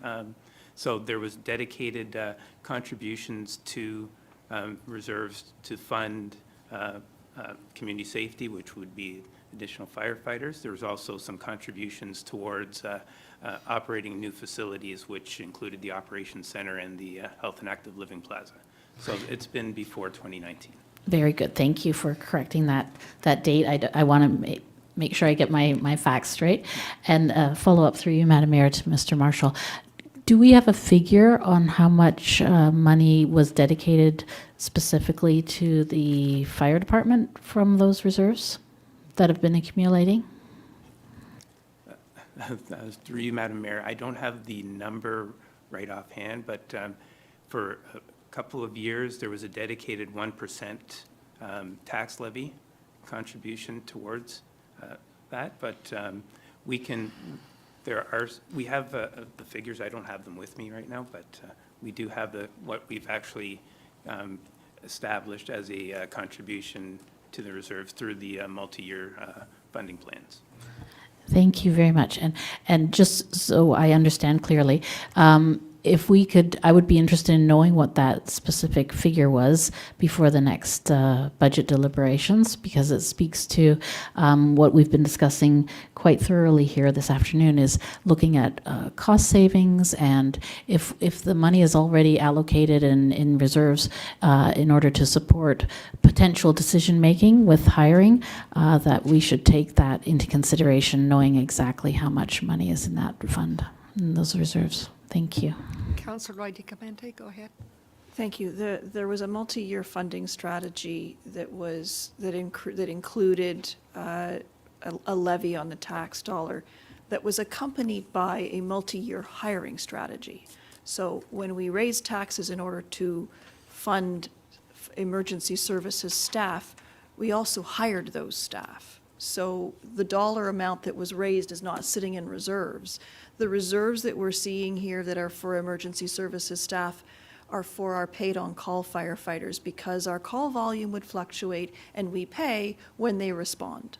So the amount of money that we raised property taxes in order to pay for firefighters, those people were hired. They're sitting in the room with us. Thank you.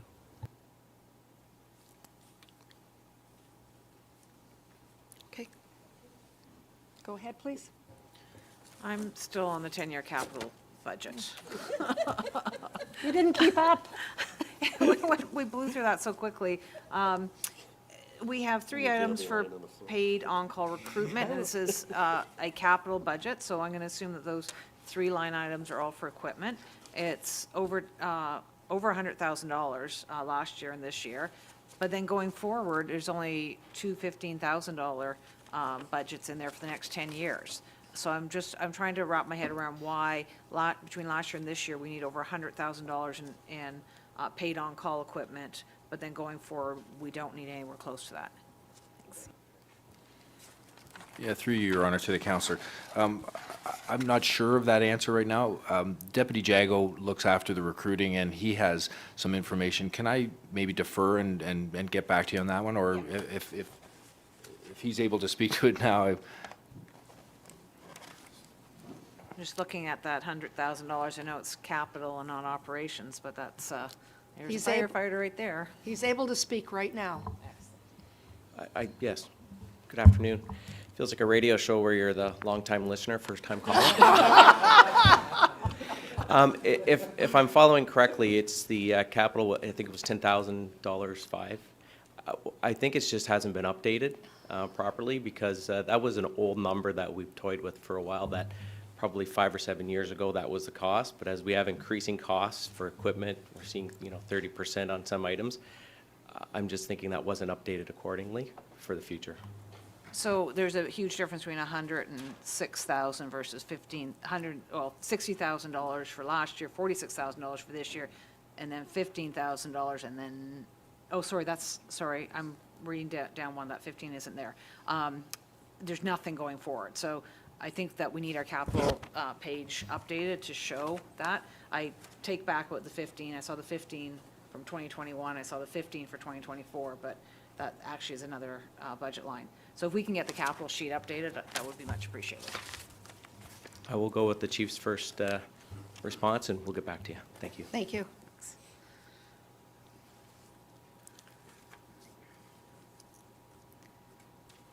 Okay, Chief. Move along. Thank you, Your Honor. I believe that completes the operating and capital for ECSS. I'm afraid to say it, but are there any questions that we didn't cover earlier? Dinner plans on Saturday, so. Do you? Go ahead. When I suggested earlier about some reworking numbers on a truck and some reworking numbers on equipment that was going to be purchased with that truck, and when I questioned fitness equipment in the stations, there might have been something else. Are we going to see some reworked numbers by next Wednesday to see if that is something that you can actually accommodate in the budget? I mean, we're looking at a budget here that is, I think we're in excess of 6% at this point. I think if we can save a few dollars here and there, we should do that, or if that money's available to help our hiring. I'd just like some more information on that if it's possible. Thank you. Did we have something on the hiring as well that we were going to deal with? Your Honor, I believe the staffing is next Wednesday. Okay. Here we go. With that, I'm just wondering if we want to take a 15-minute break. Sorry, Yes. through Madam Mayor, we just need to consolidate and have a mover to receive a couple of different series of receiving variations of the tax supported. There was an additional clause with respect to accommodation at Mount Albert Station. So what I'll do is put forward the resolution before you. Councillor Foster, I believe your intention was to solicit more information on equipment and fitness equipment? Yeah, vehicle replacement and equipment, and I think I also questioned the procurement methods, but that's kind of out of our hands at this point. But I think that's something that needs to be looked at. Do you want it included or not included then? Why not?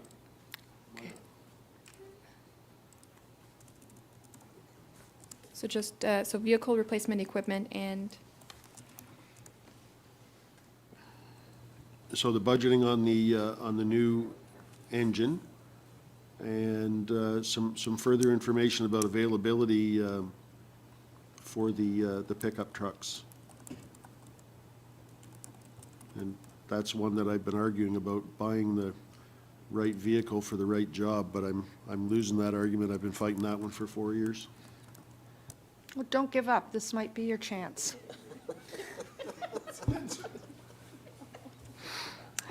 So I have moved, I'm assuming by Councillor Foster. Oh, sorry, go ahead. The new capital, or sorry, the 10-year capital status, they were going to bring back. So I don't want to receive it as is. If we haven't had our questions answered on it, they're going to come back with that.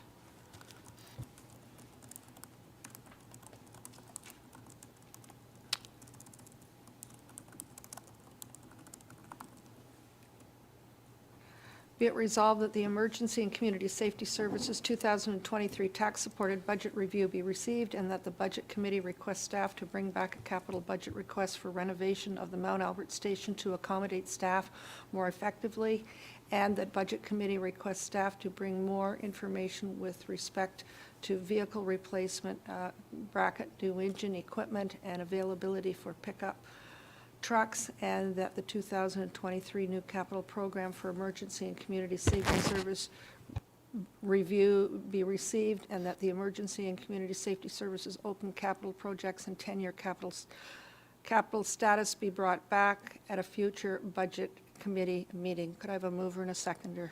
I don't need a seconder, just a mover. Councillor LaHaye, all those in favor? And that's carried.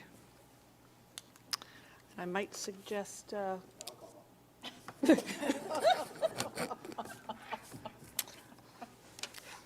whatever your choice. I'm looking at the clock. It's almost 10 to 3. Madam Clerk, might you suggest timing with this? Through Madam Mayor, I'll defer that to CIO Webster. I'm just not sure if we're starting into something new or where Well, we're going, so I just. We have some options ahead of us here, so we could convene shortly and maybe reconvene around 3 and go through a couple other departmental areas, maybe one other departmental area. I would suggest that we report back on next Wednesday, where we are to date on the 3 largest areas. Which, by the way, follows our budget, water and wastewater budget on Tuesday, just so everyone remembers that. But, so we report back on the 8th, and then we go through the balance of the departments.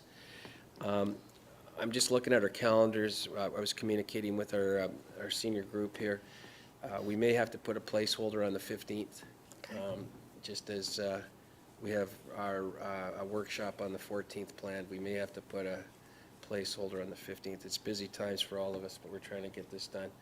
And just for an additional budget session that we might have to decide upon on the 8th, whether it's required or not. So it's a busy month, and we're trying to get things done the best we can. Thank you. So we'll take a break now. I believe we have development services after the break, and with our newly minted GM in there. And so maybe if we could get through that area for the discussion, and then gauging on level of energy in the room, at that point, we could maybe, once again, go to the 8th or take another area on, but we'll leave it to council's discretion at that point. Might I suggest 3:15? 3:15?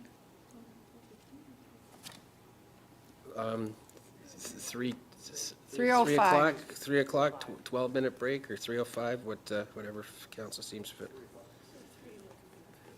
Trying to wrap. Say 3, and we'll convene at 3:05. Thank you.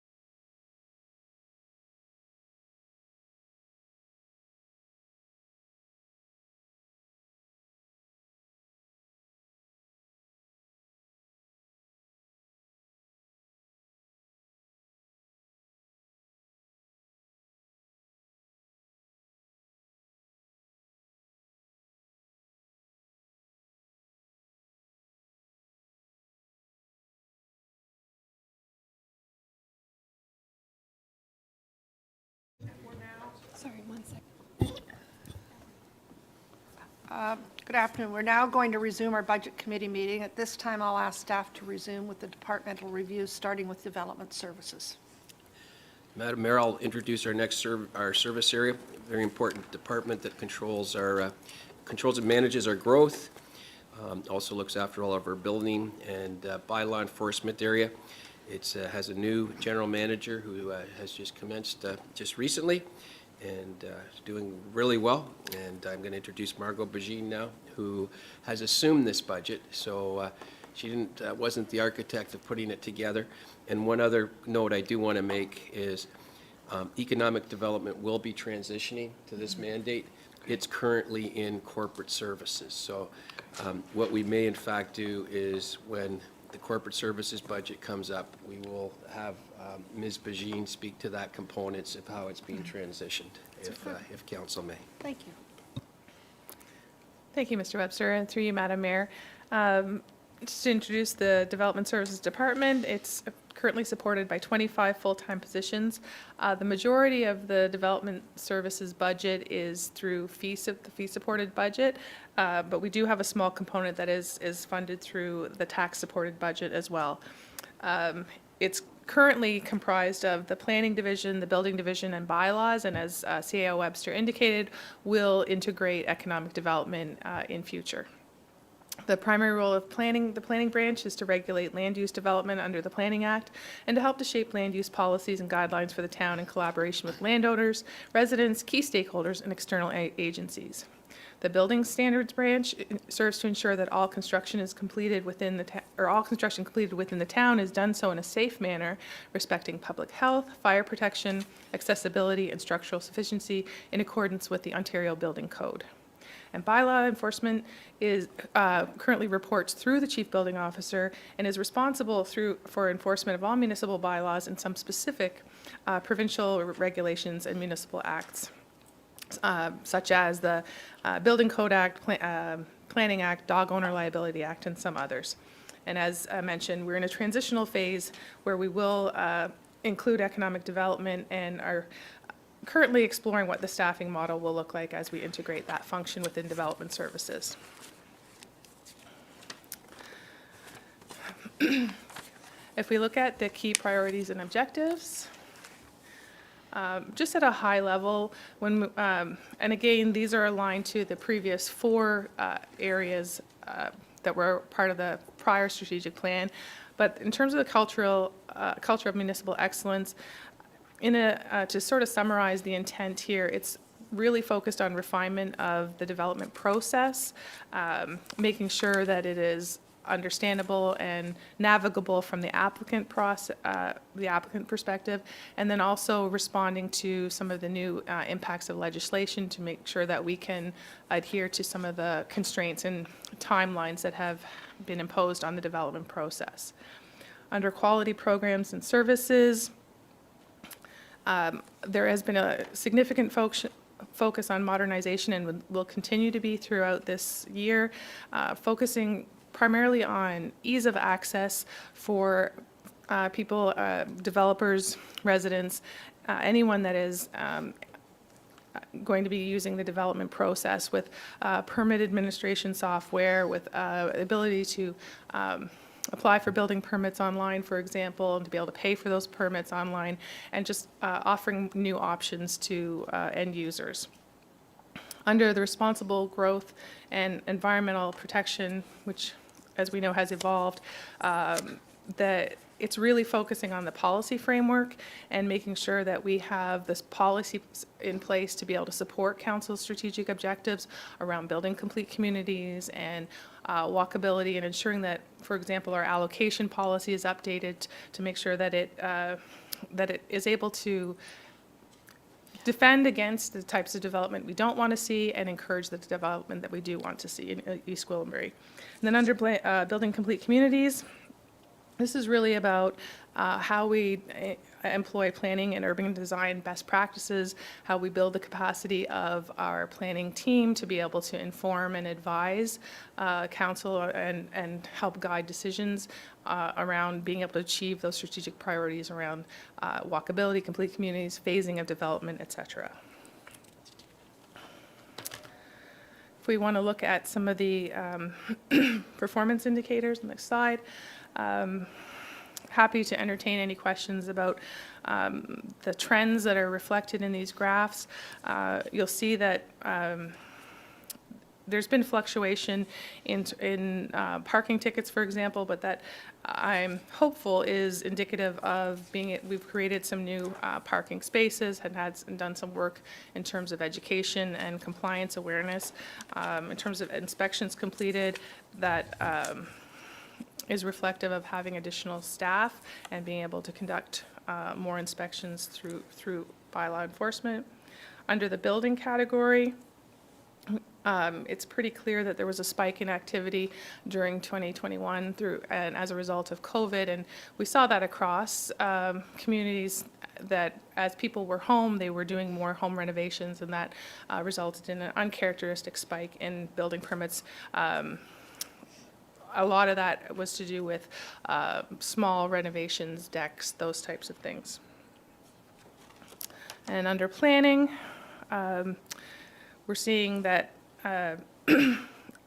it's important to remember when you look at sort of the trend analysis that the planning process by its nature is a long-term process. So in terms of the agreements executed in 2022, for example, would be likely reflective of processes that started in a prior year. But I'm certainly happy to answer any questions that members of council may have about activity or any changes. Councillor LaHaye, go ahead.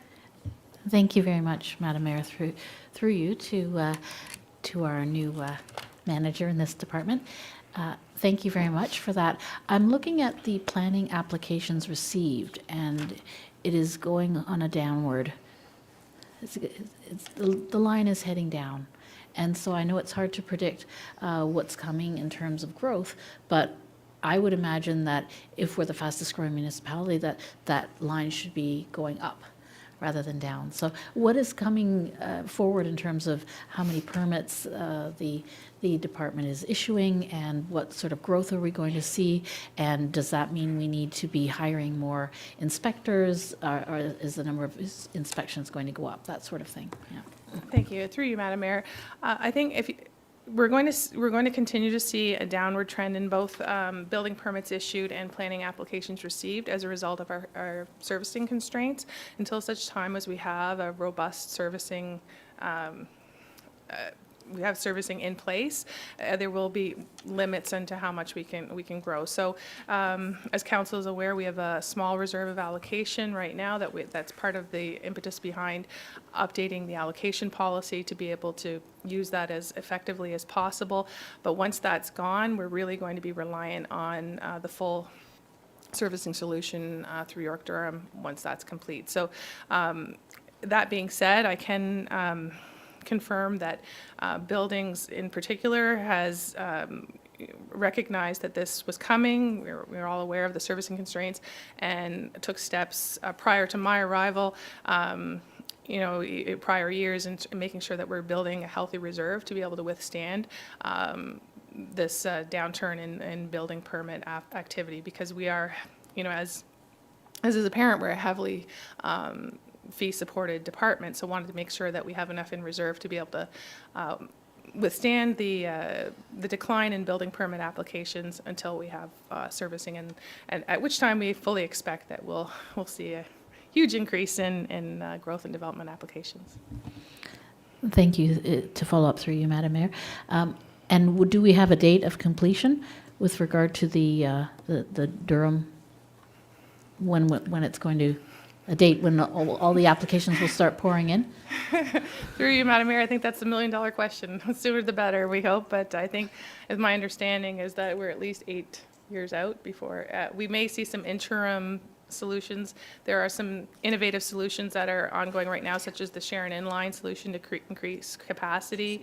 There are some solutions being proposed around managing flow rates to use so that flow can move in off-peak times, which creates some more capacity. The use of pumping stations. It's not necessarily going to be that we wait while the full pipe system is built. There will be incremental process improvements over time, but at this point, it's a little all conjecture. We don't really know, and that much relies on the region and the province before we have solid timelines.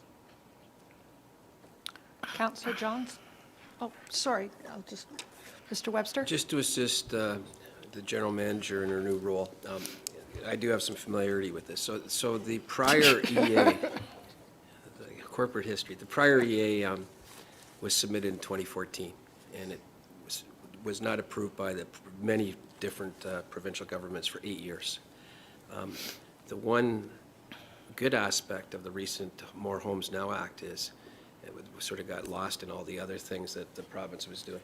They made a decision on the EA, that's of critical importance to us. The 8 years that Margot was citing is accurate if there was that big plant being built and the $800 million or whatever plant that's not going to be built now. And we're really hopeful, just to steal a bit of her line, that there could be incremental capacity available if we start going to our southern solution, and that we won't be waiting 8 years. 8 years would be a long time to wait. We're hoping that it can helpfully release capacity for our growth over a period of time that would be more reasonable. We currently think that we have, on the residential side, maybe 3 to 5 years of capacity left. And on non-residential side, we're hoping to hopefully stretch and be creative and find similar. So we'd like to make it seamless for our next solution. One of the things I'm going to suggest, Madam Mayor, as a follow-up from these discussions, Mike Rabeau and his team from the region came here many, many times to talk about the 8 years of frustration. I'd like to propose that we invite him to update us on the current process and what the region is now learning from dealing with the province now that it's been approved, the funding solution, the servicing and the pipe solution. So I think we should make a point of inviting him as a presenter to a coming council session. And I know we have a growth management session planned in Q2 as well, and I think he would be a great fit to come to that as well. And we'll make sure that Margot and Mike Molinari coordinate that. Thank you. Councillor Johns? Thanks, Madam Mayor. Just on, it's more of a process. I know that, like, making the investments in the process for, I will say, sort of for receiving our, the businesses' applications, and then the process in which those businesses, what they would go through. And so, like, what is typically the timeline from, the opportunity to review it, acknowledging, providing feedback? Like, do we have a system in place? So I guess it's two parts, sorry. So one, do we have a system in place that acknowledges submission and then provides feedback on timeline so that there is clarity and transparency to the business? And then what does that timeline look like? Thank you, through you, Madam Mayor. I guess the first answer is yes, and that process is being refreshed and is evolving as a result of Bill 109 and Bill 23. But essentially, and you will have a presentation, a more fulsome presentation on this process. But when an applicant comes in, there's sort of a pre-consultation conversation. This is what I'd like to do. This is the intent. So they will meet with members of staff, planning, typically engineering, other relevant staff, depending on the application. Then if they wish to proceed, they go through a pre-consultation meeting with all departments. It also includes some other external stakeholders in the region. And that's where they get an idea of things that they may wish to consider. There's some potential constraints to the plan. And then there's another, they get a sort of terms of reference, a list of all the studies and works that would be required. In order for that, that all needs to be pulled together in order for the application to be deemed complete. At that point, the timeline really rests with the applicant in terms of how quickly they can pull that together. Once the application is deemed complete, then we have 60 days to approve it.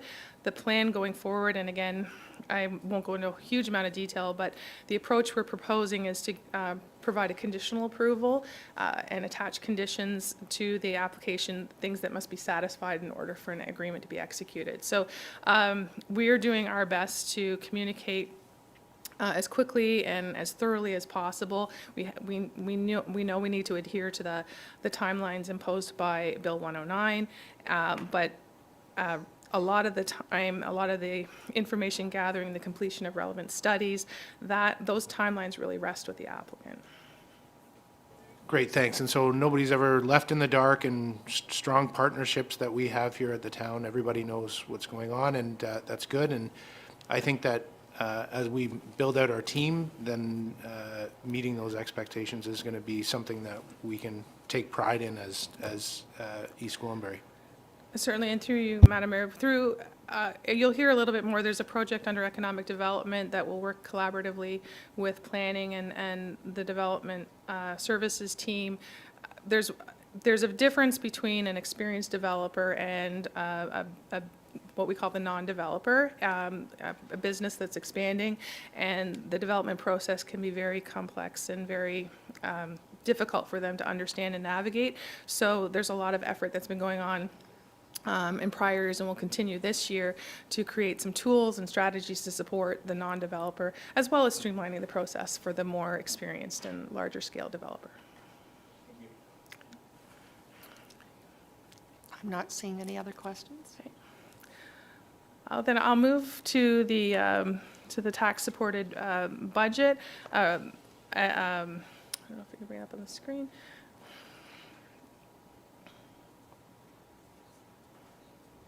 There we go. So the most significant expenditures are salaries and benefits.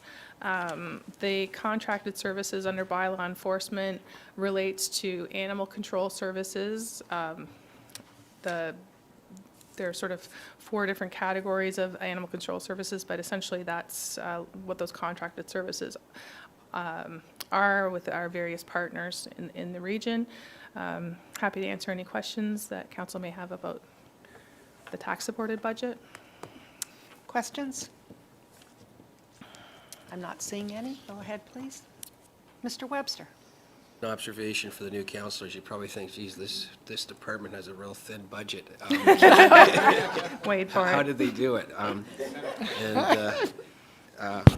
There is a rate and fee supported budget, so a lot of this is full cost recovery and certainly on the building side, we've had it historically, and we're hoping on the planning side as well to match it. So it's really, for the resources expended, you recover it through a fee structure. So maybe, Margot, we could move to the next section, which is somewhere else in this document, right? You'll find it on page 99, the fee-supported budget for development services.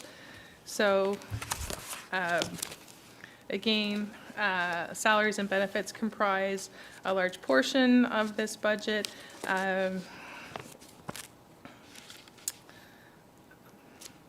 I'm happy to answer any questions about, if you look, it's the first 2 columns, building and planning, that relate directly to development services.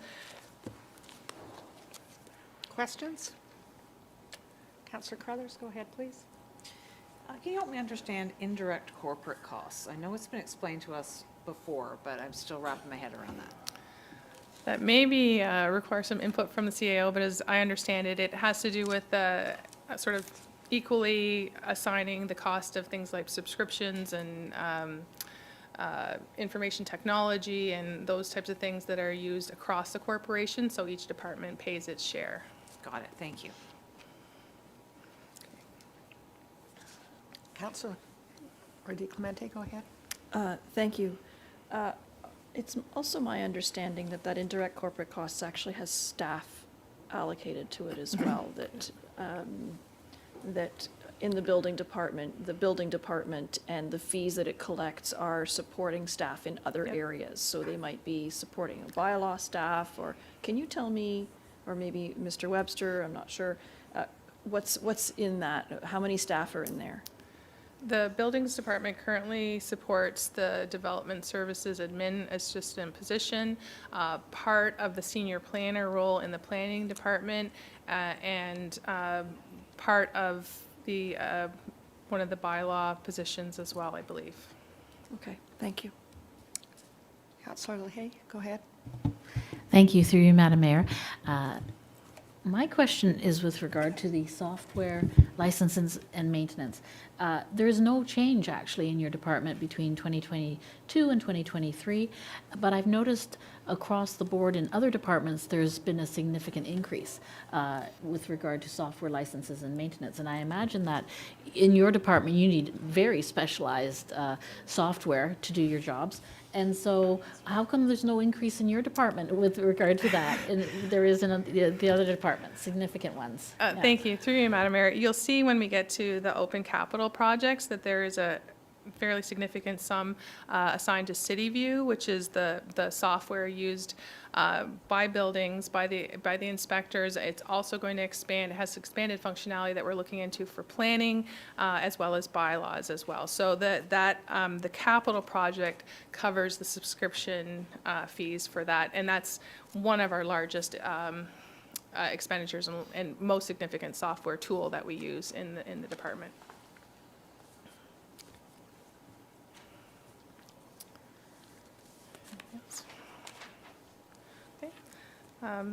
If there are no other questions, I can now speak to, I guess, the open capital projects. You will be getting a more fulsome update on the CityView software enhancements. The team in buildings and with the support of the Information Technology Department has undertaken some pretty significant upgrades. We do expect that I can give you a little bit of a sample, but it had an online portal for building permit applications, status updates, being able to access that online, online requests for building inspections, the ability to pay online for building permits, as well as a number of other enhancements. That project, we don't anticipate will fully expend the $850,000 or $870,000 that's listed here. We anticipate that we will complete the project under budget this year. The other open project of significance is the official plan review. As I'm sure council is aware, the draft official plan was prepared. There is some, I guess, cleanup work, if you will. The province has requested some modifications to the regional official plan, which then has an impact on modifications that need to be made to our official plan. Having looked at some of the implications of Bill 23 and some of the policy work that we want to do, we want to make sure that some of those items are reflected in the official plan as well, so that when we have that sort of foundational basis on which to make decisions. So we don't anticipate, again, that we will expend the full amount, but there will be some additional expenditures toward the official plan this year. Any questions on the open capital projects? I'm not seeing any. Go ahead, please. So then, we're going to the 10-year capital project. The most significant expenditure for 2023 under Development Services is the $1 million line item for community secondary plans, but I should note that that will be funded by developers, so it'll be an in and out expenditure. And then future secondary plans have been budgeted for in 2024 as well. And the other sort of out-year projections are for scheduled vehicle replacement in support of bylaw and some of our municipal inspectors.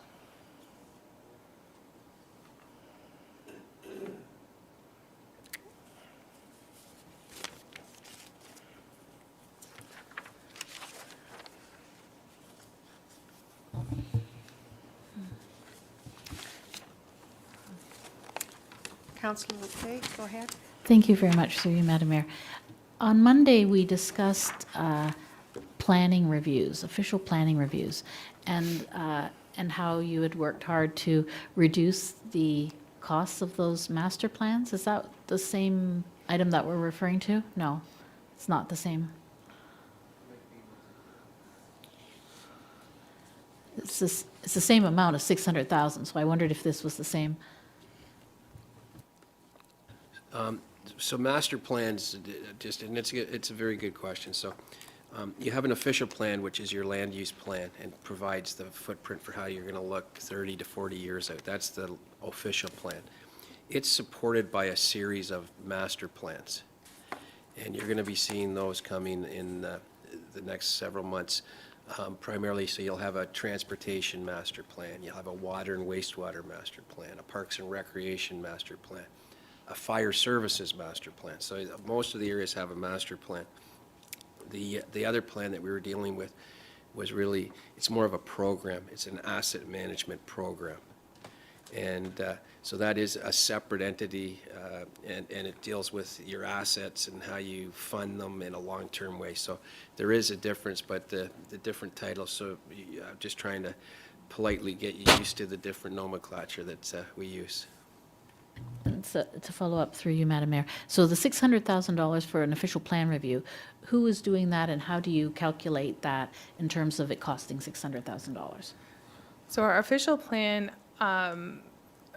it's the official plan update was essentially completed and endorsed by council in the last term of council, but it needs to be approved by the region and by the province. And so there are modifications that come forward as a result of that review process. There's things that have been added to the regional official plan that is sort of overarching our official plan until it is formally adopted. So the bulk of the expenditures have already happened. We're probably looking at a small amount of consulting support to get us to the finish line of incorporating the modifications. We're meeting weekly. The manager of planning meets weekly with the region to sort of work through some of these modifications. But as CAO Webster mentioned, this is sort of the overall document that kind of lays out the roadmap for how development will happen in East Gwillimbury for the next 10 years. There will be an update again in 2031, but it sort of identifies where we anticipate residential growth will happen, where we anticipate employment lands, what kind of employment lands those will be, all of that. And then it also has the high-level planning policy that then sort of details how growth will happen, what types of developments will be permitted, what the uses are being permitted. It touches on, at a very high level, it touches on some of the urban design guidelines, like in terms of maximum heights of buildings, the type of our expectations around what sort of servicing needs to be in place, and what parking requirements are, those types of things. So that sort of becomes our reference in terms of how we review and assess development coming forward. Great, thank you. And one last question with regard to this. Is this an annual expense? And No. is it going up, or it's just one time at the first year of the term? Yes. Okay. Yes, it is a project, and I don't have the numbers in front of me, how much has already been expended to date, but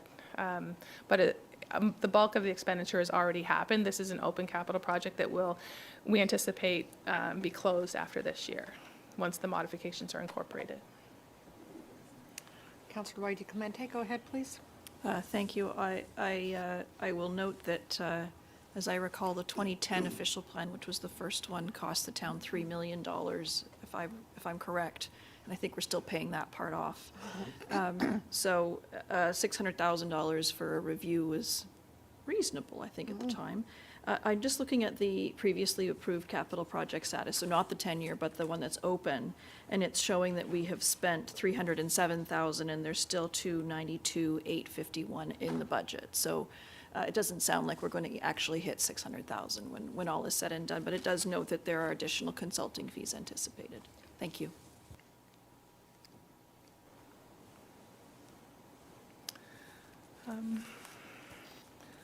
I'm happy to go into more detail about the White Belt secondary plans if anyone has any questions, or that is all we had for development services. I'm not seeing any other questions. Oh, you will? Go ahead. Thank you, Madam Mayor. And this may not even be the right place to ask it, but I'll throw it out anyways. You mentioned briefly in your presentation a bit about Bill 23, and there's still an incredible amount of uncertainty around that and how it impacts our finances. And so I do have a fair bit of concern about, we're still waiting to hear the more details about it, but the impact that it could have on the charges that come into the town, albeit for affordable housing, could impact the way we do business. And your department and possibly legal and maybe even Mr. Molinari's department, I think we need to look at what we could do to safeguard ourselves, certainly this year, to protect ourselves, whether it means an interim control bylaw, revising our allocation policy, just to protect us. And I would like to see something put together that we could give ourselves some assurance that we are protected. Now, and I realize that the chances of a developer cracking a code and finding out some slick, super cheap way to bring in affordable housing that could impact us financially is remote, but it's not completely remote. There's no 100% surety here. So I would like to see something, some sort of strategy from staff that we have that, I'll call it a suit of armor around our budget, that we are protected this year, because it is, while it may be faint, it could happen, and I really don't believe and hope that it won't happen as a strategy. I think we have to be prepared. We owe it to our residents that we protect their tax dollars as well. So I throw that out there. We've talked about it many times. I'm sure you're sick of me talking to you about it. I know some of my colleagues are sick of me, so, but I think we owe it to ourselves to have something put together where we take steps to safeguard what we have, certainly for this year and going forward. Thank you. Through you, if I may respond through you, Madam Mayor, just certainly there are a number of different efforts underway. Because the legislation is so broad and sweeping, it impacts a number of different areas and aspects of our business. So we're undertaking a multi-pronged response to that. It impacts heritage, for example, so you will be getting an update on how we're moving forward in terms of trying to shore up our ability to protect our heritage assets. The one thing, that I alluded to, updating our allocation policy, and my colleague Carolyn Brown is going to be assisting us with that. As soon as the budget process is finished, basically, that's sort of the next priority to tackle, and that will give us some protection, because while we have the constraint of limited allocation, it also can be a bit of a buffer, because we can be very intentional about the types of development that we support to get allocation. So in a way that buys us some time to be able to then strengthen up other policy framework that we need to. There's still a lot of questions around what will be determined, like what is the threshold for affordability, and then certainly through legal services, we're exploring what options we have from a planning perspective in terms of being able to impose, protections in terms of the types of development that we want to see, that type of thing. So we're exploring all angles and hopefully making progress on being able to address those issues. So. Thank you. Councillor. Thank you. And I just want to support exactly what you're saying, that we need to be intentional. We need to be careful what we're doing, and looping that back to your talk about secondary plans for the White Belt lands. I think that we have to be very intentional with those two. I've heard around this table many times talking about starting at our transit hub at the GO station and moving out from there, where we can build density without having residents terribly upset about large buildings going in, and we can have people in walkable communities with the services that they want. I just want to ensure that with these secondary plans, we don't start planning communities that will one day be connected, but to start with, they're going to be stranded communities, right? So it's one thing to have a secondary plan that looks all great and connected, but if it's not going to be built out, we can't start with some of those secondary plans with one-bedroom community and say, oh, just wait 30 years and then you'll be able to walk to something, right? So I hope that that intentionality that you're talking about will apply to these secondary plans as well. Thank you. Go ahead. I have nothing further unless there are any other questions from members of council. I'm not seeing any other. Thank you very much. Thank you.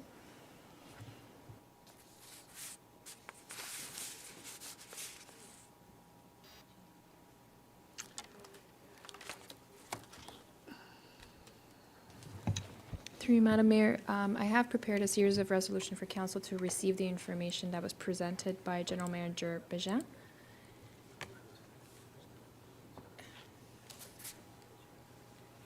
Be it resolved that the Development Services 2023 tax-supported budget review be received and that the Development Services Development and fee-supported budget review be received and that the 2023 new capital program for Development Services review be received and that the Development Services open capital project and 10-year capital status be received. Could I have a mover? Councillor Crone. Any questions? All in favor?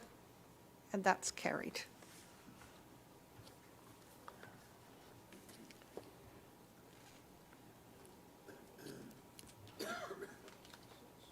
Madam Mayor, just working with the clerk here. We're at 3:38. So our proposal would be to, I think it's adjourn this meeting. And then we would, so we have the agendas are going out, is today? Yeah, later today for February 7th. And we have a few items on for that. Primary, the largest one is the wastewater budget, the receipt of that. I hope everybody's hearing that. Water and wastewater is going to be coming up. Yes. Yes.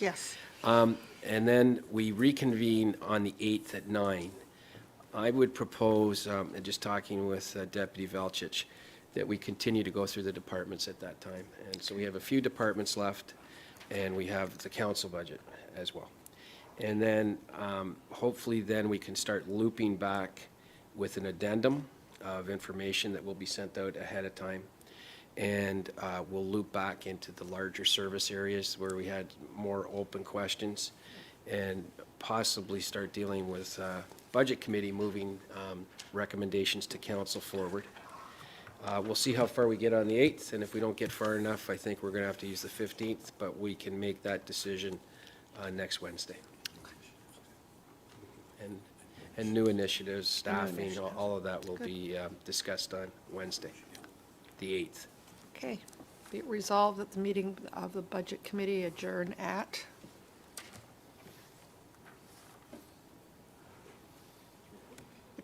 3:40. Thank you. Moved by Councillor Crone. All those in favor? That's carried.